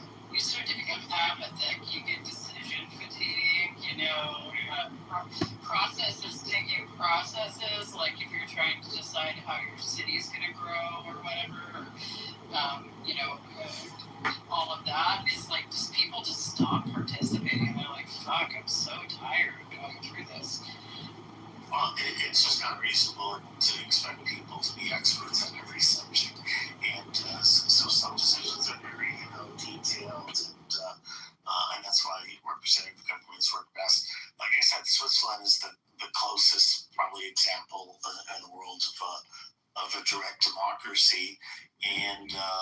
Wait, aren't you a subject matter expert on everything, Euro? I thought you knew everything. Well, if I'm saying something wrong, point it out. But I can guarantee you, I'm right on this because I'm fairly familiar with Switzerland. I live close to Switzerland. Are you and Matthew brothers? I get the feeling that you and Matthew are brothers. The perfume maker? You know the perfume maker? He's another know-it-all. Regularly vote on laws, constitutional changes, and popular initiatives, and that's the form of government. Yeah, what's happening in this? There was a referendum last Sunday about capping the Swiss population. I mean, when you have a system where such silly things actually come into the referendum. Still following. I probably would if I still had mine. Yeah, I think they used to follow her. My issue with her was just like the whole hospice thing and how she's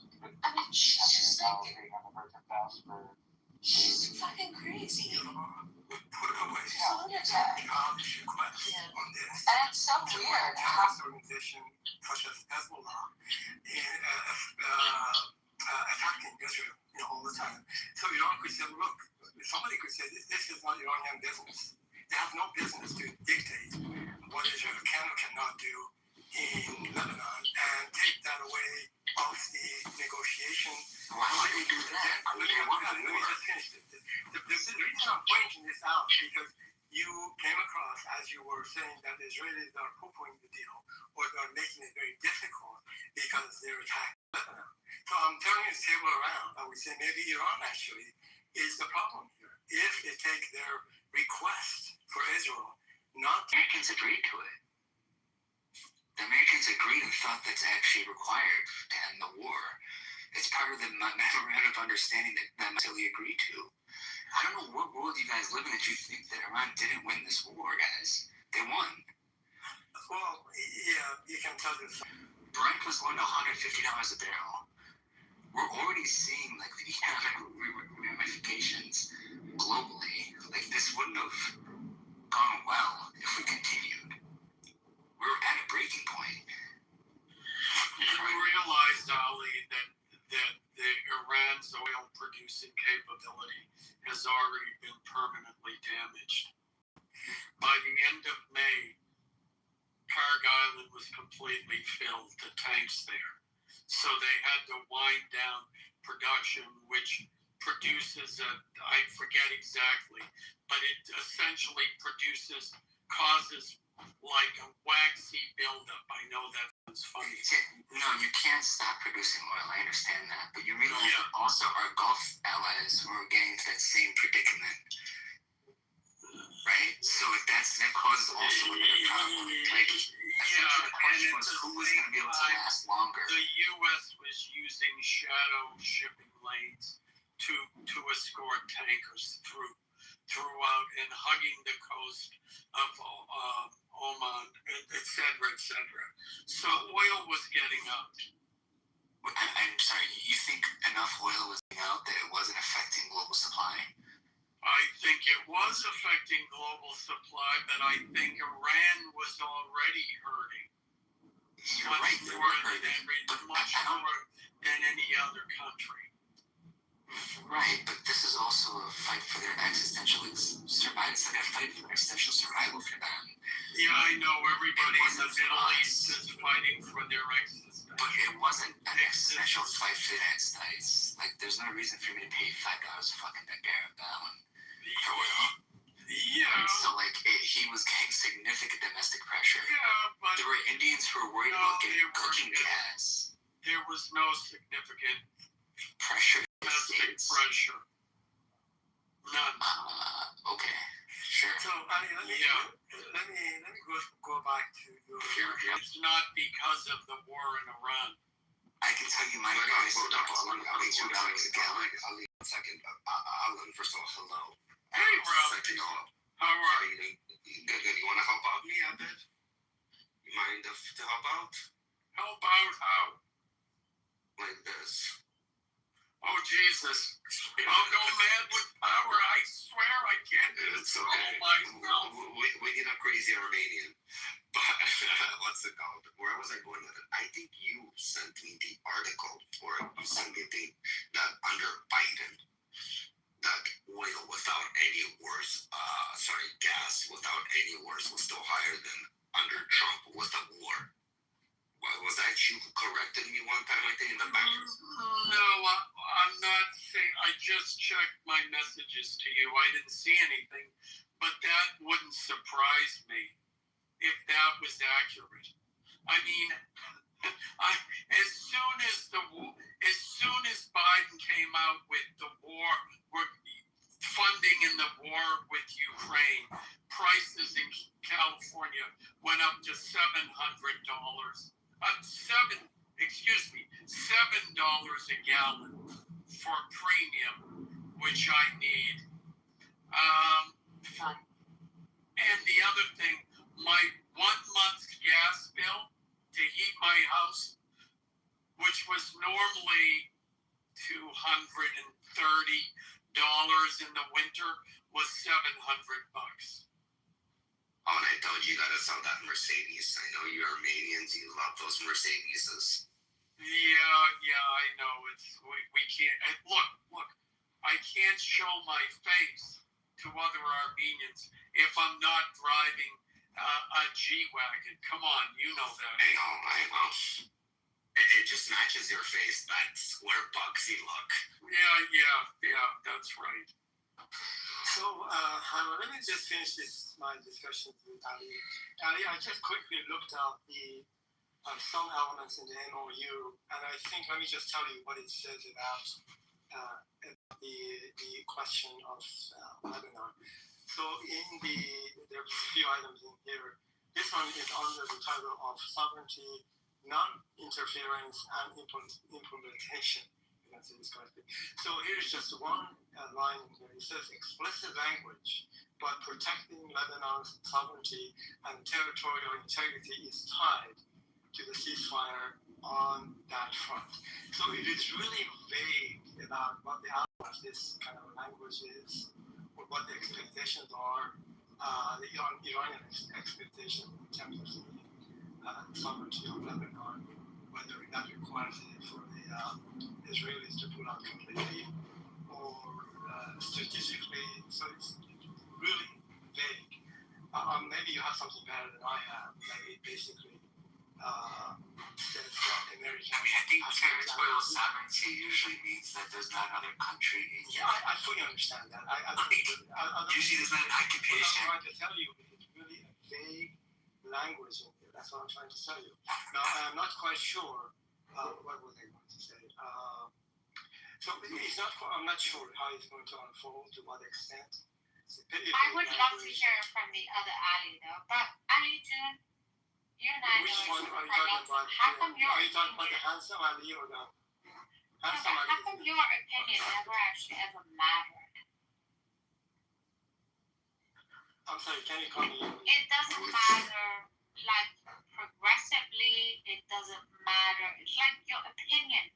It's like I could listen to you for hours and never fucking even understand anything. It's like I could never understand whether you would be a Persian, whether you would be a leftist, whether you'd be IRGC. It's like your opinion never ever fucking mattered to me. Well, thank you for that. I have seen you in the previous room. You're having a very unusual interest in what I say, and typically you're attacking me. I'm not quite sure. No, I never. So what I'm trying to say, maybe, To be honest, it wasn't about you. I was brought there for Honey, you're trying to make it personal. She's just giving you constructive criticism in a very harsh way. I am less nationalistic person. Okay, so you, I see your tactic. I see your tactic. Listen, man, she just gave you constructive criticism. It might be harsh, and you don't like hearing it. That's the problem. A lot of people have told you this, and I'm going to tell you this because you need to hear it. A lot of people don't think what you say makes any sense, and nor is it enriching or enlightening or educating in any way. You always complain. Everybody knows you're an atheist. Check. Everybody knows you're an Iranian. Check. Everybody knows that you can speak English decently. Great for you, bro. But that's only an accomplishment in Iran, not in the United States or in the Western Hemisphere, in the Western sphere, the Anglosphere. Here, this is the norm. So if you don't speak English, like, hey, man, like, that's a you problem. But here, you don't get any trophies for speaking English. In Iran, you might get a trophy for speaking English. So I know.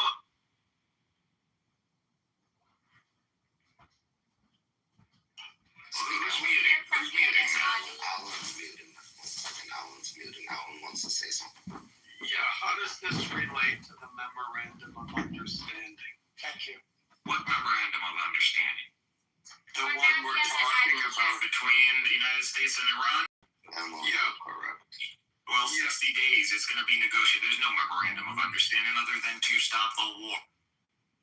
Yeah, okay. So, I'm sorry, but Ali's particular effectiveness with what he does or does not say is not related to that, nor our opinion about what he says and does not say.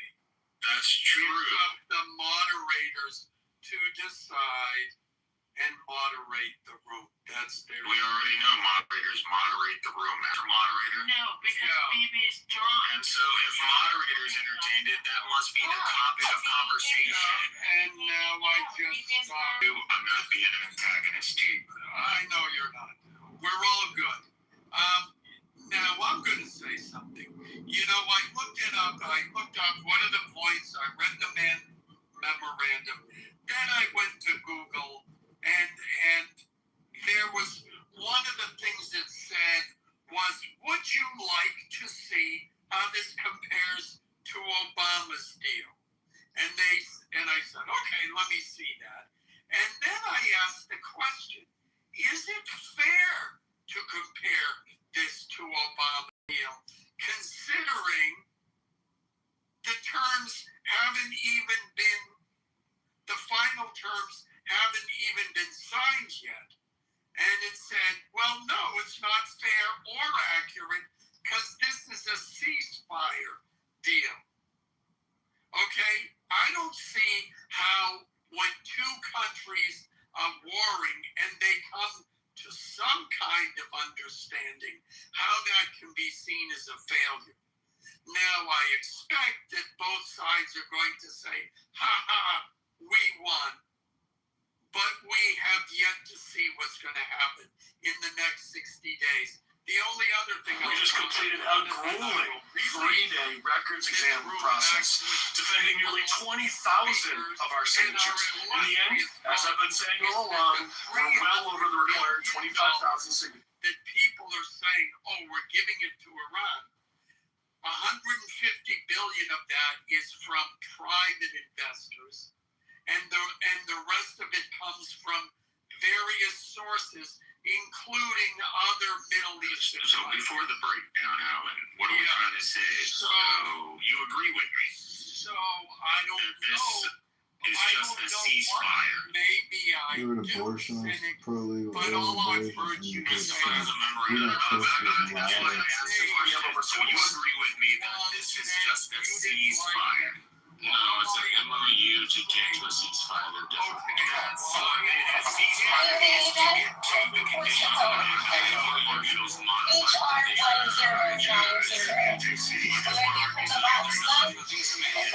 Why the fuck am I here the other? There have to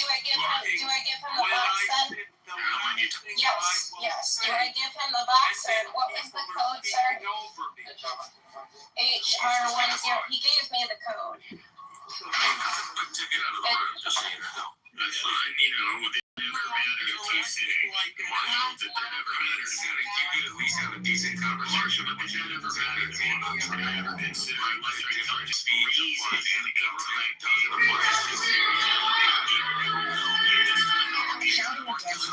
Marshall, you don't actually understand what freedom of speech fucking means. All right, I can only take one person talking at a time. Now the point is, and this was the only point I was going to make, was that $300 billion is not coming from America, and it's contingent on Iran making itself investable.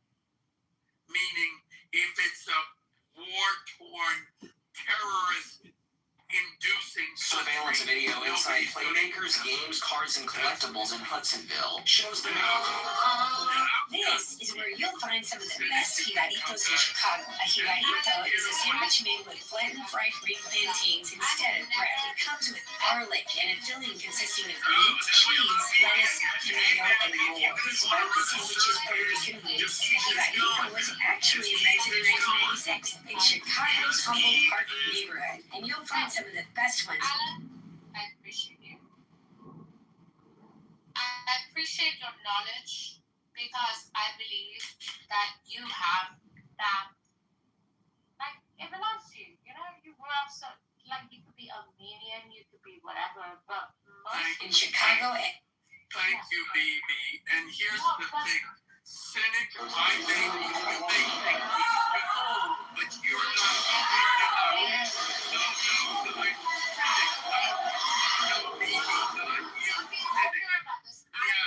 No, listen to me, of you as stupid. Marshall as stupid. No. I believe that whatever you say, it comes from somewhere a level. No, but also I believe it comes from a level of experience and also a level of honesty. I don't think you ever are dishonest, by the way. Well, thank you, baby. And cynic, you may be smarter than me, but you're not smart enough to understand when somebody's complimenting a mod. Maybe you should not say anyways. 26-27 season is a fantastic season. Welcome. Oh my God, the drunk woman got me stopped. This onslaught has to be seen. Oh my God, she's gonna hit my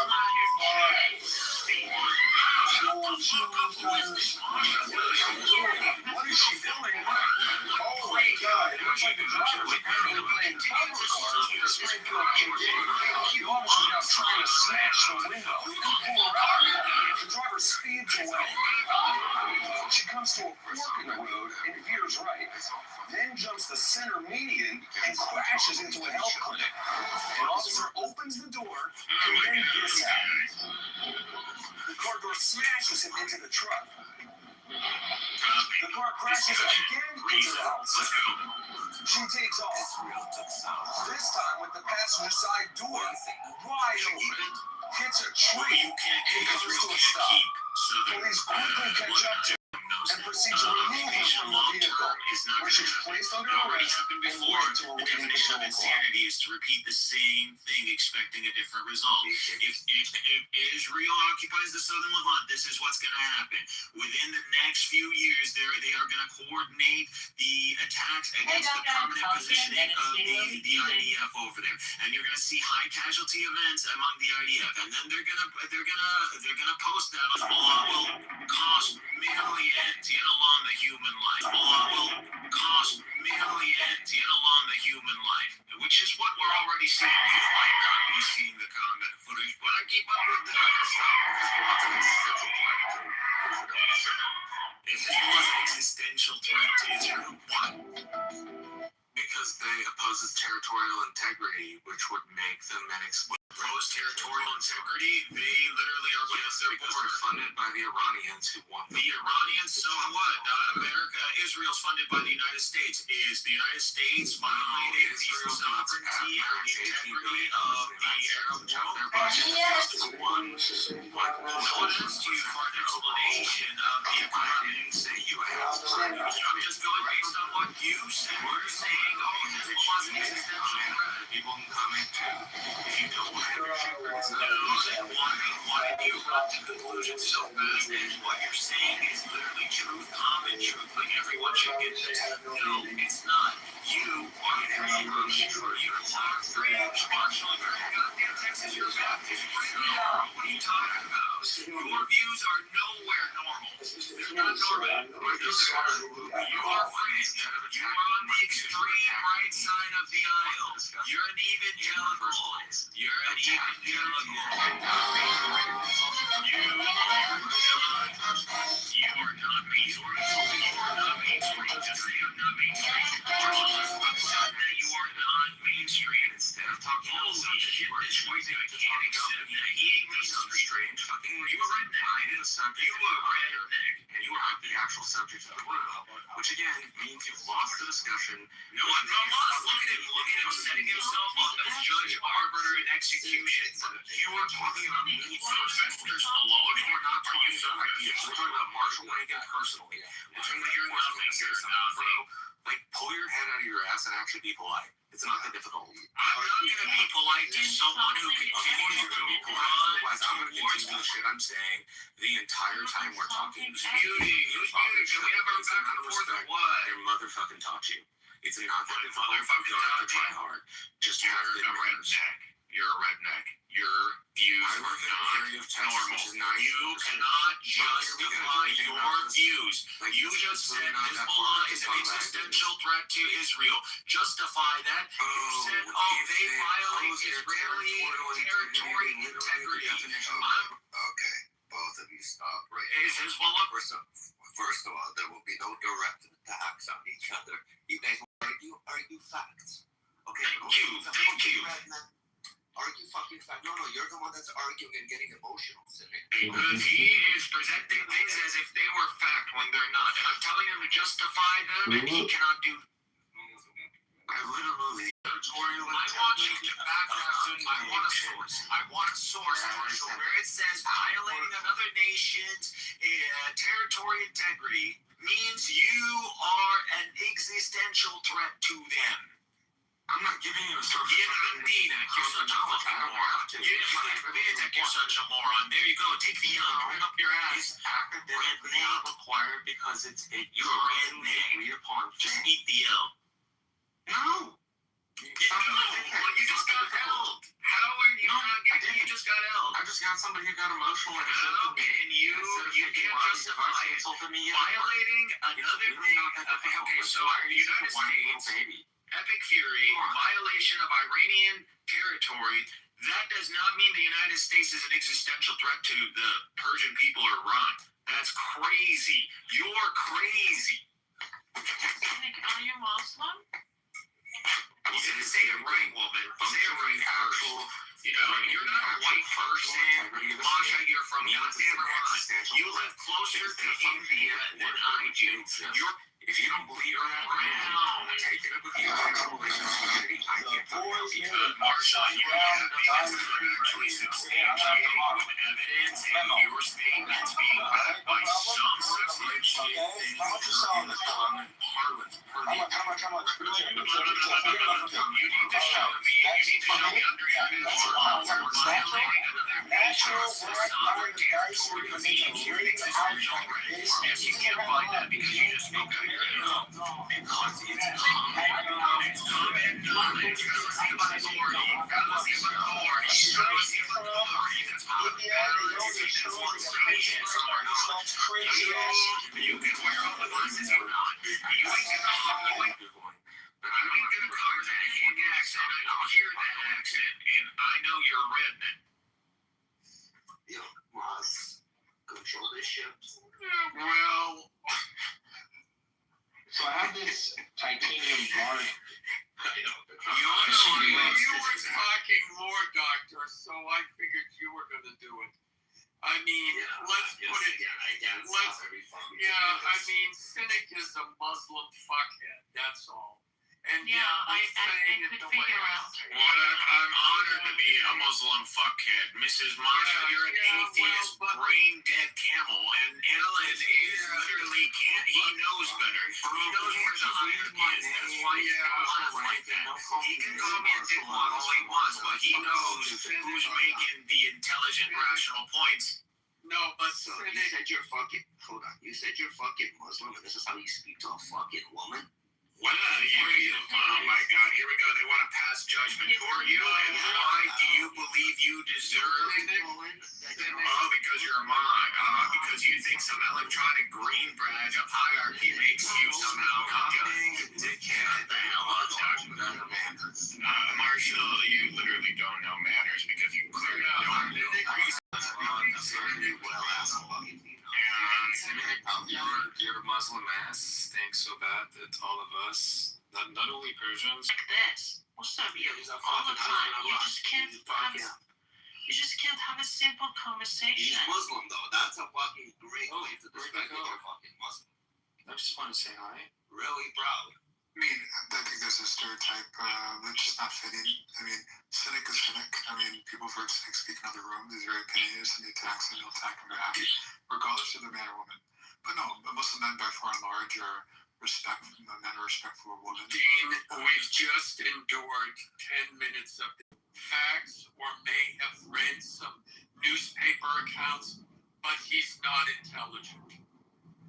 I mean, I've heard him speak over time. Sometimes he's really on the mark, sometimes he's really off the mark. But just you know, I wouldn't say I understand what you're saying and why you say it, but intelligence, and I think you're intelligent enough to understand this, that intelligence encompasses many different things, and he is lacking in a number of things that actually matter. Specifically, the points he made about Lebanon and what would happen real estate there, those I thought were safe points. The problem is that everything else he said negated that and turned the entire room against him. Okay, yeah, I can't speak for that because I didn't hear that. That doesn't seem very intelligent to me. I mean, I can't. Listen, if he's a proud Muslim, don't tell me you're a proud Muslim and go attack a woman. It's not what we do. I'm sorry to say it's disgusting. Of course. So if you're fucking having a verbal diarrhea come out of him right now, that's his problem. Cynic, come up and fucking... I need you to stop talking, though. I need you to stop talking. Can you stop talking? I already heard your question a million times. Can you stop talking? No, Marshall, that doesn't mean you're allowed to interrupt. Marshall, I will literally break my foot up your ass. You are not strong. You are not intelligent. I am more educated. I am more powerful. I am stronger. Educated people don't have to tell you didn't even go to the military. Don't sit here and more patriotic than me. You are not more intelligent. You are not more patriotic. You are not stronger. I am better, stronger. Everything. I am he. I would literally say that in your face, and I would literally 9. How old are you, fucking idiot? I'm so fucking sick of this. Cynic, that you can't control yourself. He's trying the first sign of man who is controlling your emotions, and you don't. And he's trying to manhandle this, whatever he's trying to do. He's trying to fucking intimidate. Yo, he thinks he's a bad guy. Come, fucking talk to me. Come. You think I'm scared of you, Cynic? You're bigger than me. Come. You never had a fucking bottle broken over your head. Come, speak to me. We can't keep doing this, man. We really can't keep doing this. The only way, you want to hear from me. You want to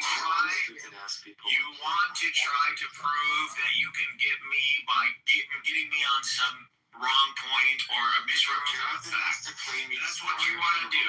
But all you can do is my character, even though you know that requires judgment. Anything requires judgment is subjective. Everything subjective can only be mitigate it if we rounded off stage. Everybody shut the fuck up right now. Yeah, okay, wait. Everybody out. Yeah, wait. Cynic came in and started insulting people, and now he's claiming, all you could do is talk about my character. Typical scumbag, idiot, asshole behavior. As a cynic, you're a cunt. Okay? You are an absolute cunt. Now come up if you want. Hold on. Shut up. Please. Don't be like this to Alan. Hold on. Cynic, It's okay. I'm bringing you back up. Let's stop fucking attacking people. Nobody gives a fuck how big you are, how strong you are. It's not a fucking pissing competition. Go straight to your fucking point. Everybody mute the fuck up, mic up, start speaking straight to your point, and then when somebody else speaks, you mic up and you let them speak and don't fucking interrupt them until they're fucking done. Guys, I can't bring him up. Somebody else tried to bring him up. Straight to your fucking point. Everybody mic the fuck up. Well, let me, before he coming up, I want to ask a question so that he could answer. Okay, we can't bring him back up. Then somebody turn off hand raising. So you put it back up on his own. Guys, turn off hand raising. There we go. Yeah, bro, so I'm just gonna read what I wrote in the chat because, again, I don't waste time, man. Even though they are by no means even close to deserving the merit to be a judge over the matters that require the mitigation of men. And we have to continue, and for some reason, we have to continue to hear someone put their foot in their mouth as if we humans are primates or animals or monkeys or maybe even worse, like goldfish, that we forget in seconds. No, man, I'm not going to continue to hear you gaslight me, attempting to make a mockery out of this discussion and to somehow force me to leave the room to seek fertile grounds. I mean, if you're continuously welcoming on me, that means that you want me here for some reason, or you see me as a dragon that you want to conquer. I don't mind fantasy, like I like fantasy too, but fantasy, everything has to come to a climax and a conclusion, Doctor. Every director has to have a climax and a conclusion. You just went on a fucking monologue. They said, go straight to the fucking point. You just went on a fucking monologue, a fucking child crying. Yeah, you're just dumb. You just can't understand what I'm saying, you dumb bitch. Shut the fuck up. Okay, Bro, shut the fuck up. You haven't said anything intelligent but whine. You look like a bitch. You got glasses on. You sound nasally as fuck. You can't even showcase why you haven't even engaged in any physical activity. Clearly, you're Rabbi, you look like a fat pig roasting on a beach from the hot dogs. You like a pig. No, you wouldn't. All I would have to do is run a sausage. That's all I would have to do. All I would have to do is make sure your fat body doesn't somehow lay a thin weight on top of you, and then you would literally gas out in 15 seconds. That's all it is. And then I would go and just put something around the second. That's how bad. Came on stage, you were complimenting how smart he is. This is the intelligence level. The guy learned nothing smart except attacks. Because he's a Muslim. I don't give a fuck about he's a Muslim. He's not a dumb fat, first of all. It doesn't represent Muslim character. Just that he's not a value add, that's it. Again, he's not a value add because he yells at people. Listen, again, it's not yelling, it's attacking.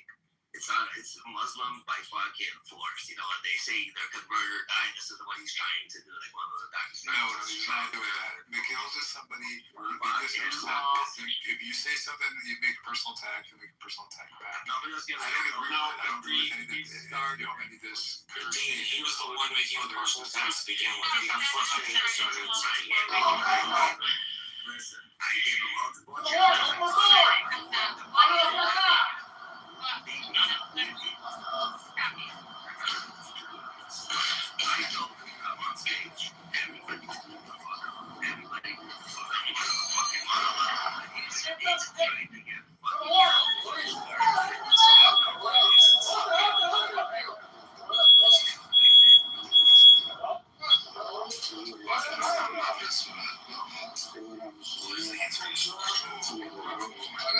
What did you say?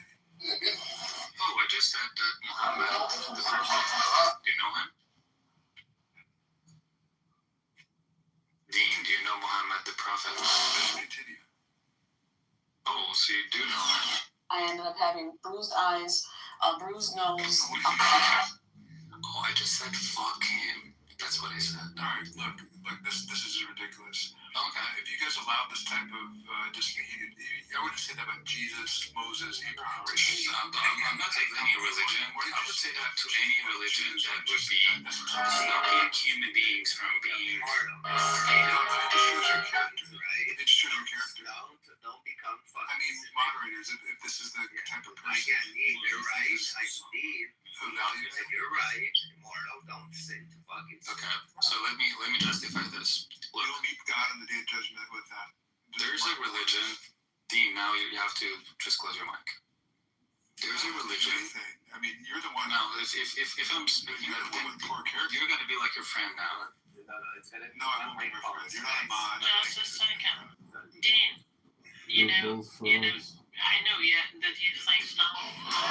The thing is that there are some people I told Miss Miller to look at her husband's so you cannot tell them victim. that they're the same. And remember that face when you go home and see your husband. And immediately I was thrown off. They came over there and said, you gotta go. And I was like, I'm not doing anything. And they was like, well, you're being disruptive. All the U.S. has. The U.S. Secret Service says it began planning 6 months ago for this opening ceremony, which the agency says will be attended by white people or black people or Jews.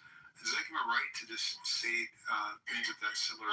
We are the religion. People are traumatized by the Jewish religion. No, just listen. Does that give them the right, though? Let me explain for you. There is this religion that has democracy. Just a second. Dean's right. We're not gonna attack right now Islam religion. You guys wanna attack points? Attack fucking points. Okay, I wanna say my point now. No, I just asked Masa, man. I'm sorry, Immortal. I don't know. Apologies to you. Masa, by that rationale, if they take that approach, can some people are traumatized by Jews, killed by Jews, and have family members killed by Jews, can they say similar things? Is that acceptable to you? Have Jews killed someone for not being Jew?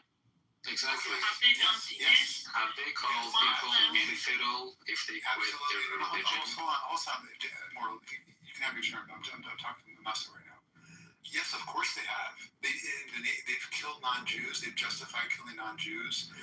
They've called them animals and trash and so forth. Is it something that they have as a rule? Like calling infidel? You know what is infidel? Not with you. If you're not giving enough information, then the information you're providing is biased, and we have to be reminded. I have respect for her. I have no respect for you. What do you mean I have respect for her? Hold on, no. Infidels, you are just neglecting the fact that Islam is calling people who quit their religion as infidel and would be able to kill them. Their blood is free to be spilled only because of changing your mind. You're trying to filibuster. You're trying to block me from making my point. I'm not going to let that happen. All right? I'm going to speak to Masa and just hold your horses. It changes how elections are funded, so clean candidates can win without selling. In the name of religion, you have a special interest. No, Non-Jews. I didn't say if they have killed non-Jews. I asked this. Have they killed someone for not wanting to be a Jew? Have they done it? Because Muslims are... Just let me finish. Muslims have been killing us for not wanting to be Muslims. That's it. Yeah, the Christians have done the same, but Muslims have been killing Iranians. When in recent history has a Christian executed anybody for that? Christians killed millions upon millions. That's not what I asked, Dean. I asked where in recent history has a Christian Marshall. No, I was really specific. Where recently has this happened? People putting Jesus on the name of bombs. Okay, that's not an answer. That's you making up an answer. In the name of Christianity. That's not an answer. That's you making up an answer. Answer the question I asked you, not the one you wish I podcast. Is that what you're doing, Marshall? I'm speaking I want a consistent answer from a person for a question I asked, not a question I didn't ask. Okay. You are gives me a Later consistent answer. convicted on Where in recent history has this happened? Marshall. And answer the question, Dean. Marshall, no, I'm talking about that. I can't answer you. There's no answer.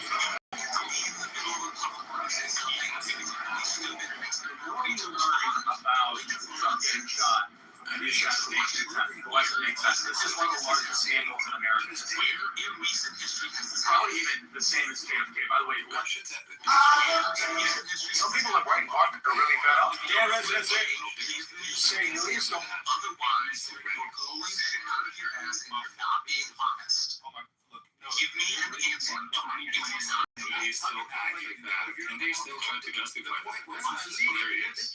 Somebody been traumatized by other people of another faith who are killing other people. No, I'm not traumatized. I expect you to give me an answer that matches the question I asked, not the one you wish I'd asked, because you can't answer the question I actually asked. I continue speaking with you because I mind that you answer the question I asked you. Where in recent history have Christians done this? after I address myself. Where in recent history have Christians done this? Where in recent history have Christians done this? Where in recent history have Christians done this? Where in recent history have Christians done this? Marshall, Dean, Portal. Alan. Yeah. As a mind. No. Yes, I'm going to speak now. All right. I'll make it very simple. In 2020, in the war with Azerbaijan, Muslims killed Armenians, and Jews helped them. And yet here I am on a stage with both Jews and Muslims and Christians talking to all of you. If I can find it in my heart to listen to all the stupid shit you guys are saying and not be triggered and offended, I think everyone else can too.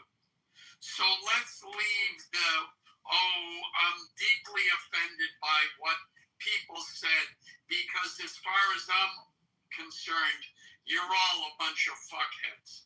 Okay, so, but yet somehow I have the emotional maturity to continue this conversation.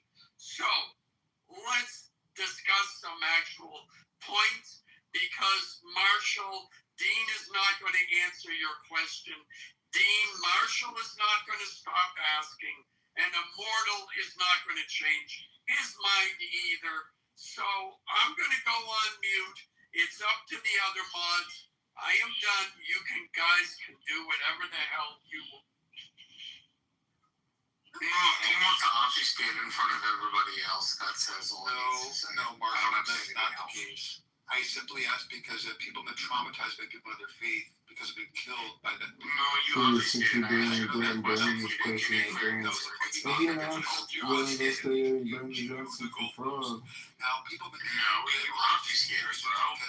You obfuscating. By the way, the fact that I'm Islamophobic is not because of being traumatized. I actually have never been traumatized by this fucking religion. It never hurt me, but the fact that it has, and you continue, you just shut the fuck up when I'm speaking.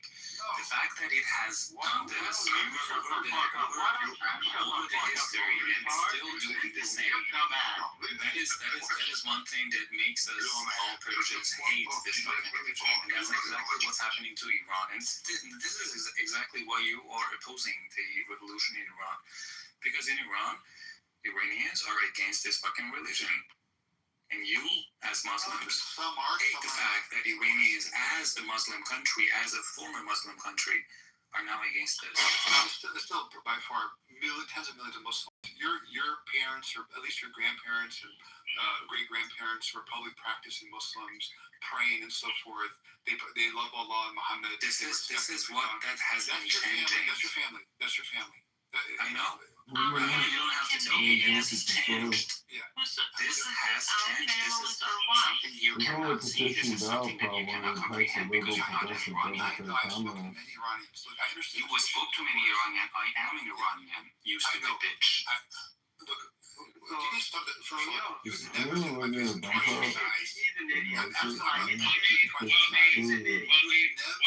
I will say, Dean, what I will say is, okay, Dean, what I will.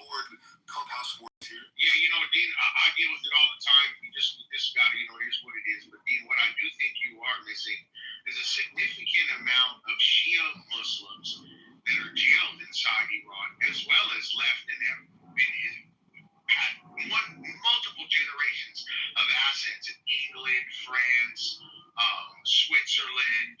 All over Western Central, and even Eastern Europe. So there's a big population of Shia that don't like these motherfuckers either. A big population. And I understand. I've talked to many Iranians from both sides of the fence. Dean, Iranians within you Iran. are talking to many Iranians from both sides of the country, and at the same time, you cannot even comprehend a person who, as an Iranian, identified themselves as an Iranian with about 4 decades of experience, and not only him, but a lot of friends in Iran still, and their family members, telling you the fact that Iranians are past from this stupid religion, and at the same time you were saying that there's a lot of Iranians who still are practicing that. I am not saying that they're not practicing. What I'm telling you is that the difference between the new generation and the previous generation is something that you cannot comprehend only because you have not lived in Iran, only because you are not in Iran. Any future Chicago police misconduct payout to $250,000. So the city has a balanced budget. Those were told that the $30 billion from becoming $60 billion. I was forced to get dressed the way Muslims wanted me to do. I never believed in Islam. I never wanted to cover my hair. I never wanted to dress that way, but I had to because Muslims forced me. My whole life. Let Dean tell us about his friends that are enjoying that hijab. Come on, Dean. Yeah. Just let her finish. In my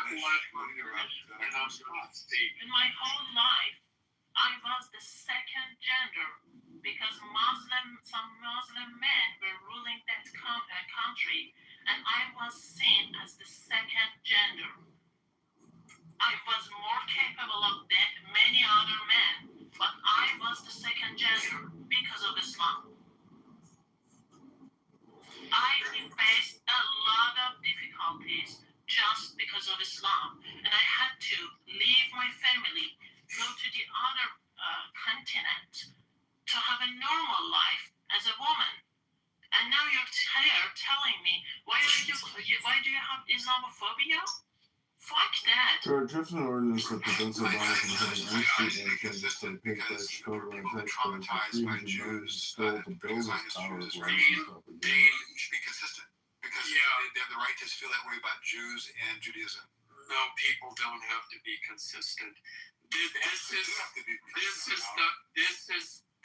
the fact. There were 75,000 mosques in Iran. 50,000 of them have closed. Iran was always, while Persians were Muslim, it was also a secular country. And after the revolution, it became the crap fest it is today. And you may have spoken to a lot of people, Dean, who are pro IRGC, and there were people like and maybe you haven't spoken to them, but I think that if the religion is thriving and that's all anecdotal evidence. I think that if a religion is flourishing in a country, 50,000 out of 75,000 of those places of worship do not close. I think the number's supposed to go up, not down. So I would tend to think that Masa's sentiment is more accurately reflective of the sentiment in Iran than the people you've spoken to. You can see that on my profile picture, Dean. Look at my profile picture. Just 32% of Iranians are identifying themselves as Shia Muslim. Just 32%. Okay? Other people in Iran don't consider themselves as Muslims. Do you understand that? They don't consider themselves because you have to add Muslims. Sunni there. It says 37%. So nearly 37 point something. There's about 40% or so. Yeah, and foreign- 60% are not Muslims. Right. The majority are not Muslims. I And saw no this already. respectable Sunni, and no respectable Sunni who prays to Mecca will ever support the IRGC or even look at them or their followers. Look, I never said I support the IGC. I hear from both sides their reasons, their rationales. Greg, if we funded $30 billion in Chicago, how much is the local interest payments? What percentage of the private recipients of Chicago interest payments? It's complex. A lot of it's also brought up by sanctions. A lot of the frustrations, even if you have. Who says it's complex? It's very obvious. Just bring your points. Your 18. Look, if there's like 5 people against one here speaking, it's not going to be a. No, it's not. It's supposed to be free. I'm going to say that, Robbie. I'm not saying that, but Immortal keeps interrupting me. Don't cry, Dan. Don't cry. Just say. I'm not crying. Just don't interrupt. Just chill. One mic at a So time. yeah, I've seen the survey results, and I know that if you had the best, I said 18 government, Masa, if you had your top 10 people you run in the government, or whatever, your administration, they would still have a lot of the same difficulties if they did not kowtow, they did not bow down to Israel and the U.S. You would still face sanctions. You would still have crippling effects. You're producing 2.1 million barrels a day. You'd be producing 700,000. Your oil production would be cut by 2/3. People be starving. What's it have to do with the fact that Islam is calling Muslims infidels like Persian Schultz? The sanctions have crippled Iranian society. You know that before Islamic Revolution, Iran was a pretty normal country. We had a good life there. It was a good place to live in. Under After the Islamic Revolution. Under the dictator, though, it was a good life. Under the guy that was oppressing. Oh my God! You know the one that you're calling a dictator. Were you even there? Were you even there during that time? Oh, you were there. Were you there? No, you were there. She wasn't. But the funny thing is, she has so much to say about Iran, but yet she ran away from Iran. The propaganda Like, they fed and then we got in the past half Do you know century. why I ran from that country? Because they were Muslim people. And now you're telling me why I ran out of that country? Finally, that left for 2 minutes. Very disputed because of, Israel's there. Said Hassan post that we're there right with you. There's so many. I need my 2 minutes and I'm gone. Then I'll leave it for Dean and Harvey to continue their propaganda. Drop site to ZTO and so forth, some reliable independent sources of news. Okay, can I get my 2 minutes now? You know what? I would like to give Immortal 2 minutes.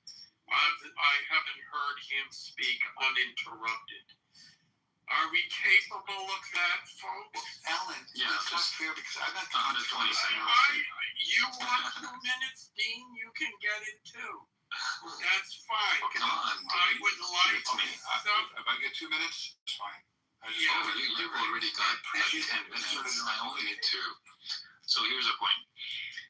I understand that people are like people like Dean as Muslims or cynic or other people who are wise Muslims, democratic ones, those that are not killing people because of their beliefs. Actually, they might have in the past, but right now they're a little bit more educated, so it's not happening in 21st century for people like Dean.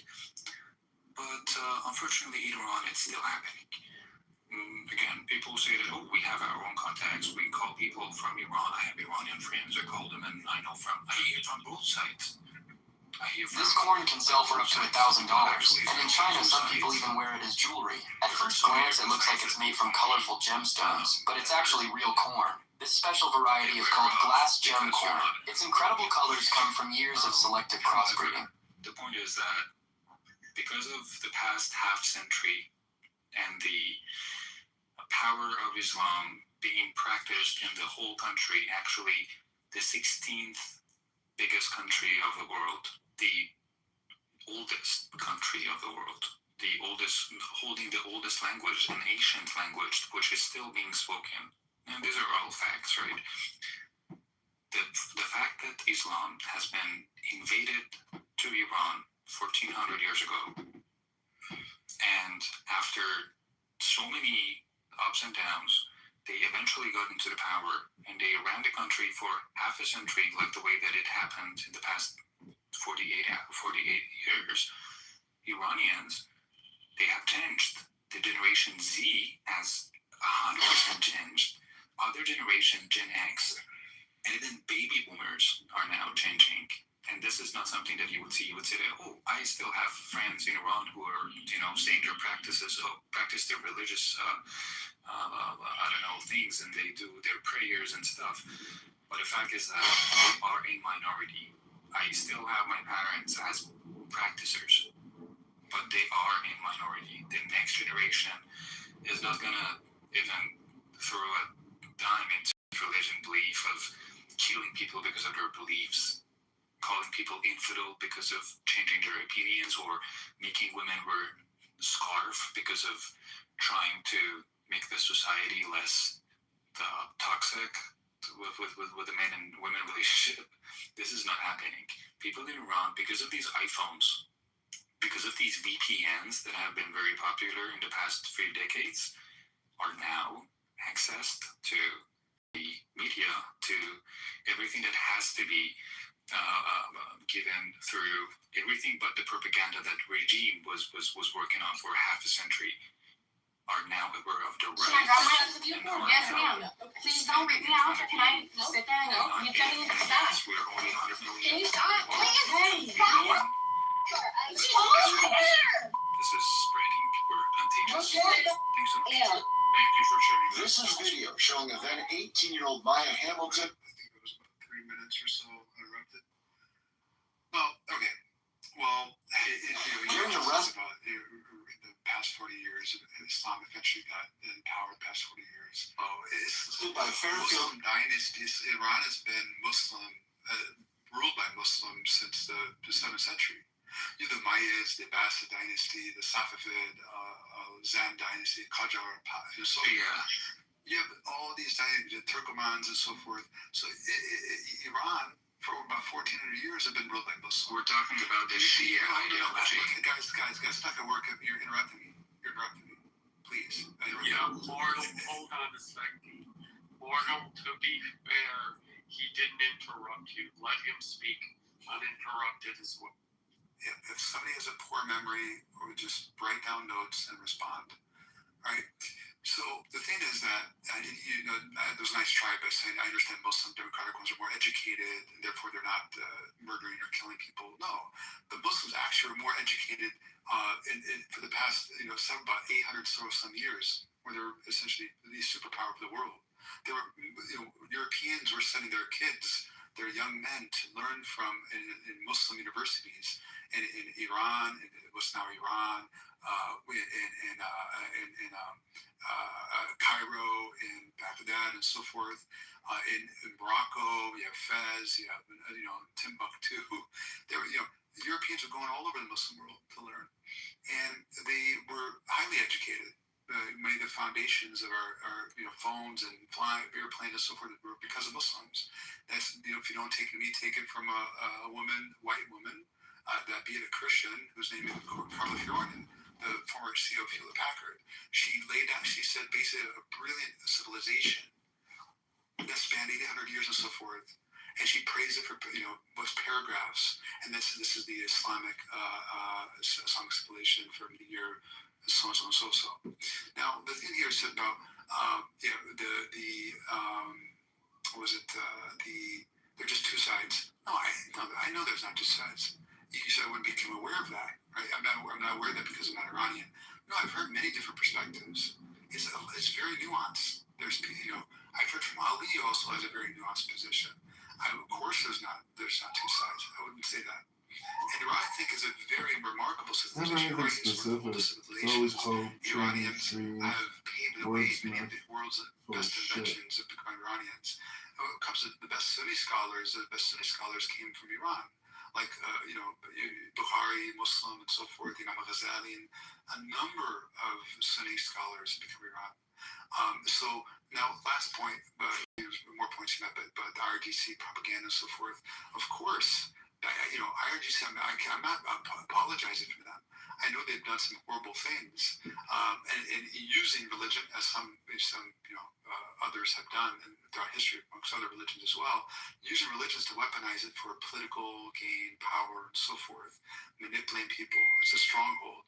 Christians have used it, Jews have used it, Buddhists have used it, and so forth. So it's been done plenty of times. I think I've used about as much time as he did, so I don't need a bill for that. Dean, you realize how Iranians became Muslims? Do you know that? Have you seen what ISIS did in Syria and Iraq? That was the exact thing Arabs did in Iran and forced Iranians to convert and become Muslims. That is what happened in Iran. Iranians are Zoroastrian. They weren't Muslims. They forced them. They made them to become Muslim by killing them, by raping them. Okay? That is how Iranians became Muslim. And after that, generation after generation, Iranians tried their best to keep their own tradition. Iranians tried to have their own culture. Okay? It was very difficult. They have done a lot to save it. We have done a lot to save it. And we will not give up. And we will save it. Okay? So don't think that it's just about this for decades. No. It's been a battle for centuries. It's not just a few decades. No. It's not like that. You talk just about your previous points. No, your uninterrupted speeches is over now. 2 points in about the country and still rolling. The fact that the past half century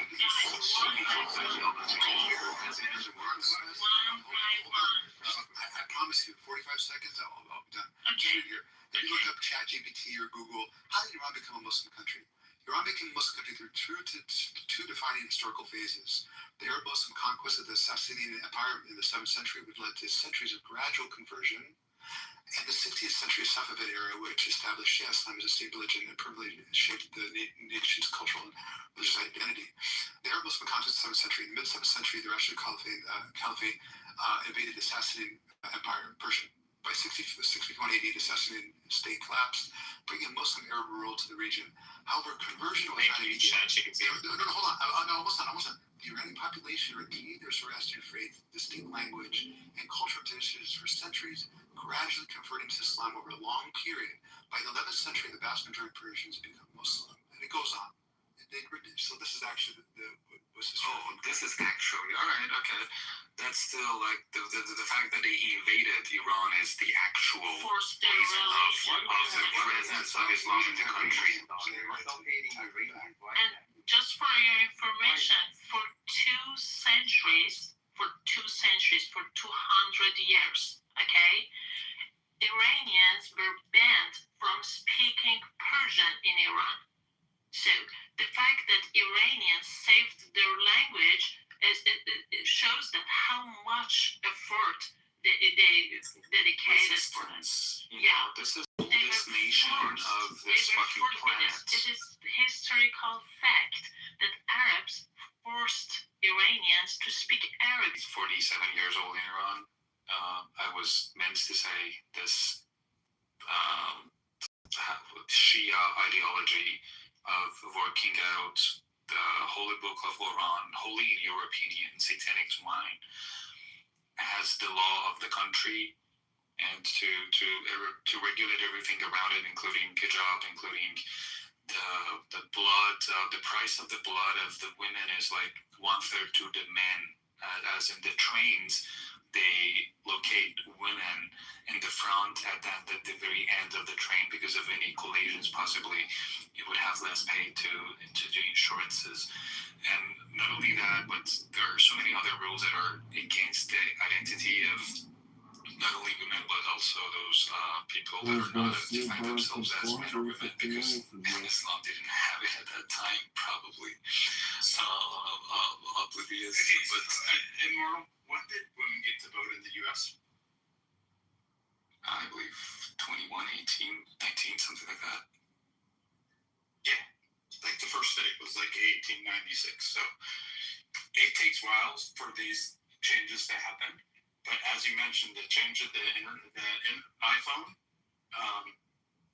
letting people see what exists in the West has caused massive and quick changes throughout the world. And now we have the counter change in the U.S. where we're trying to pretend like science doesn't exist anymore. We're trying to take us back to pre-1920. That was also just a metaphor of the regime, of the Science doesn't exist.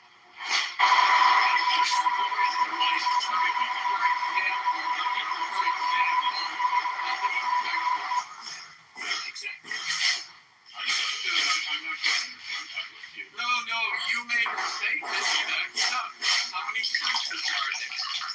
There's two sexes and multiple different genders. No, there's no gender are the same thing. Yeah, for someone that's not educated. Thank you. No, I'm very educated. Okay. Yeah, I'm very educated. Okay. All right. Where did you go to school? Yeah, I went to Where did you go to school? Yeah, where did I? I'm not going to dox myself. Okay. But I can tell you this. When I took my graduate record exams, at that time, it was out of 800. I got 800 on one test and 799 on the other, and I didn't even bother to study. So that's how intelligent I am. And I could have graduated high school a year early, but I didn't bother with that either. That's how intelligent I am. So to claim, and this is a typical, we're done with this, by the way. This is a typical leftist bullshit argument. Yeah, right. Oh, if you don't agree with me, you must be uneducated, because only educated people could come to the same conclusions. Yeah, only educated people. So we're not going to entertain that. So you read the scientific journals on gender? Yeah, I did. And then tell me, why did they outlaw gender affirming therapy? Yes, ma'am. Some people are writing Mark. It changes how election. Because the numbers are proving, first of all, number one, there is no targeting of transgender people. That's a lie. Number two, transgender people are not being murdered. That's another lie. Number three, if you do nothing with transgender teens, it will resolve by the age of 21. Those are the facts. Okay, but they didn't outlaw it. They outlawed it for a certain age group, and that's fine. I think I know, but that's not my. Yeah, in any event. Yeah, but Wait, what? I'm going to take gender dysphoria out of the DSM-5. You and I can argue this another day. Let's let the Muslims fight each other. Yes, Stan, why did they remove gender dysphoria from the DSM-5? Can you explain this? It's funded. What Immoral said that Iran just essentially became a Shia nation 4 years ago is this factually correct? Iran, just look this up. Iran officially became a Shia nation over 500 years ago. In 1501, when the Shah Ismail, the founder of the Safavid dynasty, declared 12 Shiism as a state religion. Prior to this, Iran was a predominantly Sunni Muslim religion for centuries, and we established that ISIS did not force them to convert, just like, back then Arabs did not do what ISIS did and just force them to convert. The Iranian, again, quote, the Iranian population retained their Zoroastrian faith, distinct language, and cultural traditions for centuries, gradually converting to Islam over a long period. Right? No, this is actually referenced. I'm actually looking at reference ChatGPT. Wow. You can look at the Google. There's references, and this historically what happened. Hey, Dean, do you think this all came about? Dean, do you think this all came about because the Sunnis got tired of reading all the dirty hadiths about Prophet Muhammad? And then they're like, we're just going to throw all these out in Quran hadiths and have serious. There's no dirty. Well, I can't say there's no. Sunan Abi Dawud 47:17 is quoted Sahih. It says, and for the woman who buries alive her newborn daughter, the mother and the baby both go to Jahannam. But that goes for the father too. They go to hell. No. It's a mother. It says, and for the woman who buries alive her newborn daughter, the mother and the baby both go to Jahannam. No. Sunan Abi Dawud 47:17 is quoting Sahih. Right. It's Al-Albani. Particularly. No, the scholars address this, and the babies don't go to hellfire. Yeah, I know, because the Quran says that they're innocent. Yeah, I know. No, yeah, exactly. Yeah.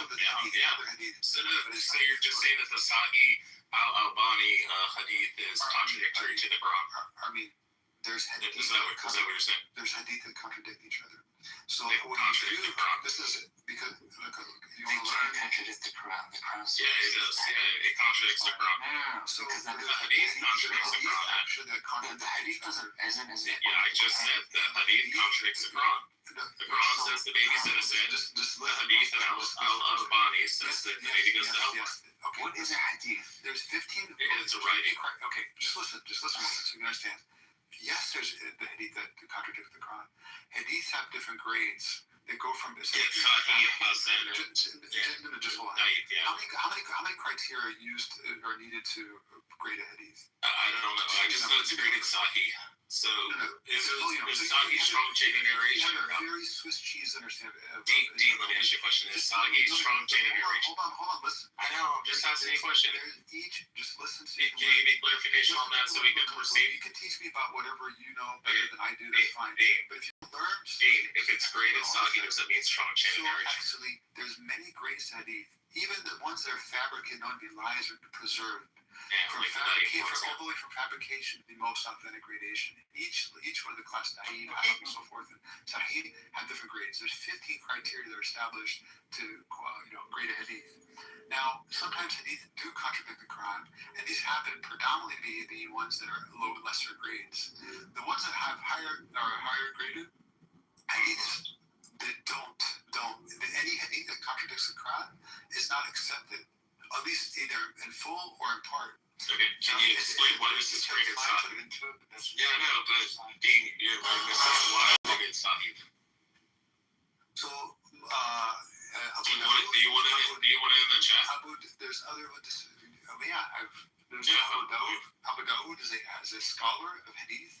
There's other hadith scholars who. Hold on. Do you know there's other scholars? Okay, it's Sunan Abi Dawud 47:17. A mirror reported the messenger of Allah, may peace be upon him, is saying, the woman who buries alive her newborn girl and the girl who is buried alive both will go to hell. This tradition has also been transmitted by Ibn Mas'ud from the Prophet, may peace be upon him, to the same effect through a different chain of narrators. Yes. Grade Sahih Al-Albani. Okay, so what, the Prophet was wrong. There you go. So the Quran I don't even know if I understand that the hadiths don't supersede the Quran. Let's say the Prophet said that it's irrelevant. Yeah, it's irrelevant, yeah. Because the Quran supersedes it. Yeah, the Quran. Wait, how about if it comes from the mouth of Aisha? Look, how about Sunan Abi Dawud? It can come from the mouth of Muhammad himself. It doesn't matter. You're completely not in a position where you want to listen. Okay, I've studied this, and I've studied the. I'm a Bukhari. But if you want to, Bukhari doesn't learn as much as you want to be stuck in your ignorant view of first of all, hadith in general, and this particular hadith, go ahead. Okay. Let's get back to the Sahih Al-Bukhari 24:28. The Prophet in his ailment in which he died, he used to say, "Oh Aisha." This is narrated Aisha.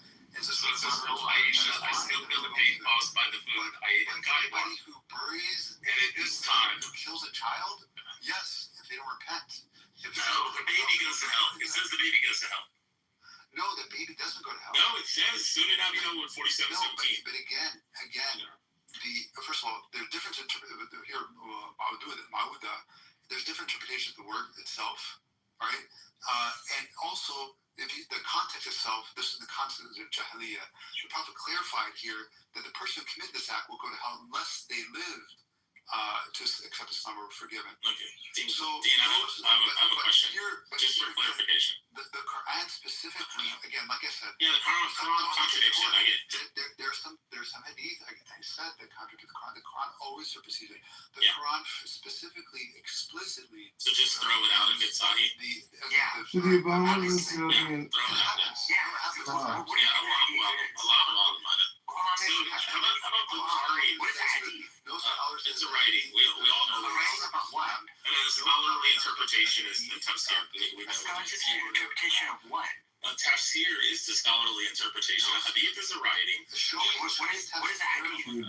Yes. A writing about what? I've already said it's a writing. Show me tafsir. A writing about what? Okay, Dean, I have a simple question. Dean, hold on. Ali, chill out, bro. Seriously. Like, go beat yourself with a cat of nine tails. I get it. Ali used to do that too. So, Dean, I have a question. If it's Sahih Bukhari and it's narrated Aisha and it's rated Sahih, do we accept that if you're Muslim? No, it depends because there's some. Well, it's just through Bukhari, Sahih Bukhari. Hold on. Do you want to answer me? The answer? Yes, Sahih Bukhari, 45. It ties together with the Quran. About politics.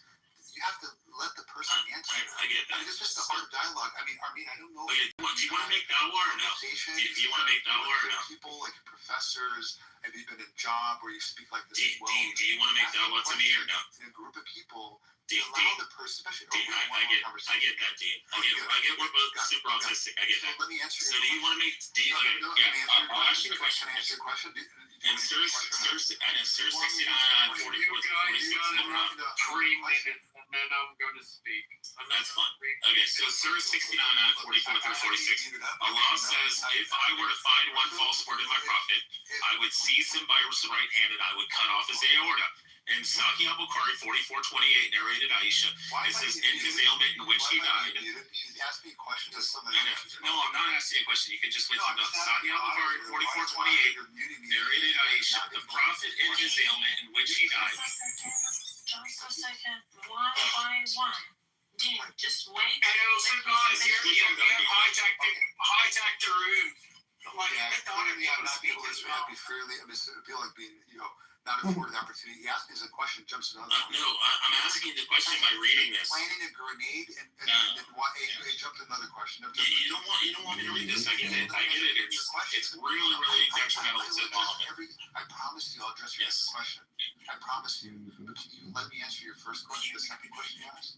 Yeah, I already answered your first. We'll move on to that. Okay, cool. Okay, so it says. I'll answer your second question.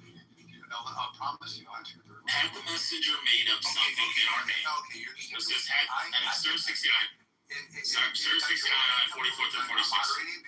Dean, I get it, bro. I know you don't want me to read this one aloud. It's really hurtful to Prophet Muhammad. No, I'm showing how Prophet Muhammad's a fake prophet.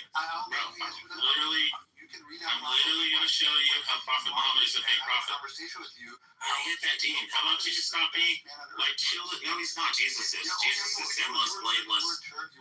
Dean, is Jesus sinless? No, I'm not even talking about the Trinity. I'm saying that Jesus is sinless. Muhammad has sinned. Muhammad is sinless as well. Yeah, Muhammad raped a woman. He raped a little child. He raped an iron dated. Aisha was 9. She didn't have her menstruation until after the Battle of Kitover when she was 15.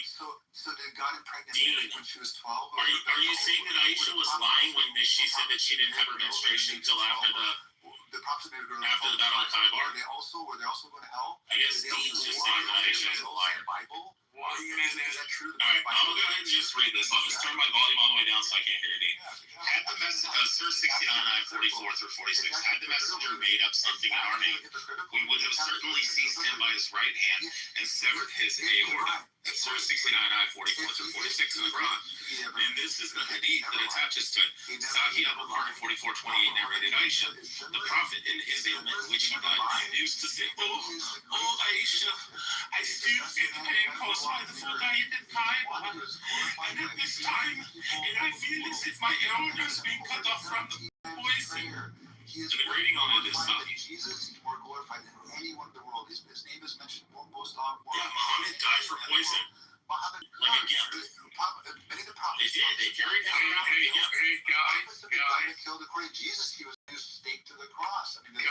to believe. Why are you doing what about us all the time, Dean? Rich, Oh, yeah, what's up? Dean, guys, listen. Somebody is texting me, and I told you you had 3 minutes. I've given you 5, Yeah, all right? go ahead. I'm going to speak, and then you guys can go back to fight. First of all, I find it silly when people argue over what was written in a book that some people claim was written by God or a prophet of God 1,500 or 2,000 years ago. People are going to believe what they want to believe. Having said that, I want to address the point about Islam's reputation by conversion by the sword. Certainly that took place, but the more effective practice was that, I don't know how to pronounce it, I call it the jizz tax. Yeah, jizzy. Which, first of all, anyone who was poor, who could not afford to pay it, they converted to Islam. Second of all, when you look it up in Google, it said, well, you know, it wasn't conversion by the sword. Islam swept throughout the Middle East because of military conquest. Well, we know once one army conquers a region, then who's ever left over has to do what the fuck that army says. And while Islam certainly didn't say, well, you belong to us, you gotta become Muslims now. They certainly did make it fantastic. Yeah, they made it certainly life was much more difficult being taxed like that. And certainly we can be sure there were social pressures that put on anyone who didn't. So now I am standing here. It's kind of accurate to say they weren't all forced conversions. With the CIA. Literal force, convert or die. But then on the other hand, no. But Today is a new day for parental rights in America. There's about, I forget the number, there's about 350,000, maybe more, depending on the estimates. Literally, convert to Islam, or we will kill you. And some of them said, okay. And then there are others, they were just teenage girls who they killed their parents and they were forced to marry and became Muslim brides and were raped. So, yeah, that's kind of where I stand on that. Now, the rest of you... respond to that. No, Dean, there's no response. That's actually not true. Oh, it isn't true? Go fuck yourself. Literally, Dean, shut the fuck up. Go, it's not true. What do you mean I share half your DNA? My name, I said, Alan Dean. No. I thought you said DNA. No. Go back to arguing with Chris. I could be part of you don't know that. Yeah, doesn't matter. Then you're, I don't know what to say. You could be, but you're not. In any event, go back to art. Okay, no need to go back to it. But here, Islam, first of all, the jizya is not a forced conversion. Jizya basically is a tax for non-Muslims that would afford them protection from Muslims. Many, particularly Jews, historically, Jewish historians, rabbis, and so forth, they sought refuge in Muslim countries from Christian onslaught, which is 10% tax, and they did not have to fight in the army themselves. But if they were to serve in the army, then they didn't have to pay the jizya. The jizya afforded the religious minorities protection, also access to public works, water, and so forth. So that was a tax, much less than a third or half the salary, depending on how much you make. So that was one. that if we look here, particularly about convert, well, some of the things you said did happen, of course, but if we actually look into the course of history, just how did Islam spread throughout the world? Just quick look, and I can say my own answer, but just look up through Google. Islam spread rapidly across the globe through a combination of early military conquests, expanding trade routes, peaceful missionary activity, and Sufi orders.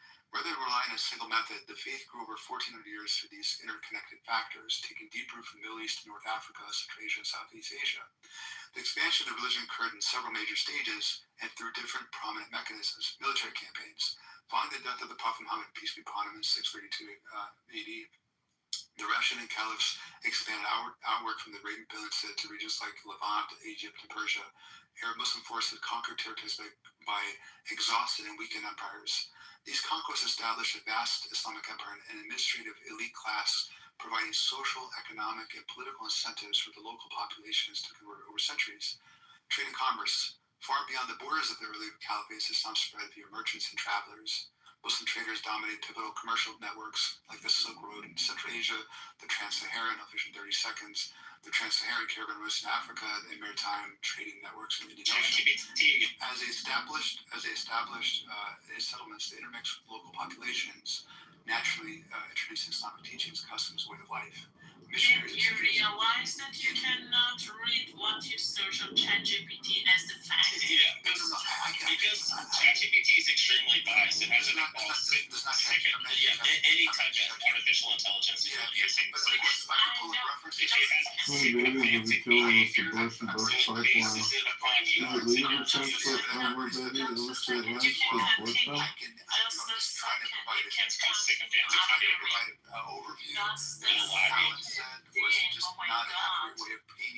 Dan, just a second.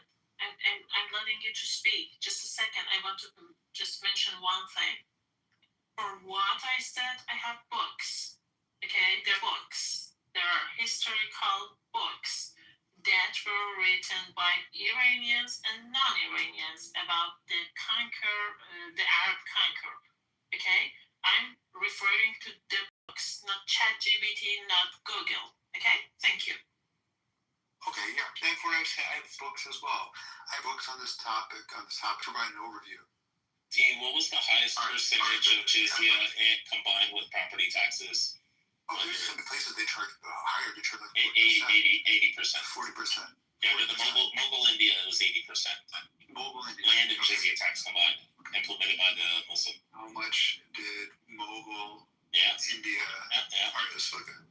It says Mogul India, the combined burden of jizya tax, land tax, said to exceed 20% in annual farm produce. Some extreme later accounts even mention as high as 33 to 80%. Oh, as high as, yeah.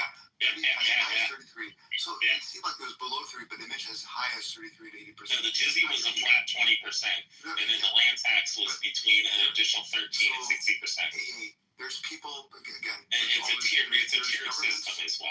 Yeah. So there's government. Property, the more tax. There's governments, just like. So do you think those people decided my question for there's government action. There's Christian governments, for example, they went against Christian teaching. But do you think that would influence a person to convert so that way they only have to pay a zakat, which is a flat rate? So that if they're charging more, do you think that would influence a person? They're going against, I can't say there's Muslim governments that actually went against the Quranic teaching. They actually went against Islam. Can you show me the Quran where it says what the jizya tax is? Correct. I'm answering the question. Dean, show us in the Quran where it says the flat rate jizya tax. I'm addressing that. So there is, the jizya is 10%. So if a government charges more than that, they could be going against Islamic teaching. It depends on what else is being offered for that tax. For example, we in America, we pay a third of our taxes. Sorry, I have to stop you because you want to stop. No, I'm trying to. Once we are talking, it is that people were. What is a black job? The thing that they were doing was discrimination. That's Donald Trump. Against someone who had a different religion. Now you're trying to even justify that. Yeah.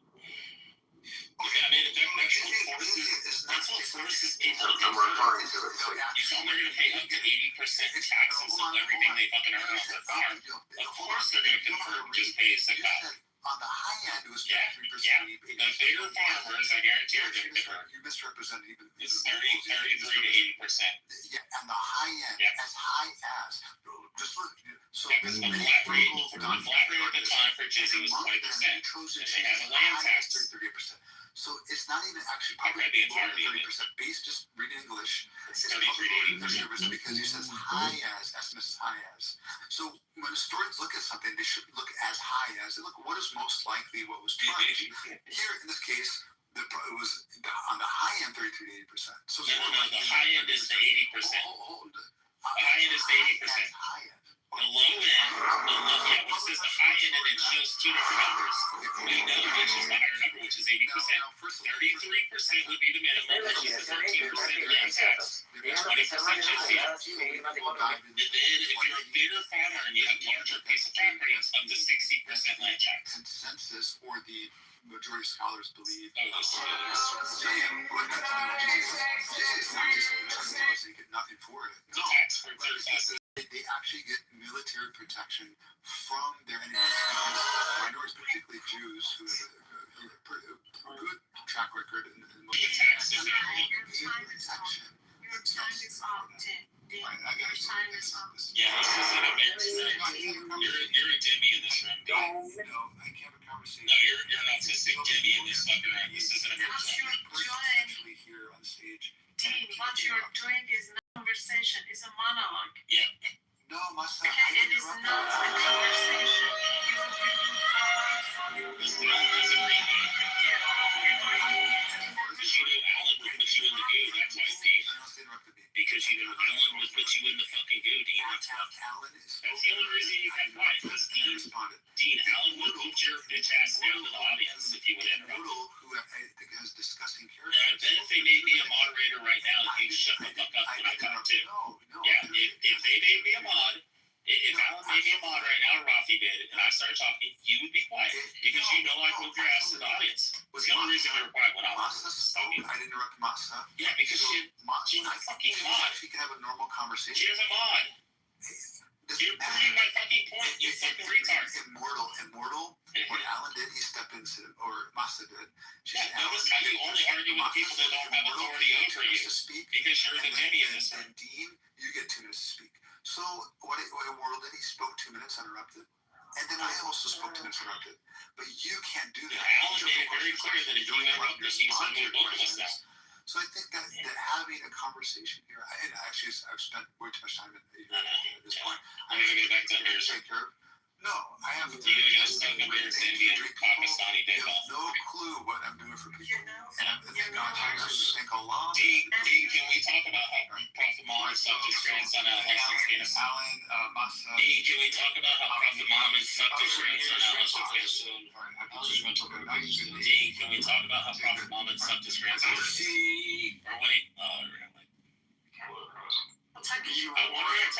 really wanted to talk about when Prophet Muhammad went down to the river with a bunch of little boys to do wudu and prayers. And when he came back up, it says that Aisha had to clean the cum stains off his clothes. Jesus Christ, really? Yep.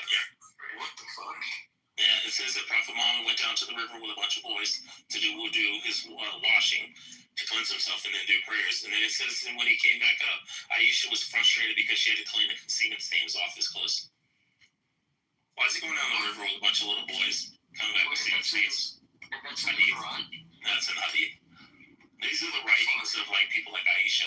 This is why all the Shias reject all the Sunni shit, because they open it up and they read about like the book of suckling. They read like the book of suckling that says that if a man and a woman aren't related or they're not married, that the man and woman should be put to death if they're alone together. So Aisha goes and she's on a caravan and she goes behind a rock to go pee, and when she comes back out, the caravan's gone. And this young strapping like 18, 19-year-old dude rides up on a horse and he picks her up and he brings her back to her hometown. When she gets there, everybody starts screaming, kill them, we have to stun them to death. Well, Muhammad shows up the next day and he's like, what's going on? And they're like, oh, we're going to have a trial, we're going to put these two to death because they were alone together, and she's not, he's not husband.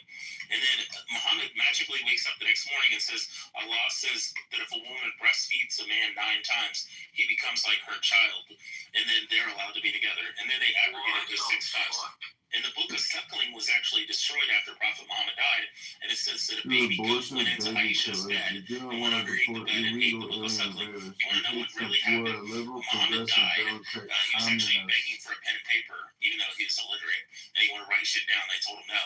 And then after Muhammad dies, where he died from poison, it says that what I guarantee happened is they picked up this book and they're like, bro, what the fuck is this? And they're like, book of suckling. You breastfeed a man 6 times, and then he becomes like her child, and then they're allowed to be together because family is allowed to be together. And then I guarantee they just threw the shit in the fucking fire. Bro, we gotta fucking destroy this shit. So there's also another example of another guy named Zayn who was his adopted son, and he had this beautiful wife named Zainab. And he comes there and he says, "Oh, Prophet, I'm not happy with my wife. Her and I are fighting, and I'm just not happy with her. I want to divorce her." Well, he instructs him, "Go ahead and divorce her." And then Muhammad turns around and immediately marries her. And then he realizes that Zayn cannot be around Zainab. I mean, this is my interpretation on it. So he then abrogates and removes adoption because he was his adopted son, which would make him like his son, his blood son through adoption. Then Zayn, who's his adopted son, would be the stepson of Zainab, which is his ex-wife, which means he'd still be around her.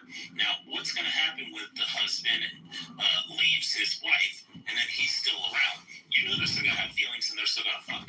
So Muhammad says the only way I can get out of this is to abrogate all adoption. So in Turkey, a couple years ago, they had the big earthquake where all those people died and shit. All those kids are not allowed to be adopted. They're not allowed to take your last name. They're not allowed to call you father. They're not allowed to accept any of your inheritance. They're just pretty much like fucking people who live in your house. So imagine, Lucien, you're a kid. You're 10 years old. Your mom and dad die in an earthquake in Turkey. Then the family comes along and they say, "Hey, we're going to take you out of our house. We're going to raise you as our child." And you say, you're 10 years old and you're like longing for your mom and dad. And you want to call this person, you want to call me your father. I would tell you and instruct you, "Hey, Lucien, you're not allowed to call me your father because I'm not actually adopting you. And you can't have my last name, nor can you have any of my fucking inheritance." And it won't happen because Muhammad stole his fucking adopted son's wife away. He's a total piece of shit. He just literally made shit up as he was fucking going along. He would just wake up the next day and be like, "Oh shit, I need to like chase this and shit." On the top of that, actually, he forgets his own verses that actually he heard in the cave, and he cannot remember. Now, note that actually he, the word of God being given to him by Archangel Gabriel, and was not a fly on the wall to tell you exactly what happened. That man was loose. And also he coined at times he spoken to Satan. So satanic verses, I'm not going to go into more detail with this. So the point is this, yes, he's just, let me just wrap this one. Quran, the book, does not have a single thing of value in it that has not been thought about, written, behaved, and practiced by others way before Muhammad. But it is full of menacing ideas, fatwas, Sharia laws, honor killings, and killing the apostates and the rest of it. And the litany of the horrible bad ideas is in there. So and then on the top of that, shamelessly steals the stories in the Old Testament and New Testament, and changes some of the ending, beginning, or the middle of the stories, and to fit the narratives of the. Okay, sorry.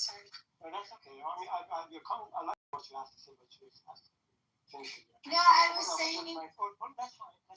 So what I'm saying is, in order to bring credibility to this nonsensical, barbaric, horribly badly written book, Muhammad and his friends around him, they kind of shamelessly copy the stories of the Old Testament and New Testament to bring credibility to the book itself. Without that, there's nothing in it of value. That's kind of one point that I wanted to make. And second, I wanted to talk looks like being left. The point that I think I'm trying to make, and perhaps others are trying to make, that when you mix a potion, that is, the ingredients are religion and the government, the results are politically bad. This is particularly true in the case of Islam. If you look at the 6 theocratic Islamic Republic of X and Y and Z in the world, which the government is, Islamic Republic of Iran, for example, the plight of the citizens in the country, Iran, Afghanistan, Yemen, is horrifically bad. And particularly the women and the children get the brunt of this barbaric religion. The problem is, I think somebody mentioned, for example, Quran, actually the beginning of it starts with a verse from the Quran, the Constitution of Iran. And then immediately pretty much incorporates pretty much most of the Sharia laws into the Constitution of Iran. So it is not a good thing, and there's really nothing degrades the kind of destroys a country and a culture when religion, in this case Islam, and the government is mixed. And you can see the result. Just see what's going on in Afghanistan, in Iran, in Yemen. I don't have to tell anyone here what happened, what's happening to the people under the Islamic Republic of different countries. The last point that I wanted to make is I forgot. I just so please go ahead. Lucien, last thing I was going to mention to you, Lucien, there's a hadith about this where Muhammad's men went into a neighboring village, and there's two separate hadiths. One says that the men went in there, they defeated the neighboring city, and then they captured the women who were married, and their husbands were still alive. And then one of the hadiths says that they wanted to have sex with the women, but they knew that they were thinking that that would be considered adultery and rape because the husbands are still alive and they're forcing themselves upon the women. And then the other hadith says that they did already have sex with the women, and they thought that, oh my God, we just committed adultery and rape. So then Muhammad goes and wakes up the next morning, and he gives 424 in the Quran. And this verse says, and for the women, or for the woman, I'm sorry, hold on, I'm trying to remember, dang it. I'm sorry. Saying simply is that he wakes up the next morning and creates this verse in the Quran that says, yes, you can have sex with these women, even if because I want to go, so I just wanted to because I want to go, so I just wanted to just go. You can Irish goodbye here. Just go. You can Irish goodbye here. I'm here. Don't worry about it. John, chill. I can stay, especially if you need me. Yeah, because I want to munch you up the door. That's okay. I was going to say that the former speaker...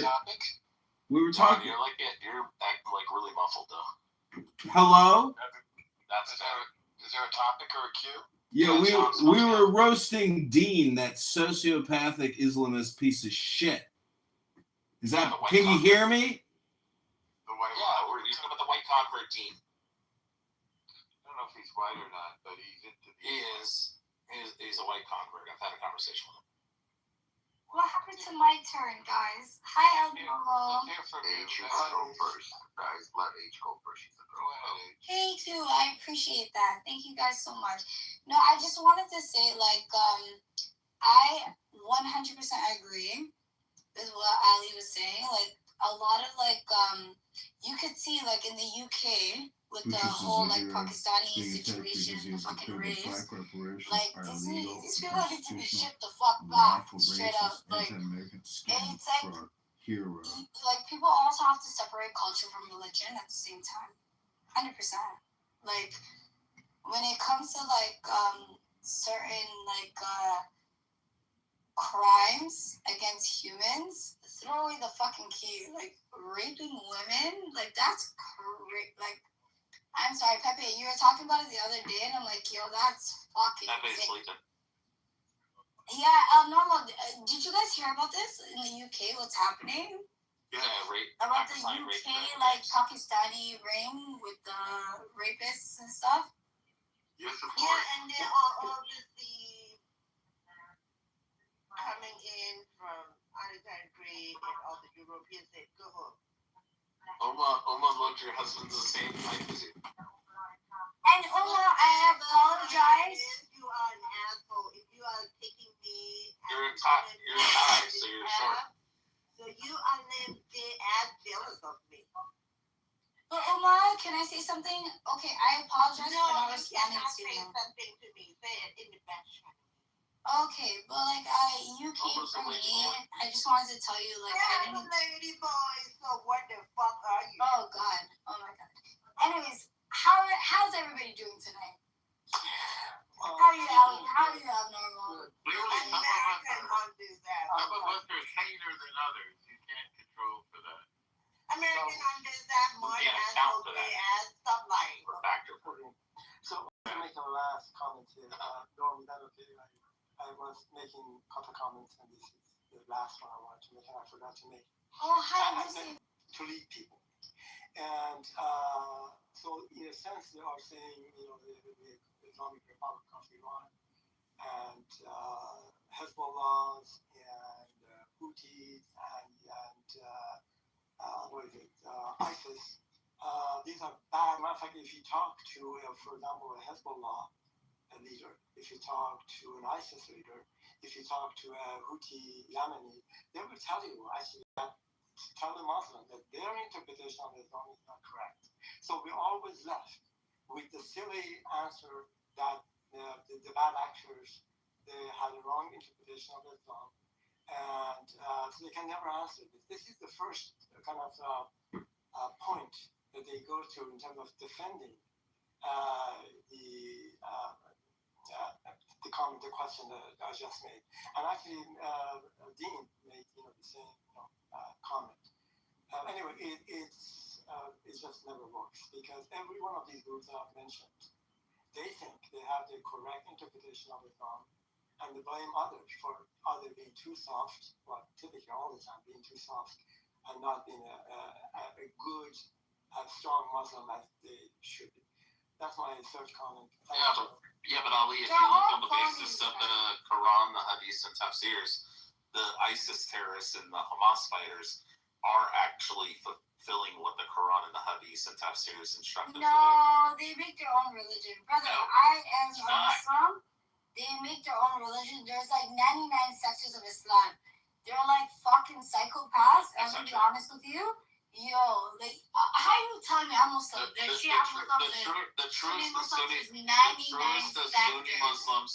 truest Sunni Muslims are ISIS fighters.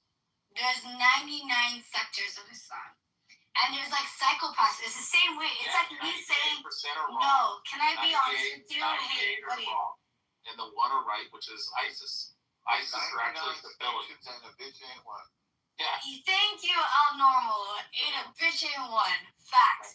No, there's like a lot of like psychopaths that think like they have to separate culture from religion, right? Like I came like from where I come from, they fucking circumcise women, and I'm like, oh shit, and they try to tie that shit to religion, and it was like a cultural, it's a cultural thing. And I'm looking at these motherfuckers like they try to tie that shit to religion. I'm like, yo, you guys are fucking retarded, 100%. Like these people are barbaric. You know who Waris Geary is? Yes, of course. Wait, H, can you show me what ISIS does that goes against the Quran? How do you say that? Me with Waris. 100%. Like they're extremists. They're like. Okay, can you show me like an example of what ISIS does that goes against the teaching? Yeah. Oh wow! Like first of all, show me from what I know, what I was taught, the Islam that I know is respect thy religion. We believe in the Old Testament. That's not true. Yes, we do. You believe that Jesus was God? Wait, you believe Jesus was God? No, I believe Jesus is prophet. Do you believe that the Old Testament prophets and everything like that? Yeah, we believe the same story. Alright, you know what? I'm not all no, like this is factual. I'm sorry, but like Islam believes in the Old Testament. I can swear on the Bible. Bet you didn't know the New Testament is equivalent to these extremists making their own fucking religion. Sorry, buddy. Wait, H, I thought you shut the fuck up, you fucking overweight piece of shit. Nah, like you know what's crazy? You want me to swear to the New Testament? It's equivalent to me swearing to these fucking retards that are like making their own religion. That's all I'm saying. To me, I'll swear by the Old Testament. BPR, that's me with Warwick Theory. Thank you, Abnormal knows. Abnormal, you're a fucking goof. Remember? How's that? But Abnormal's not a goof. He's actually very educated. He's a very... Projection alert detection system has been activated. You left out the part how I date hot models. Do you agree in the Quran that it's acceptable to have sex with women that you capture during war? The Chevalier of the Legion of Cornell. Thank you, Abnormal. But like, listen. Do you agree with the Quranic? Do you agree with the Quranic verse where it says that you can have sex with women? Like I said, there's 99 sectors. You know, in Islam, they tell you there's 99. In the It's not in the Quran. Please pull it up. 424. Please pull it up. Do not You commit know what? adultery except those of your right hand So possesses. did the Roman Catholic Empire. Let's be honest. It's in the Quran, 424. Like yeah, let's move on. We're not going anywhere with this. Yeah, I'm Somali. Yeah, you're so mad. Retarded people, right? 4 days in Canada. Sorry, buddy. Smarter than you, fucking goofy ass Yeah, bitch. but I know your Quran better than you. Yeah, I'm sure you do. You didn't pull up one verse, you fucking goof. 424 in the Quran. Recite it. Do not commit adultery except for those of your right hand possesses. Yeah, and recite it from the Old Testament, you fucking goofy. She's not listening. Putting her fucking Quran. Yeah. Hold on. So what I wanted to do... Go ahead, Ali. I wanted... Something is on here. Anyway, I wanted to bring us to a much recent kind of interpretation of Quran. This is by Ayatollah Khomeini. He actually is the leader of revolution and the Buddhist. So I wanted to kind of, he wrote 2 books. Norman, you're hot mic. He wrote 2 books and actually interpretation of the Islamic Sharia law and the rest. So I'm going to read, I can put actually I'm saying you're going to host Norman, you're hot mic and we can hear your TV. Norman? Yeah, no. Intentionally not listening. It is.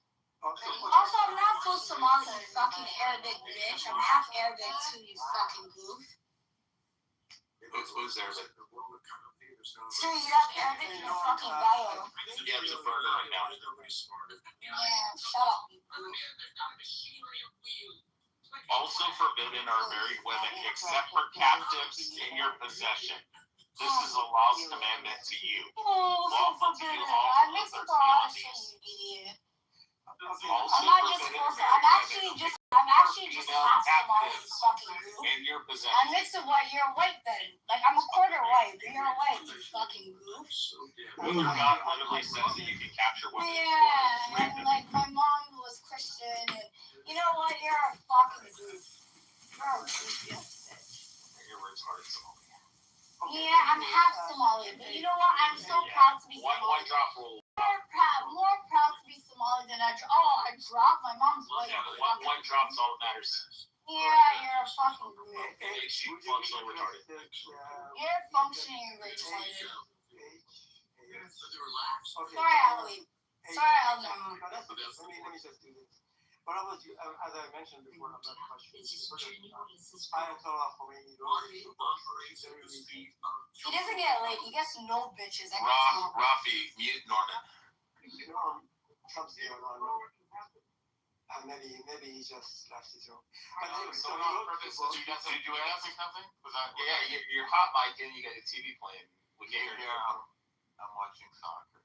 Yeah, you can mute. We're all watching soccer. I love it. Who's your team, Elnormal? Hold on a second. Norman's only leaving the mic open because he doesn't want to hear H talk. Oh, Colombia won. So Norm, can I wanted to just... He's so funny. All right, thank you, Norm.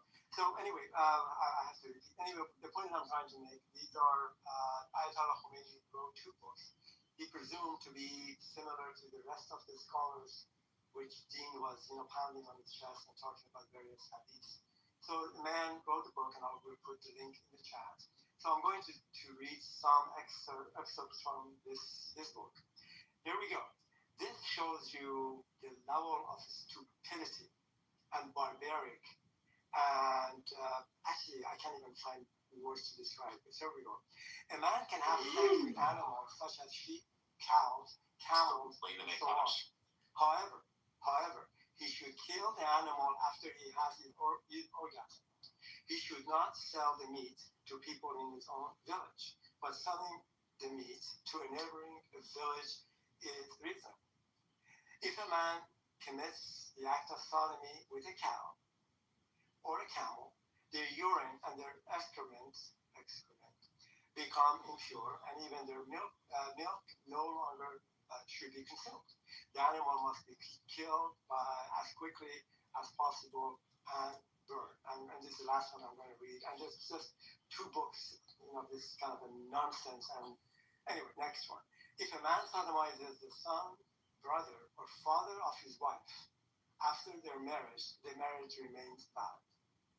This is a kind of garbage that the leader of the Islamic Republic of Iran, the head of the revolution, the man that some people, the Shia Muslims, and some of them in Iran to look up to, or at least they did. This is the kind of nonsense or hadith that we're talking about. So what I'm just trying to tell you, there is not a single thing of value in any of these, the Quran itself or the hadiths written.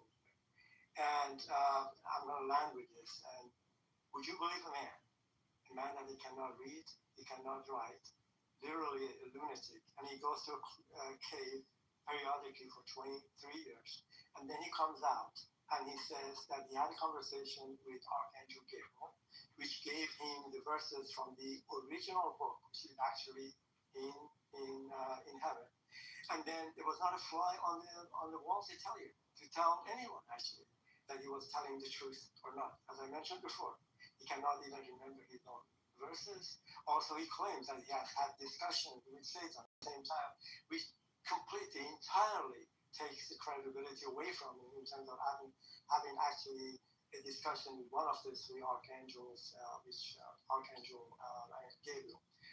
This is the kind of nonsense we're talking about. I'm going to land with this. Islam, which is not actually a religion, it's really a cult, which has shamelessly stolen from the Old Testament and New Testament to give the book some level of credibility. And even that project has failed miserably because it has produced the menacing ideas and the behavior that we see right now in the world, which is shameful.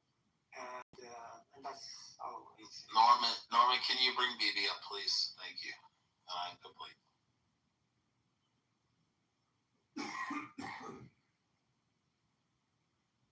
Norman. Man, shut up, bro. You shut the fuck up. I hope you die, fucking goofy ass niggas. I can't fuck with you guys. Honestly. You want to respond to H? Stupid ass nigga. Also, we're not big on the N-word in here. I don't give a fuck what you're big on. You're a goof. Alright, so in Quran chapter 4, verse 24, also forbidden are married women except for female captives in your possession. It means you can fuck female captives. Oh, take it easy there, Rich. That's what it says in the Quran. I'm literally reading the Quran. Being profane. Okay, it says also forbidden are married women except for female captives in your possession. What do you think that means? I just said don't be profane. I'm only using extreme language to convey. What about the Slavic slave trade, the Euro-Slavic slave trade? What about the transatlantic slave trade? Are you doing You know what? I'm not going to argue with the ignorant motherfucker, but it's okay. You know what? How about we have a competition? Let's see who's hotter. You post your picture, I'll post mine. Wait, are you doing whataboutism now? Oh, God. I'm not even going to argue with the ignorant motherfucker. Sorry. We already know what you look like. You're Yeah, I'm pretty hot. I don't... there's people that can confirm on the app. What do you look like? Let's see. What's your ancestry? You know what? It sounds like you're just like a mad motherfucker that lives in a basement that pays for OnlyFans. Hold on. Pause. You sound like the motherfucker that plays video games in their basement, that pays for OnlyFans, jerks off in their basement, and watches the streamers. I don't play video games. Sorry. You sound miserable. But you know what? I wish you all the best. Seek therapy. Brother, I I wish you all the best. All right, let's compare photos because we know you got a big forehead and a fucking. Oh, let's go. Ooh, baby boy, I don't have a big forehead. You're Somali. Go ahead and post Oh, your photo. let's go. I already Let's go. posted mine. You post your picture, I'll post mine. I already did. PTR.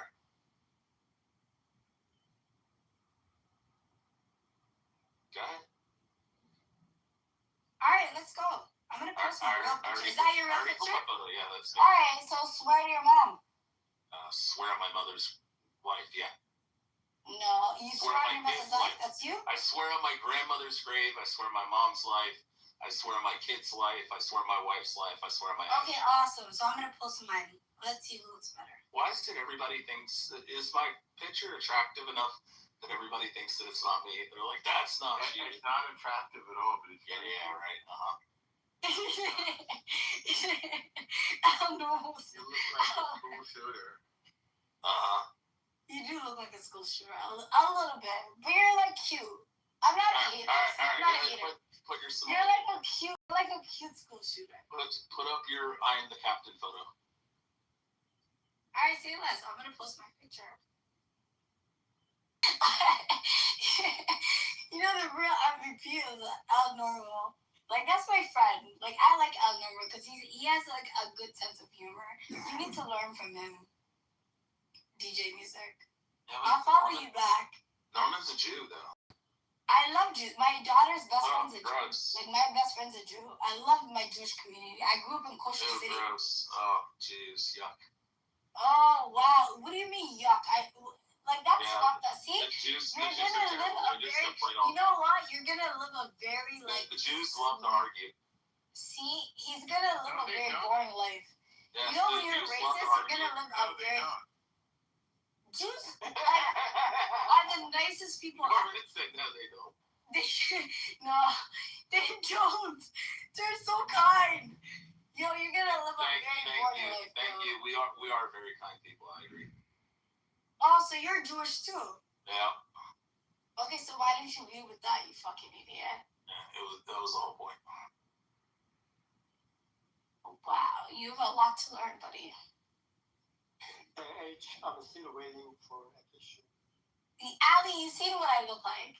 But now that he added me, I'm gonna back channel him. Well, I'm waiting to see your picture, actually. You seen my picture, Ali. No, I couldn't.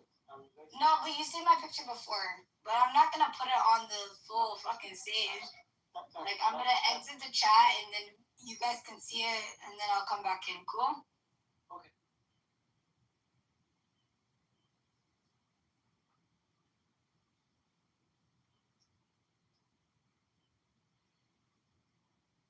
Everybody always says that. I said, that's not you.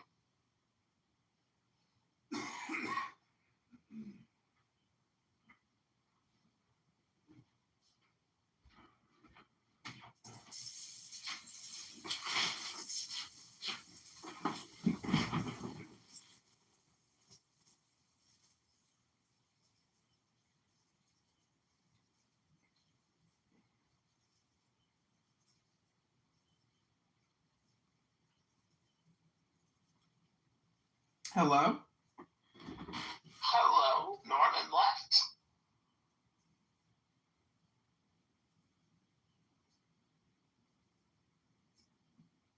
Rafi, are you there?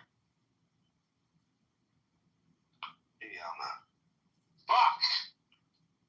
I lost my. I was gonna have. Thank you. Oh, damn it. Since Norman left, I thought Rafi was. Alright, what forehead? What fucking forehead, you fucking goofy ass bitch? Yeah, look at the forehead. Look at the big ass forehead. There's no forehead. Sorry, buddy. A giant forehead. I swear to God, I have a forehead, you dumbass. You can play a fucking movie on that thing. Sorry, you sound like a hater. But anyways, I'm going for a smoke. Are you guys gonna keep me company? Yes, I'd like to discuss the. Rafi will, because Rafi's smoking right now. Whether this is your picture or not, I like the curves. I would like to discuss. Don't worry. Hello? Hello? He's such a hater. See? Hello? Go have your smoke, sweetheart. Go on mute. Go on mute and go have your smoke. No, I'm here to discuss the 10 most commonly cited controversial aspects of Sharia based on global debates, Human rights reports and scholarly discussion. Number 1, hudud, corporal punishments, amputations for theft, flogging for adultery or fornication, and stoning to death for adultery. Traditional, cruel, and unusual by modern standards. Number 2, death penalty for apostasy. Leaving Islam. If you leave Islam, you will be killed. Classical jurisprudence in major schools often prescribes death for adult male apostates, with variations for females or repentance. This directly conflicts with freedom of religion. Enforcement varies. Some countries apply it, others do not. Number 3, blasphemy laws. Insulting Islam, Muhammad, or the Quran can carry severe penalties, including death. This restricts freedom of speech and expression. Number 4, gender inequality in family and testimony law. Women often receive half the inheritance of male siblings. A woman's testimony may be worth half a man's. Show me Uzbekistan versus Colombia. FIFA. Critics see symmetric subordination. Supporters cite contemporary roles in financial protections. I told you should have done the Dao De Jong. Colombia game right now. You almost did not. The Dao De Dong. Number 5, male guardianship and mobility restrictions in strict application. Saudi Arabia historically, Afghanistan under Taliban. Women may need a male guardian's approval for travel or work or marriage or certain medical decisions, limiting autonomy, education, and employment. Basically, women are slaves. Number 6, harsh. Oh no, that's propaganda. I was in the Middle East. I went to Saudi Arabia. I was partying. I can show you the videos. Okay. From Somalia, he's reading. Please hold your comments till we're finished. Go smoke your cigarette.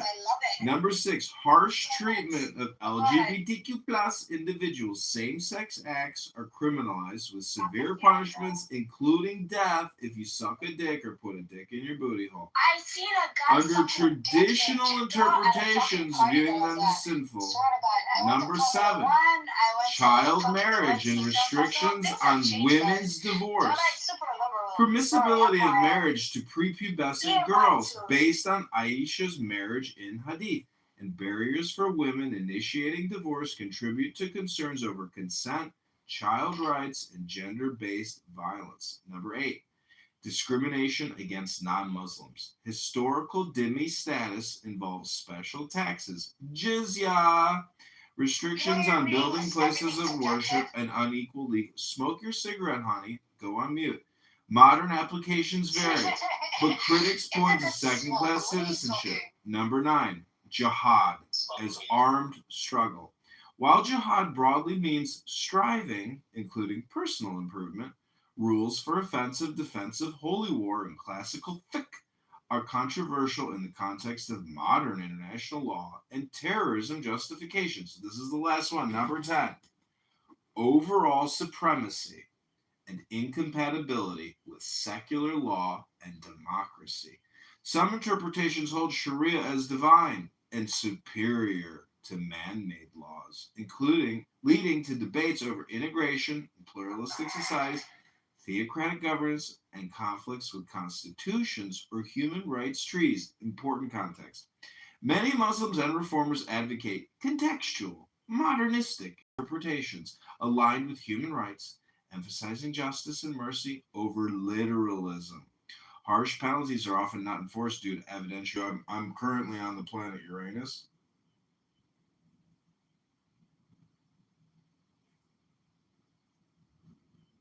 You said Uranus, so I want to know, what's your fascination about the anus? Oh, there's no fascination. We're into astronomy. Oh, is it being serious? It's a planet. Oh, I see it as anus, like, you know, your actual anus. So you're obsessed with anus. Oh, man, I'm obsessed with whatever. I hear you. Well, you know, some women can derive great pleasure from that. El Normo, you know what they say? If she smokes, You know what, she they have pokes. nerves over there, and I can see why men are into it, and they fight with their sexuality, like Book. Just say you want to fuck a bitch in the ass. Just say that. Well, if she smokes, she pokes. I'll smoke weed, buddy. I know. It only takes a cigarette to poke. Right. Whatever you say, bro. Well, all communication is projection, so without further ado, if she smokes, she pokes. Don't forget, all communication is spam. We're living in the worst communication spam epidemic we've ever seen. Every single day, the Democrat industrial complex puts out 100,000 tons of lies and propaganda and spam. It's so unbelievable. I'm 100% convinced that politicians are just video creators. They don't actually do anything. They lead nothing. All they do is create spam videos all day, every day. They release it on a calendar, on a schedule, all day, every day. It's nothing but spam, and it's destroying us. Every day. Well, it takes one to know one. It takes one to know one. That's one thing I'll agree. The politicians are like fucking retarded. Like whoever listens to them are like super retarded. And there's like people that are super passionate. They're like, yeah, Republican this, Republican that. They're all in bed together. Sorry to break it down to you guys. Trump's the greatest president of all time. Trump is iconic. The man wants to be on the $200 American bill. I read that. Actually, his signature is going to be on all U.S. currency. Iconic. Did you see we have a new Federal Reserve chairman? Chairman Powell is no longer with us.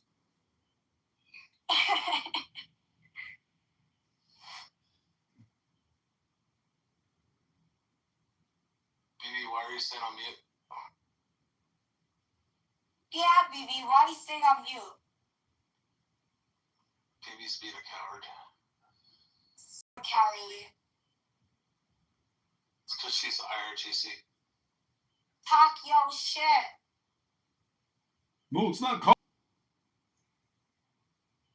What's the point? There's so much. You have to say wow. You have to say wow. Can I hear a wow? Yeah, but how's it gonna make a difference when they're fighting or talking? Oh, I thought this was an Jen.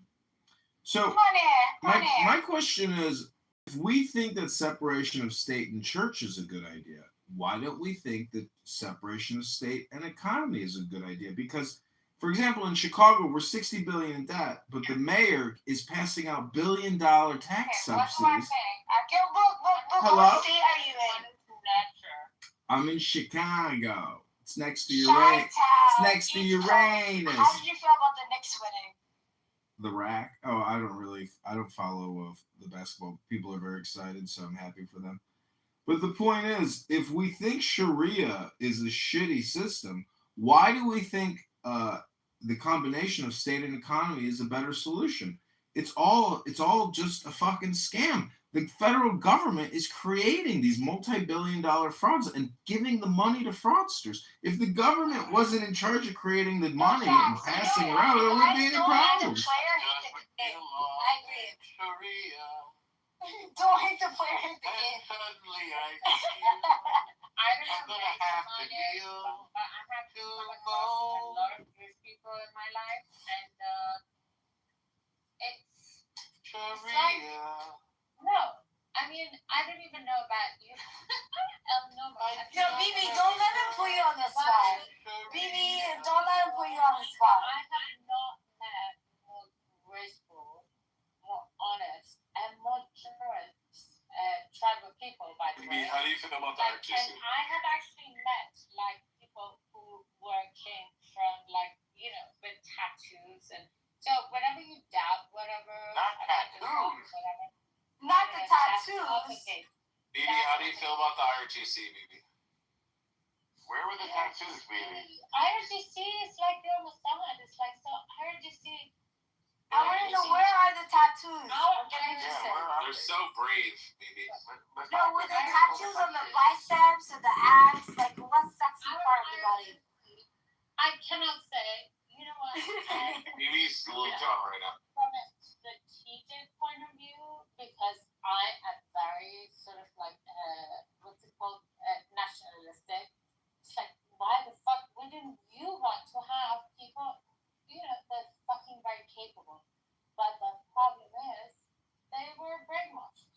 So whenever John, do you agree that Bibi is almost as pretty as Issa? Where they I think she is. Persons, I don't know what happened to my compliment. it is not about the Jews. It's about imagine all that talent, all that brilliance. Could have actually been utilized. Bibi, I think you're almost as pretty as I just want to say you're welcome to everybody that got Bibi started. No, Bibi sounds like she's pretty cool. She's almost as pretty as Issa, isn't she? Oh, where is Issa? You guys, I haven't talked to Issa in like forever. It just everybody is talking about Issa. Are not like degenerates. I think the IRGC are degenerate by the way they've been like somehow conditioned. They could have been like, everybody's against them. They could also, benefit but also so with the Jews, they choose a host and then they like benefit like full on, but they benefit because they think for whatever reason they're gonna get something back, and it's not paying attention or whatever. But for me as a Persian, I'm like, you can fucking do that on your fucking own, and now you fucking have your own fucking country. I believe in you. I don't believe that there is anything bad. Anyway, it might not. But I say the same like Nathan. I'm like, Okay, wait, let her finish. Ali, be nice. Oh, come on. She'll be finished tomorrow. Yes, Em. Okay, abnormal. Your picture is so Your picture is so funny. I find very peculiar about you. She's like Marty. What is he? What is she, Ghanaian? What did you ask me? No, but what is she, Ghanaian? She's Somali. It's kind of like your dichotomy, but she's a famous Somali model and chevalier of the Legion of L'Honneur on France. But whenever something you do, which mostly look at her forehead. If we do go through, oh God, like she is. Like how much you fucking benefited. It's we pick whatever people from the village from. Somehow lies within. Ali, nice child. Did it? I don't have a forehead. Your forehead is probably bigger than mine. But you were Your always wife's bigger than smarter yours? than everybody else. No, I was telling Ali his forehead's probably bigger than mine. No, it's I actually thought you were talking about I something just else. wish that liberation. And I think you could be as smart as you deserve ever to be within that liberation. And whoever is going to give that to Drunk you, and incoherent. Obviously. You could go for a 5-mile run and come back and we'd still But be good. hopefully, like. No, you guys let her finish. Let her finish. She won't be finished until 2027. You can't. But then it's Moshiach will come before she's finished. To have that self-awareness about themselves, then you also will be demanded that. Norman, do you think that her what smells like alcohol? It's almost like that. You don't want me to be vulgar, so I'm not. He said, does her pussy smell like alcohol? Yeah, it does. I guarantee it does. She sweats it out. Music, be nice. It smells like vodka and. No, you're the one who said it, H. I heard you. Don't drag me into this shit. And that's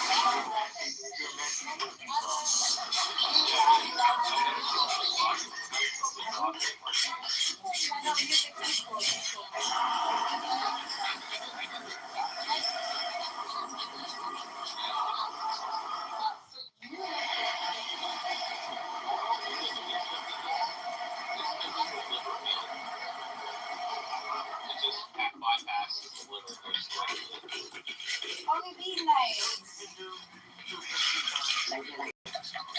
Smells like rubbing alcohol. What did I think of the car?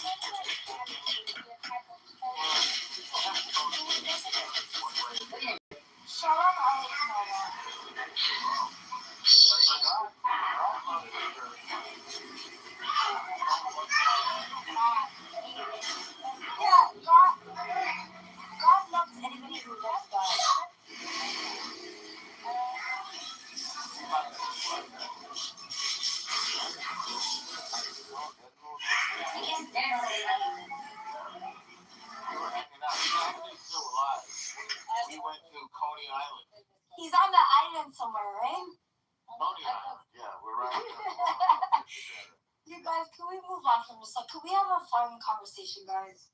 Yeah, they was probably touching each other arse, you know? Oh yeah.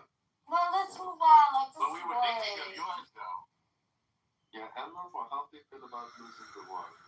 Can we talk about science? I hope we don't. I'm happy that we did. that you can actually broke it and get The somewhere. INJC really needed to get his ass kicked. That I'm kind of when sad that we were the ones to do it. actually managed to do that, You guys, to do that because it is not only about you, it's not Something to only be about very them, proud of. Don't you agree? it's about something. you guys, can we move on from this? Can we like have like an actual fun conversation? I'm And happy. but that is a fucking major responsibility. And You have to pussies that smell like vodka. and it's got nothing to Yep. do. It does. Oh my It's like god! rubbing alcohol. You guys wanna blame me for saying it? You guys are Norman, fucking imagine putting your face down there. It smells like rubbing alcohol. Dude, you get very graphic. And therefore, How else are you gonna smell it, Norman? How else are you gonna smell it? Oh my god! Can we have a fun conversation? Like in all honesty. We're having fun. you prefer something like I don't know. This is not fun. I feel like you guys are like, you know, like making BB feel like. You want to have fun? All right. Can you tell us about when the IRGC beat the bottom of your feet? Oh my god. He was at a party or something. BB likes it when we talk about Issa. That's her secret crush. Let's talk about Issa. Okay, So, anyway, which team do you think Issa likes in soccer? to celebrate, guys, celebrate Which the team do you think Issa likes in soccer? Switzerland? Either Spain, Switzerland, or where the fuck she from? Or Guatemala? Guatemala, yeah. Yeah, if you say Panama, immediately. Colombia. Guatemala, yeah. Yeah, Israel is the most what the fuck country ever. It's like, yeah, what the fuck? It's so amazing. I agree. Yeah. Like, what the fuck, man? I can't believe this place is so I amazing. mean, it's not that I don't like it because it's more that I don't like it because I don't like it for myself. Ali, Israel is the second greatest country on earth beside the U.S. You guys, can we like have a different conversation? Because this conversation is churning people. Okay, fine. I'll come back later when you guys are having a fun conversation. Okay? Depends on the day. Ellie, BB, we all might be cool. Who's the coolest? Yeah, Ali, you see that We all like have a normal conversation. Who's the cool house? Clubhouse. Yeah, but like between Ali and I mean, we'll disagree around majors actually. Yeah, but we both. Ali, I love the fact that Iranians are begging to get bombed. It's amazing. We're See, Ali, you're such a pacifist cuck, Ali. Yeah, shut the fuck up, boy. Such a pacifist Rich, cuck. where do you think we should hit them next? Still talking. Everywhere. You Let's can't. start someplace. Thermonuclear weapons. But it doesn't mean that I don't love all Ali for like kids. Like this is okay, you guys, what happened to peace? as far as like What happened to music? What happened to peace? No, what happened to peace? Oh no, I want to carpet bomb Gaza with thermonuclear weapons anyway. Oh my god. In every other Muslim country in the and then world. maybe I can convince him that maybe I know. I want to wipe 1.8 billion people off You the face take of the it earth. so far. That is terrible. And okay, so I do not believe that was your real picture. It is my real picture. You shouldn't be like talking like racist and shit like that. Come on, brother.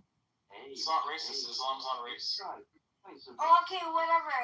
It's like Okay, let's make this conversation fun. Let's move on to Lebanon and Israel and the demands of the Memorandum of Understanding. It's not an irrational fear.